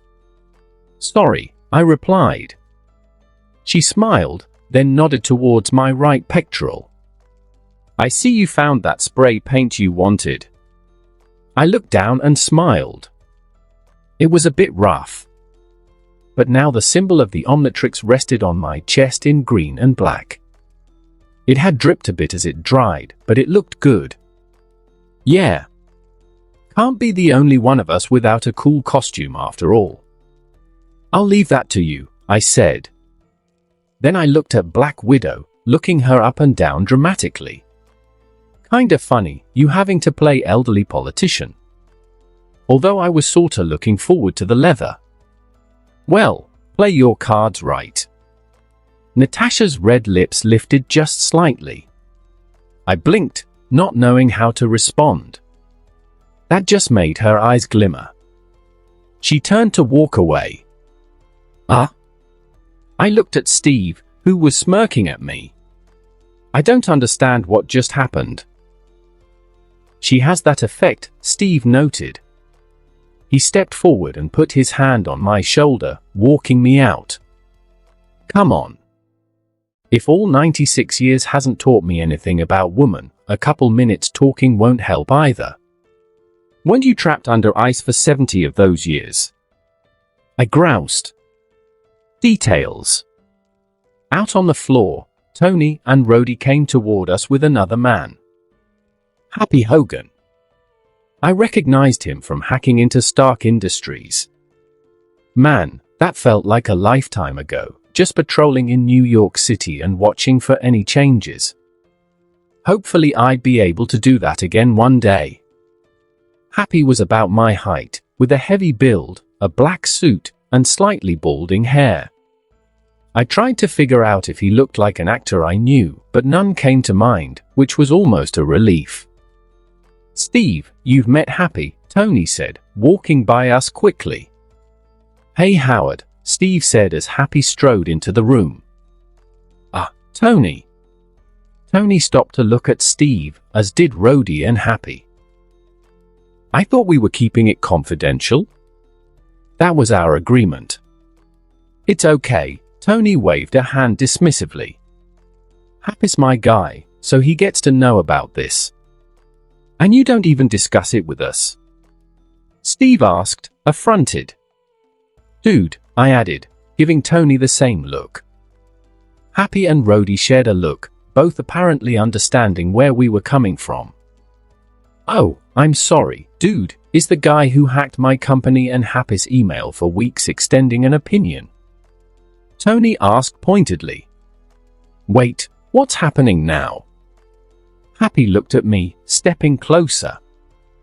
Hey, I was spying on him in case some guy tried to kidnap the president again, I said briskly. If people had been listening to Happy from the start, things might have ended better. Thank you. Happy raised his hands dramatically, looking at Tony. You see, if people had listened to me, you see what you did. Tony told me.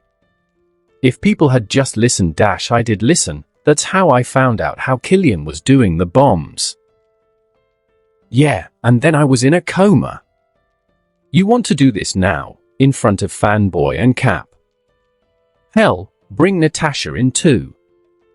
For the love of Happy. The two walked away, bickering, leaving Rhodey silently shaking his shoulders in laughter. He waited until they'd left to turn to Steve, who seemed stuck between exasperated and amused. So, yeah, Rhodey said. Happy brought our suits over. We'll be ready to go. Yeah, about that, I said. Didn't Tony blow up his suits? I mean, I remember reading about it in the news.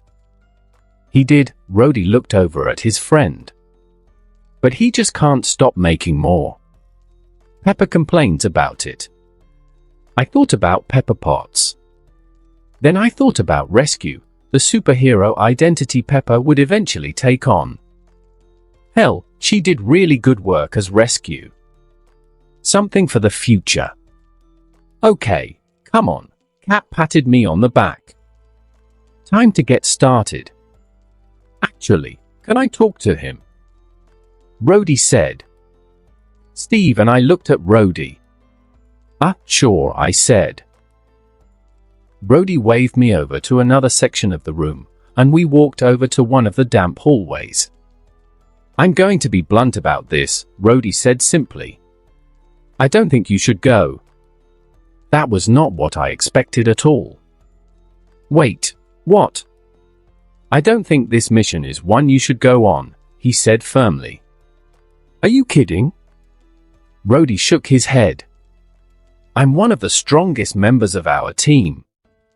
I mean, I know I'm new, but I can do a lot of good. I'm not saying that hell, I'm already on Hydra's hit list, I deserve to fight. And kill? Because this isn't a fight. This is a war, Rhodey shook his head. I know you're powerful. Natasha told me what you could do. But I remember what my first kill was like. And it doesn't matter what happens, it still changed me. I don't want that changing you too. I heard footsteps behind me. When I turned, Steve and Sam were standing there. You guys agree with him? Sam didn't say anything, just looking between Rhodey and me. Steve opened his mouth, then closed it after a bit of hesitation. "It's not about how powerful you are," Rhodey said. "But if you join, then there will be a point where things will come down to killing or dying. And if I allowed you to just dive into this without warning you about what could happen..." He trailed off. I looked at Steve. Cap, he held up a hand. I stopped talking. "Are you going?" "Yes," I didn't hesitate. "I know I might have to kill people. I don't like the idea. But I can't stand by and not help." "Yeah, I know what that's like." Steve shook his head. "I felt the same way when I joined." "Same," Sam said.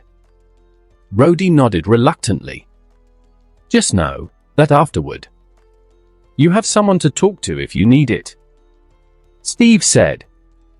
"I still don't like it," Rhodey said. "I know," I told him.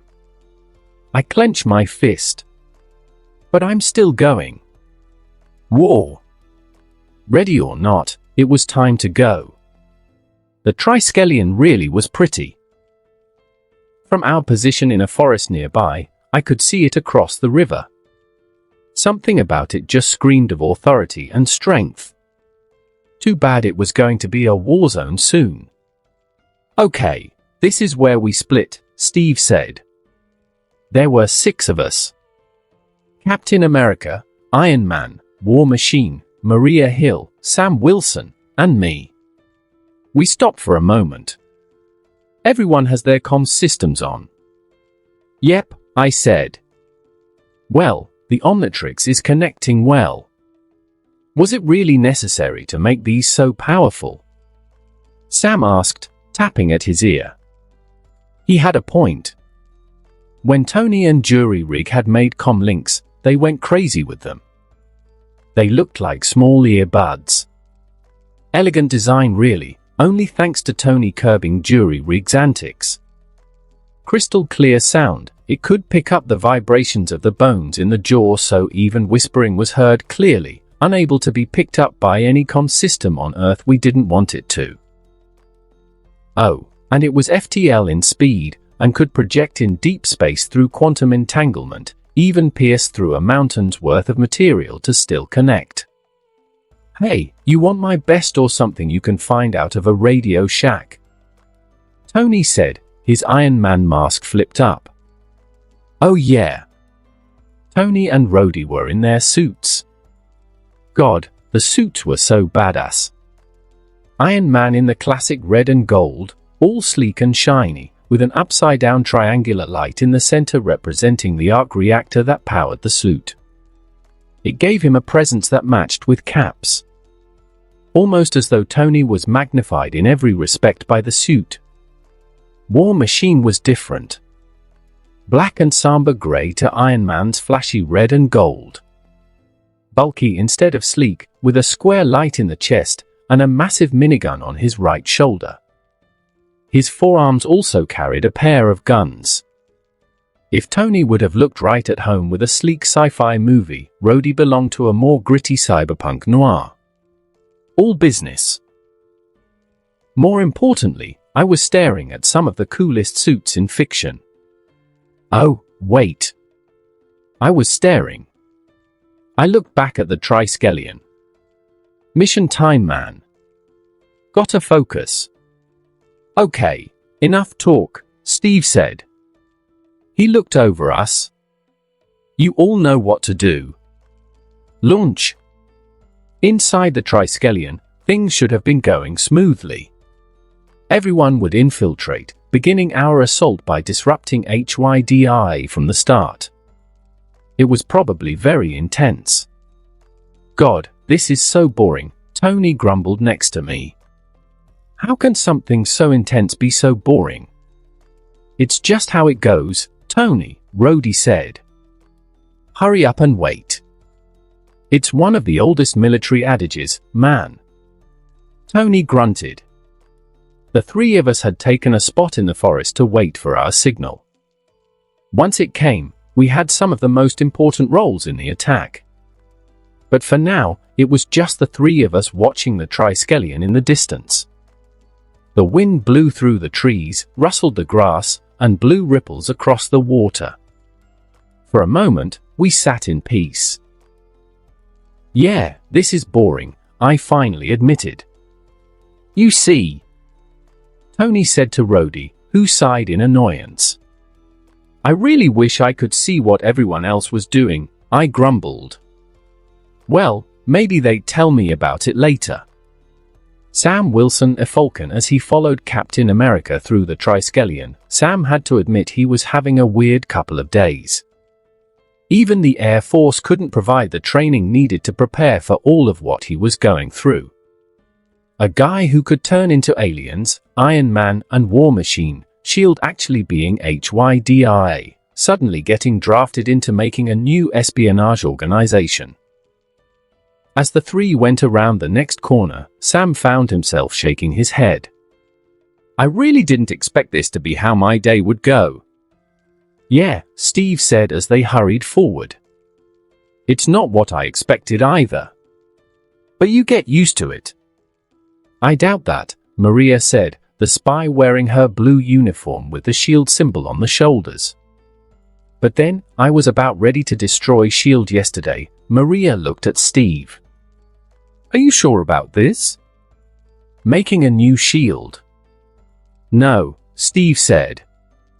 They turned another corner. "But we do need something. Once the dust settles, we can decide what to make of it all. For now, let's hope the toys Tony and Mahmood made pull through." "I hope so." Sam looked at the device hanging on Maria's hip. "It doesn't look like much." Maria looked down as well. The device looked like a metal pirate symbol, with an X welded haphazardly attached to the back of a bulbous object reminiscent of a human skull. "Doesn't matter how it looks," Maria said. "As long as it works." At that moment, she raised a hand holding a square object and pressed a button. They came to a door, Sam pulling out one of his Steer SPP machine pistols, Maria a Glock 19, and both pointed the gun at the door, Steve in between them, shield at the ready. The door opened to reveal a skinny young man with dark skin, wearing a S.H.I.E.L.D. uniform and hat. He stared at them in shock. "Excuse us," Steve quipped. The young man raised his hands up and stepped aside hurriedly, letting them pass. "Okay," Steve said as he stepped inside. The technicians in the room turned and stared at him. "I'm going to need this room. If you all could kindly head out, I'd appreciate it." Whether it was the guns, Steve's politeness, or the dichotomy of both, the technicians ran out of the door. "Okay, Maria," Steve nodded towards her. Maria nodded back, heading to a computer while taking the device at her hips in her hands. "I'll watch the doors," Sam said. He moved to the center of the room and pulled out his other gun. "Do your thing, Steve." On it, Steve waited until Maria had plugged in the device. It came to life. "Ready when you are, sir," X said from his newly modified home. "Okay." Steve took a deep breath. Then he hit the intercom. And X began his work. A British voice spoke from the device. "This is Jarvis. We are beginning our assault, Miss Hill." "Yeah," Maria stared at the screen as files began to pop in and out of existence on the monitor. I can see that. I really hope we didn't just upload Skynet," Sam whispered to himself, trying to stay ready. Steve sighed. "For once, I don't feel good about understanding the reference." I was picking up strands of grass from the dirt out of boredom when Steve's voice came out of the Omnitrix. I scrambled up to my feet, looking over at Tony and Rhodey. With a whir of noise, they stepped forward. "Okay," I said softly. "Let's go." Sam Wilson Falcon Sam turned toward Steve, ready to say something. Then Steve began to speak into the intercom. and Sam stopped to listen in silence. Attention, all SHIELD agents. This is Steve Rogers. You've heard a lot about me over the last few days, some of you were even ordered to hunt me down.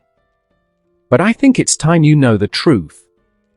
SHIELD has been infiltrated. Steve looked over at Maria, who nodded. Hydra has infiltrated SHIELD. Alexander Pierce is their leader. Natasha Romanoff's Black Widow, disguised as Councilwoman Holly, looked at Pierce at the same time as the other council members did. Pierce looked back at them. The man smiled slightly as Steve continued to speak. He had the audacity to shrug slightly, an "or shucks" sort of shrug. She almost smiled at that. As much as she couldn't wait to kill him, she had to admire how calm he was. Not as much as she admired the calm, smooth-toned Steve used to speak over the intercom, however. As she shared a look with Councilman Yen, who winked at her. All the while, Steve continued to speak. The Strike and Insight crew are Hydra as well. I don't know how many more, but I know they're in the building. Sharon Carter's Agent 13, they could be standing right next to you. They almost have what they want with the help of the Insight helicarriers, absolute control.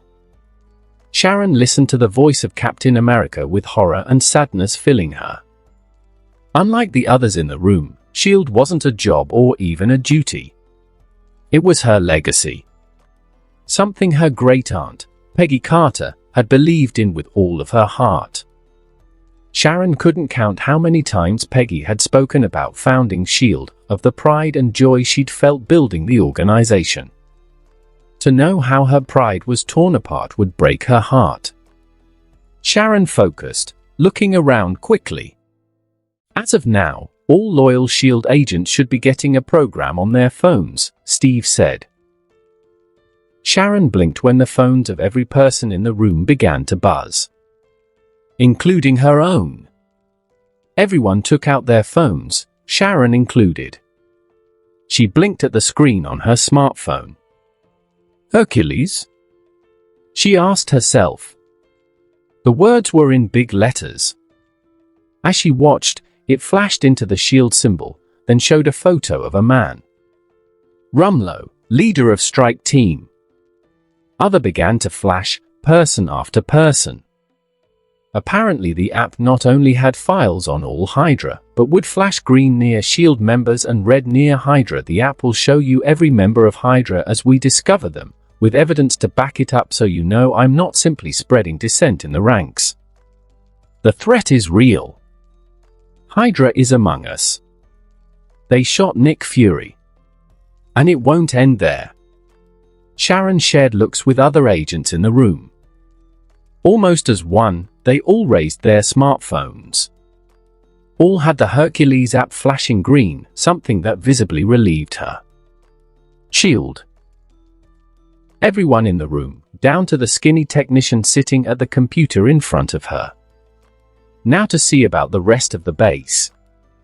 Robert Gonzalez, commander of the Iliad Gonzalez, had been working for SHIELD for decades. The only time he'd ever stopped was when his wife died, only to return to service 3 years later. He was proud of the work he'd done. He worked on the Iliad now, an aircraft carrier built for SHIELD to do its work across the world. He had seen many strange things in that time, sitting at the bridge of the carrier. And yet, he had never heard of anything like this. When the voice of Captain Steve Rogers suddenly began to come out of the intercom of his ship's speakers in the middle of a routine patrol, he didn't know what to think at first. It was clear he was in the Triskelion based on what he was saying. He stood on the bridge of his ship, listening as Steve Rogers explained that Hydra had infiltrated SHIELD. Hydra, the boogeyman that was supposed to be dead. When Gonzalez received the Hercules app, so did 10 others in the bridge. 6 crewmen, however, very obviously did not. For a moment, everyone looked at each other. The Hercules app helpfully flashed photos of the 6, apparently basing the decision on proximity. Then Gonzalez reached for his sidearm. The six tried to do the same. And all over the world, the same thing repeated itself again and again. Some Hydra surrendered. Others died. Some escaped. But no agent of Hydra was immune to Hercules' sight. Sam Wilson, a Falcon, if you allow the helicarriers to launch today, Hydra will be able to kill anyone that stands in their way, unless we stop them. Steve breathed deeply. I know I'm asking a lot, but the price of freedom is high. It always has been. Sam watched as Steve spoke. For a moment, Steve Rogers seemed to shrink. As though he had taken on so much, too much, as though he realized how much he'd been through. Steve Rogers staggered under the weight as Sam watched. But before Sam could say anything, before he could step forward, the man raised himself up. Steve took a deep breath, and Captain America spoke. And it's a price I'm willing to pay. And if I'm the only one, so be it. He looked at Sam and Maria. The pair gave him determined nods. He returned. But I'm willing to bet I'm not. Steve turned off the intercom. Sam stepped forward, smirking at Steve. Did you write that down first, or was it off the top of your head? I was an actor once, Steve said with a smile. They stepped towards the window. High in the sky, two dots could barely be seen, one slightly larger than the other. Both flew towards the hangar bays of the inside helicarriers. Now, let's watch for a bit. According to Mahmood, this will be quite a sight. Steve held a hand to his ear. Dial, shut him down. Mahmood shard, Dial got it. I yelled. I didn't have to yell, technically. While I didn't have a comm link, the Omnitrix was advanced enough to pick up my voice with ease. But when you're soaring through the air at high speed, yelling is just the only way to speak. Sorry if the ride's a little rough, Rhodey said. Nah, this is awesome. I was behind, held under my armpits by War Machine as Iron Man flew next to us. We were crossing hundreds of feet over the water, my legs dangling in the air. Focus up, Tony said. Jarvis, we good? Yes, sir, he said. X and I have sent the Hercules app throughout the world, shut down Hydra communications devices, and begun stage 2 of our attack. Okay, I breathed in the cold air. Drop me. Good luck. Rhodey let me go. Just like that, I was falling through the air at high speed. For a moment, all I could see was the hangars below. 3 of them, hiding under the water, but visible from above. A glint of sunlight shone off the river, forcing me to squint. Then the roaring noises of rocket boots came close. Iron Man flew by on my left, zooming towards the hangars. War Machine passed on my right. The 2 men of iron opened up shoulder hatches on their suits, firing rockets at the hangars on the left and right. When the explosions opened holes in the hangar bay doors, water from the river began to rush inside, creating waterfalls into the hangar. Rhodey and Tony flew into the openings they'd created. Which meant it was my turn. I reached for the Omnitrix and activated it. Flesh and bone became shining blue-green crystal. Diamond head. I pointed my hands at the ground and turned my arms into cannons. As I dropped towards the earth, I started shooting crystals at the hangar's bay doors. Each one the size of a knife, they sliced easily into the steel doors. Hundreds, covering every surface I could shoot of the doors. And as I fell towards them, I made them grow. Like a fast motion video of water freezing, the crystals grew at a rapid pace. They joined together, then got bigger. Soon the 3 doors were covered in crystals dotting their surface, each the size of a car or bigger. Not good enough. Bigger, bigger, bigger. I stopped shooting the crystals, instead focusing on their growth. They shot upwards to meet in the middle towards where I was falling. One of the crystals shot directly at me as hundreds of spears rose up into the sky, glimmering beautifully in the light.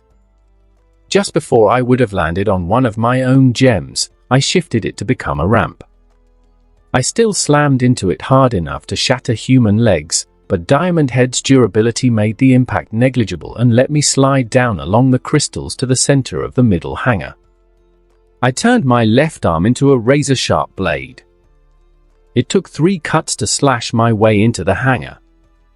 I dropped in, slamming into the asphalt of one of the Insight helicarriers below. I bent my knees on impact, a crater getting created by my drop. I looked around. The Insight helicarrier had crates, Quinjets, and men dotting its flight deck. The island, or command tower of the ship, was across from me. I stood on the middle of the ship.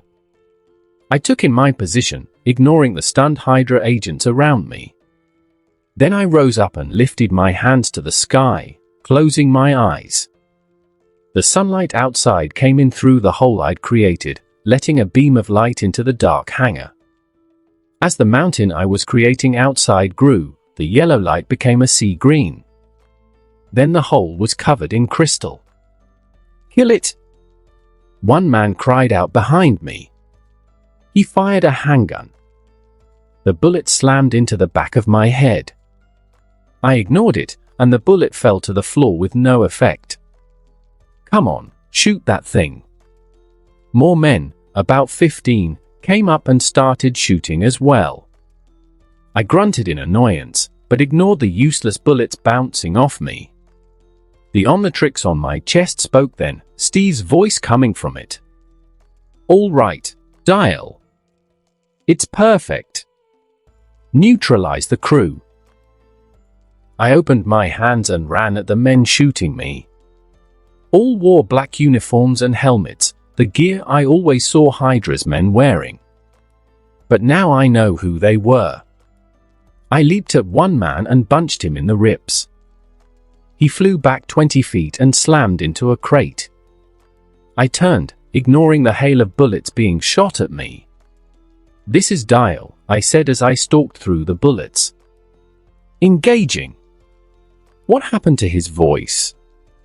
Tony asked. Did he go through puberty again? I ignored him. Instead, I grabbed a soldier by the front of his uniform and kicked his right kneecap in. As he screamed, I lifted him up and threw him at one of the other men, sending them both to the ground.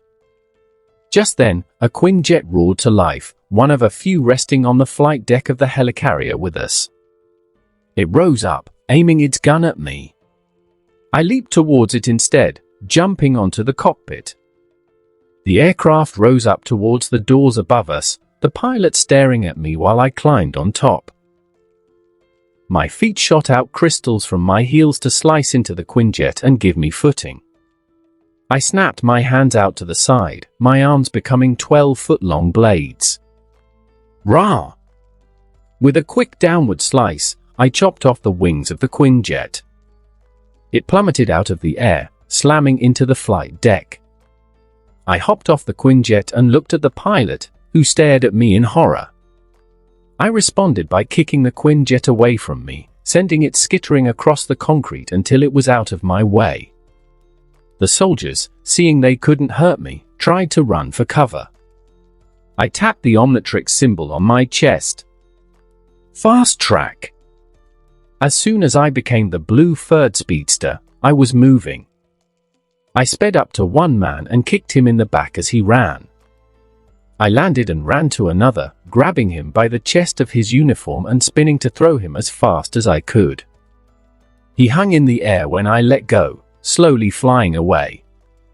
I ran to another bunch, about 5 men, and began hitting them. I kicked one in between the legs at super speed. One I punched in the chest quickly at man style.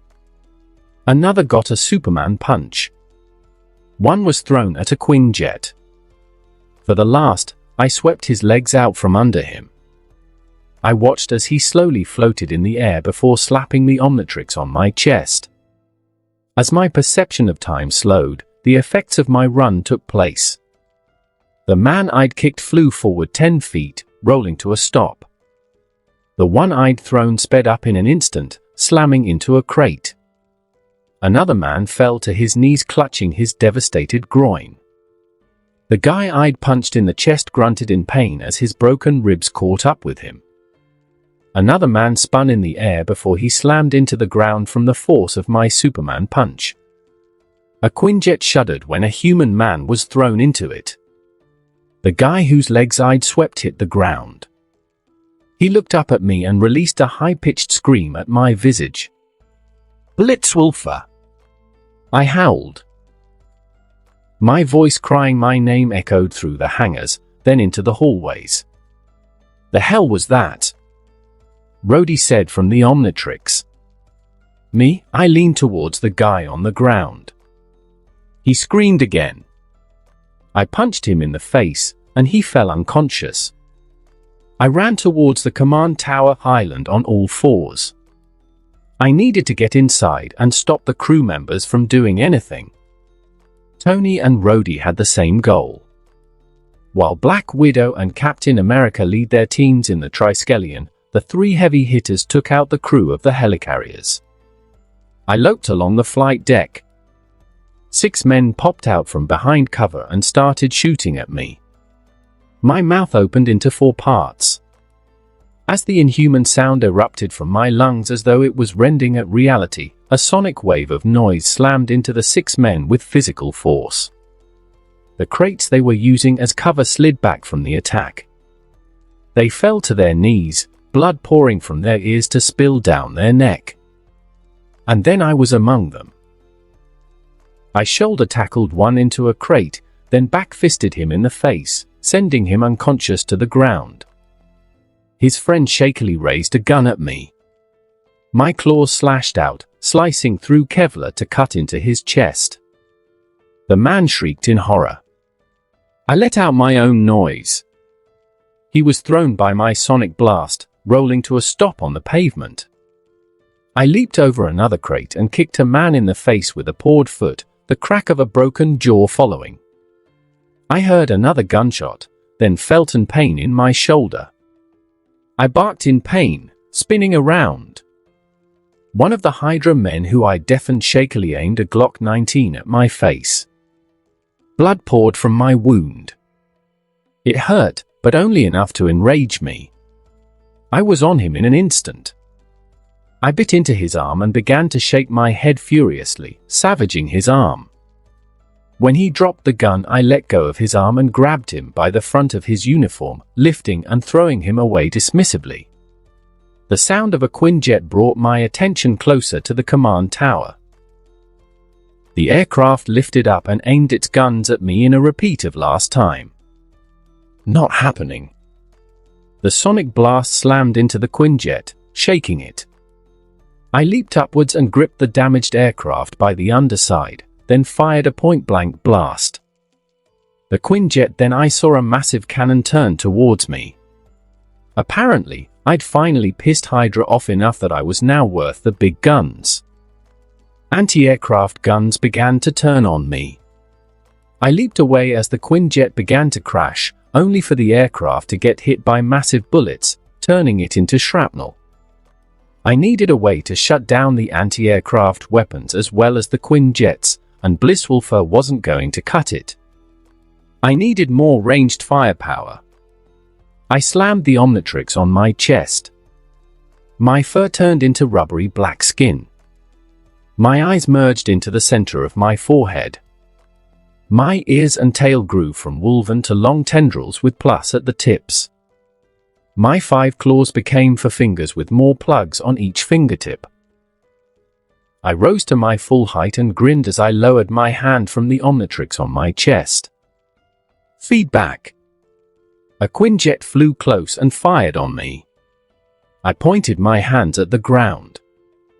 The energy in my body, a storm of power like none of my other aliens could even think of matching, fired from the plugs in my hand and launched me into the air in one electrical streams of power. I flew on the blast of blue energy and landed on the Quinjet's cockpit as it continued to fire. I held a hand up and grinned at the pilot. At some point, you guys are gonna run out of Quinjets for me to destroy. I felt the power running through the Quinjet.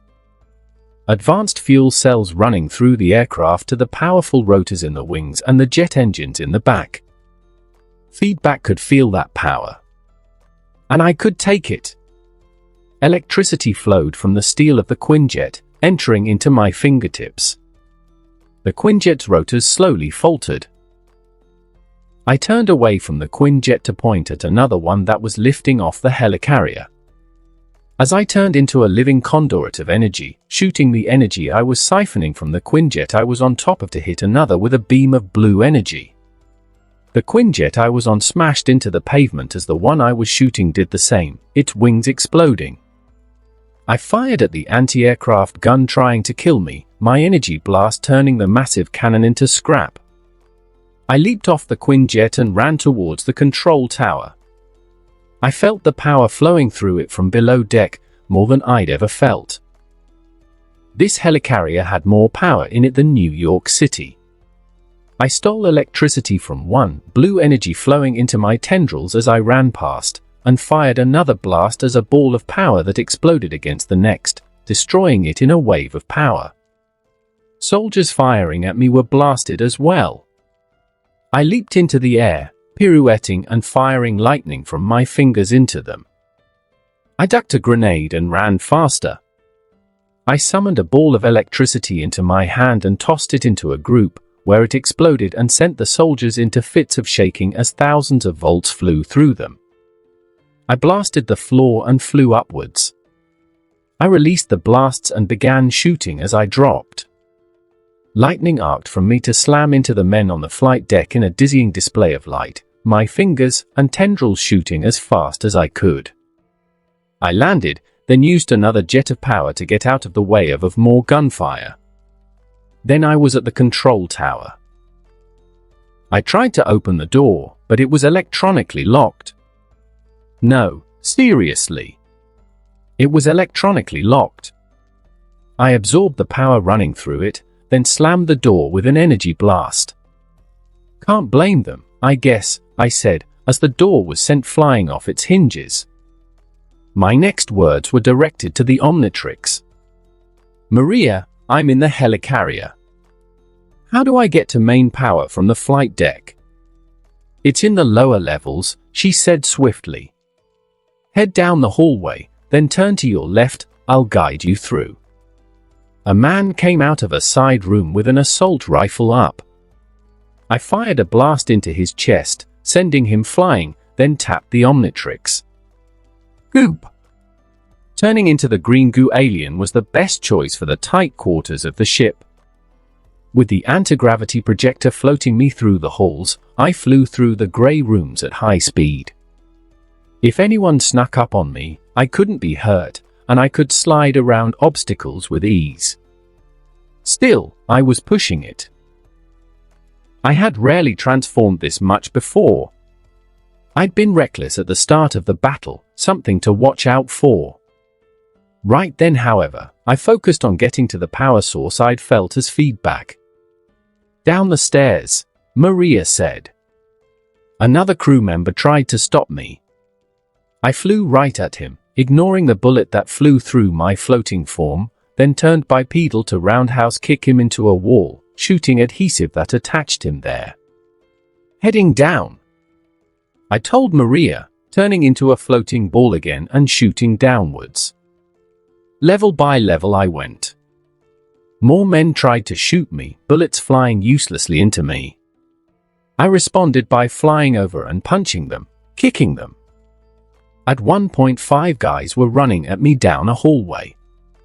I fired a stream of acid goo at the floor and watched as the metal floor melted in seconds to drop them a level below, then leaped after to shoot them with adhesive as they lay there.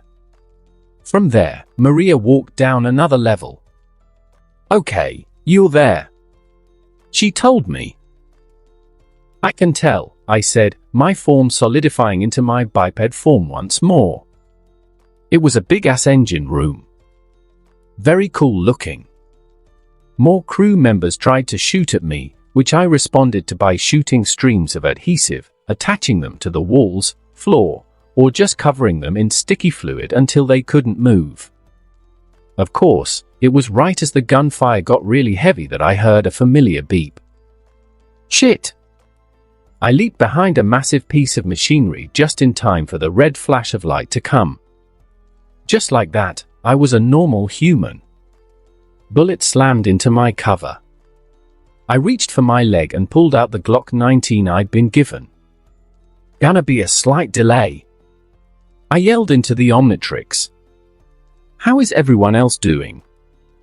Been an interesting day. Sam yelled back, giving me a brief overview as I tried not to get shot. And that concludes this episode.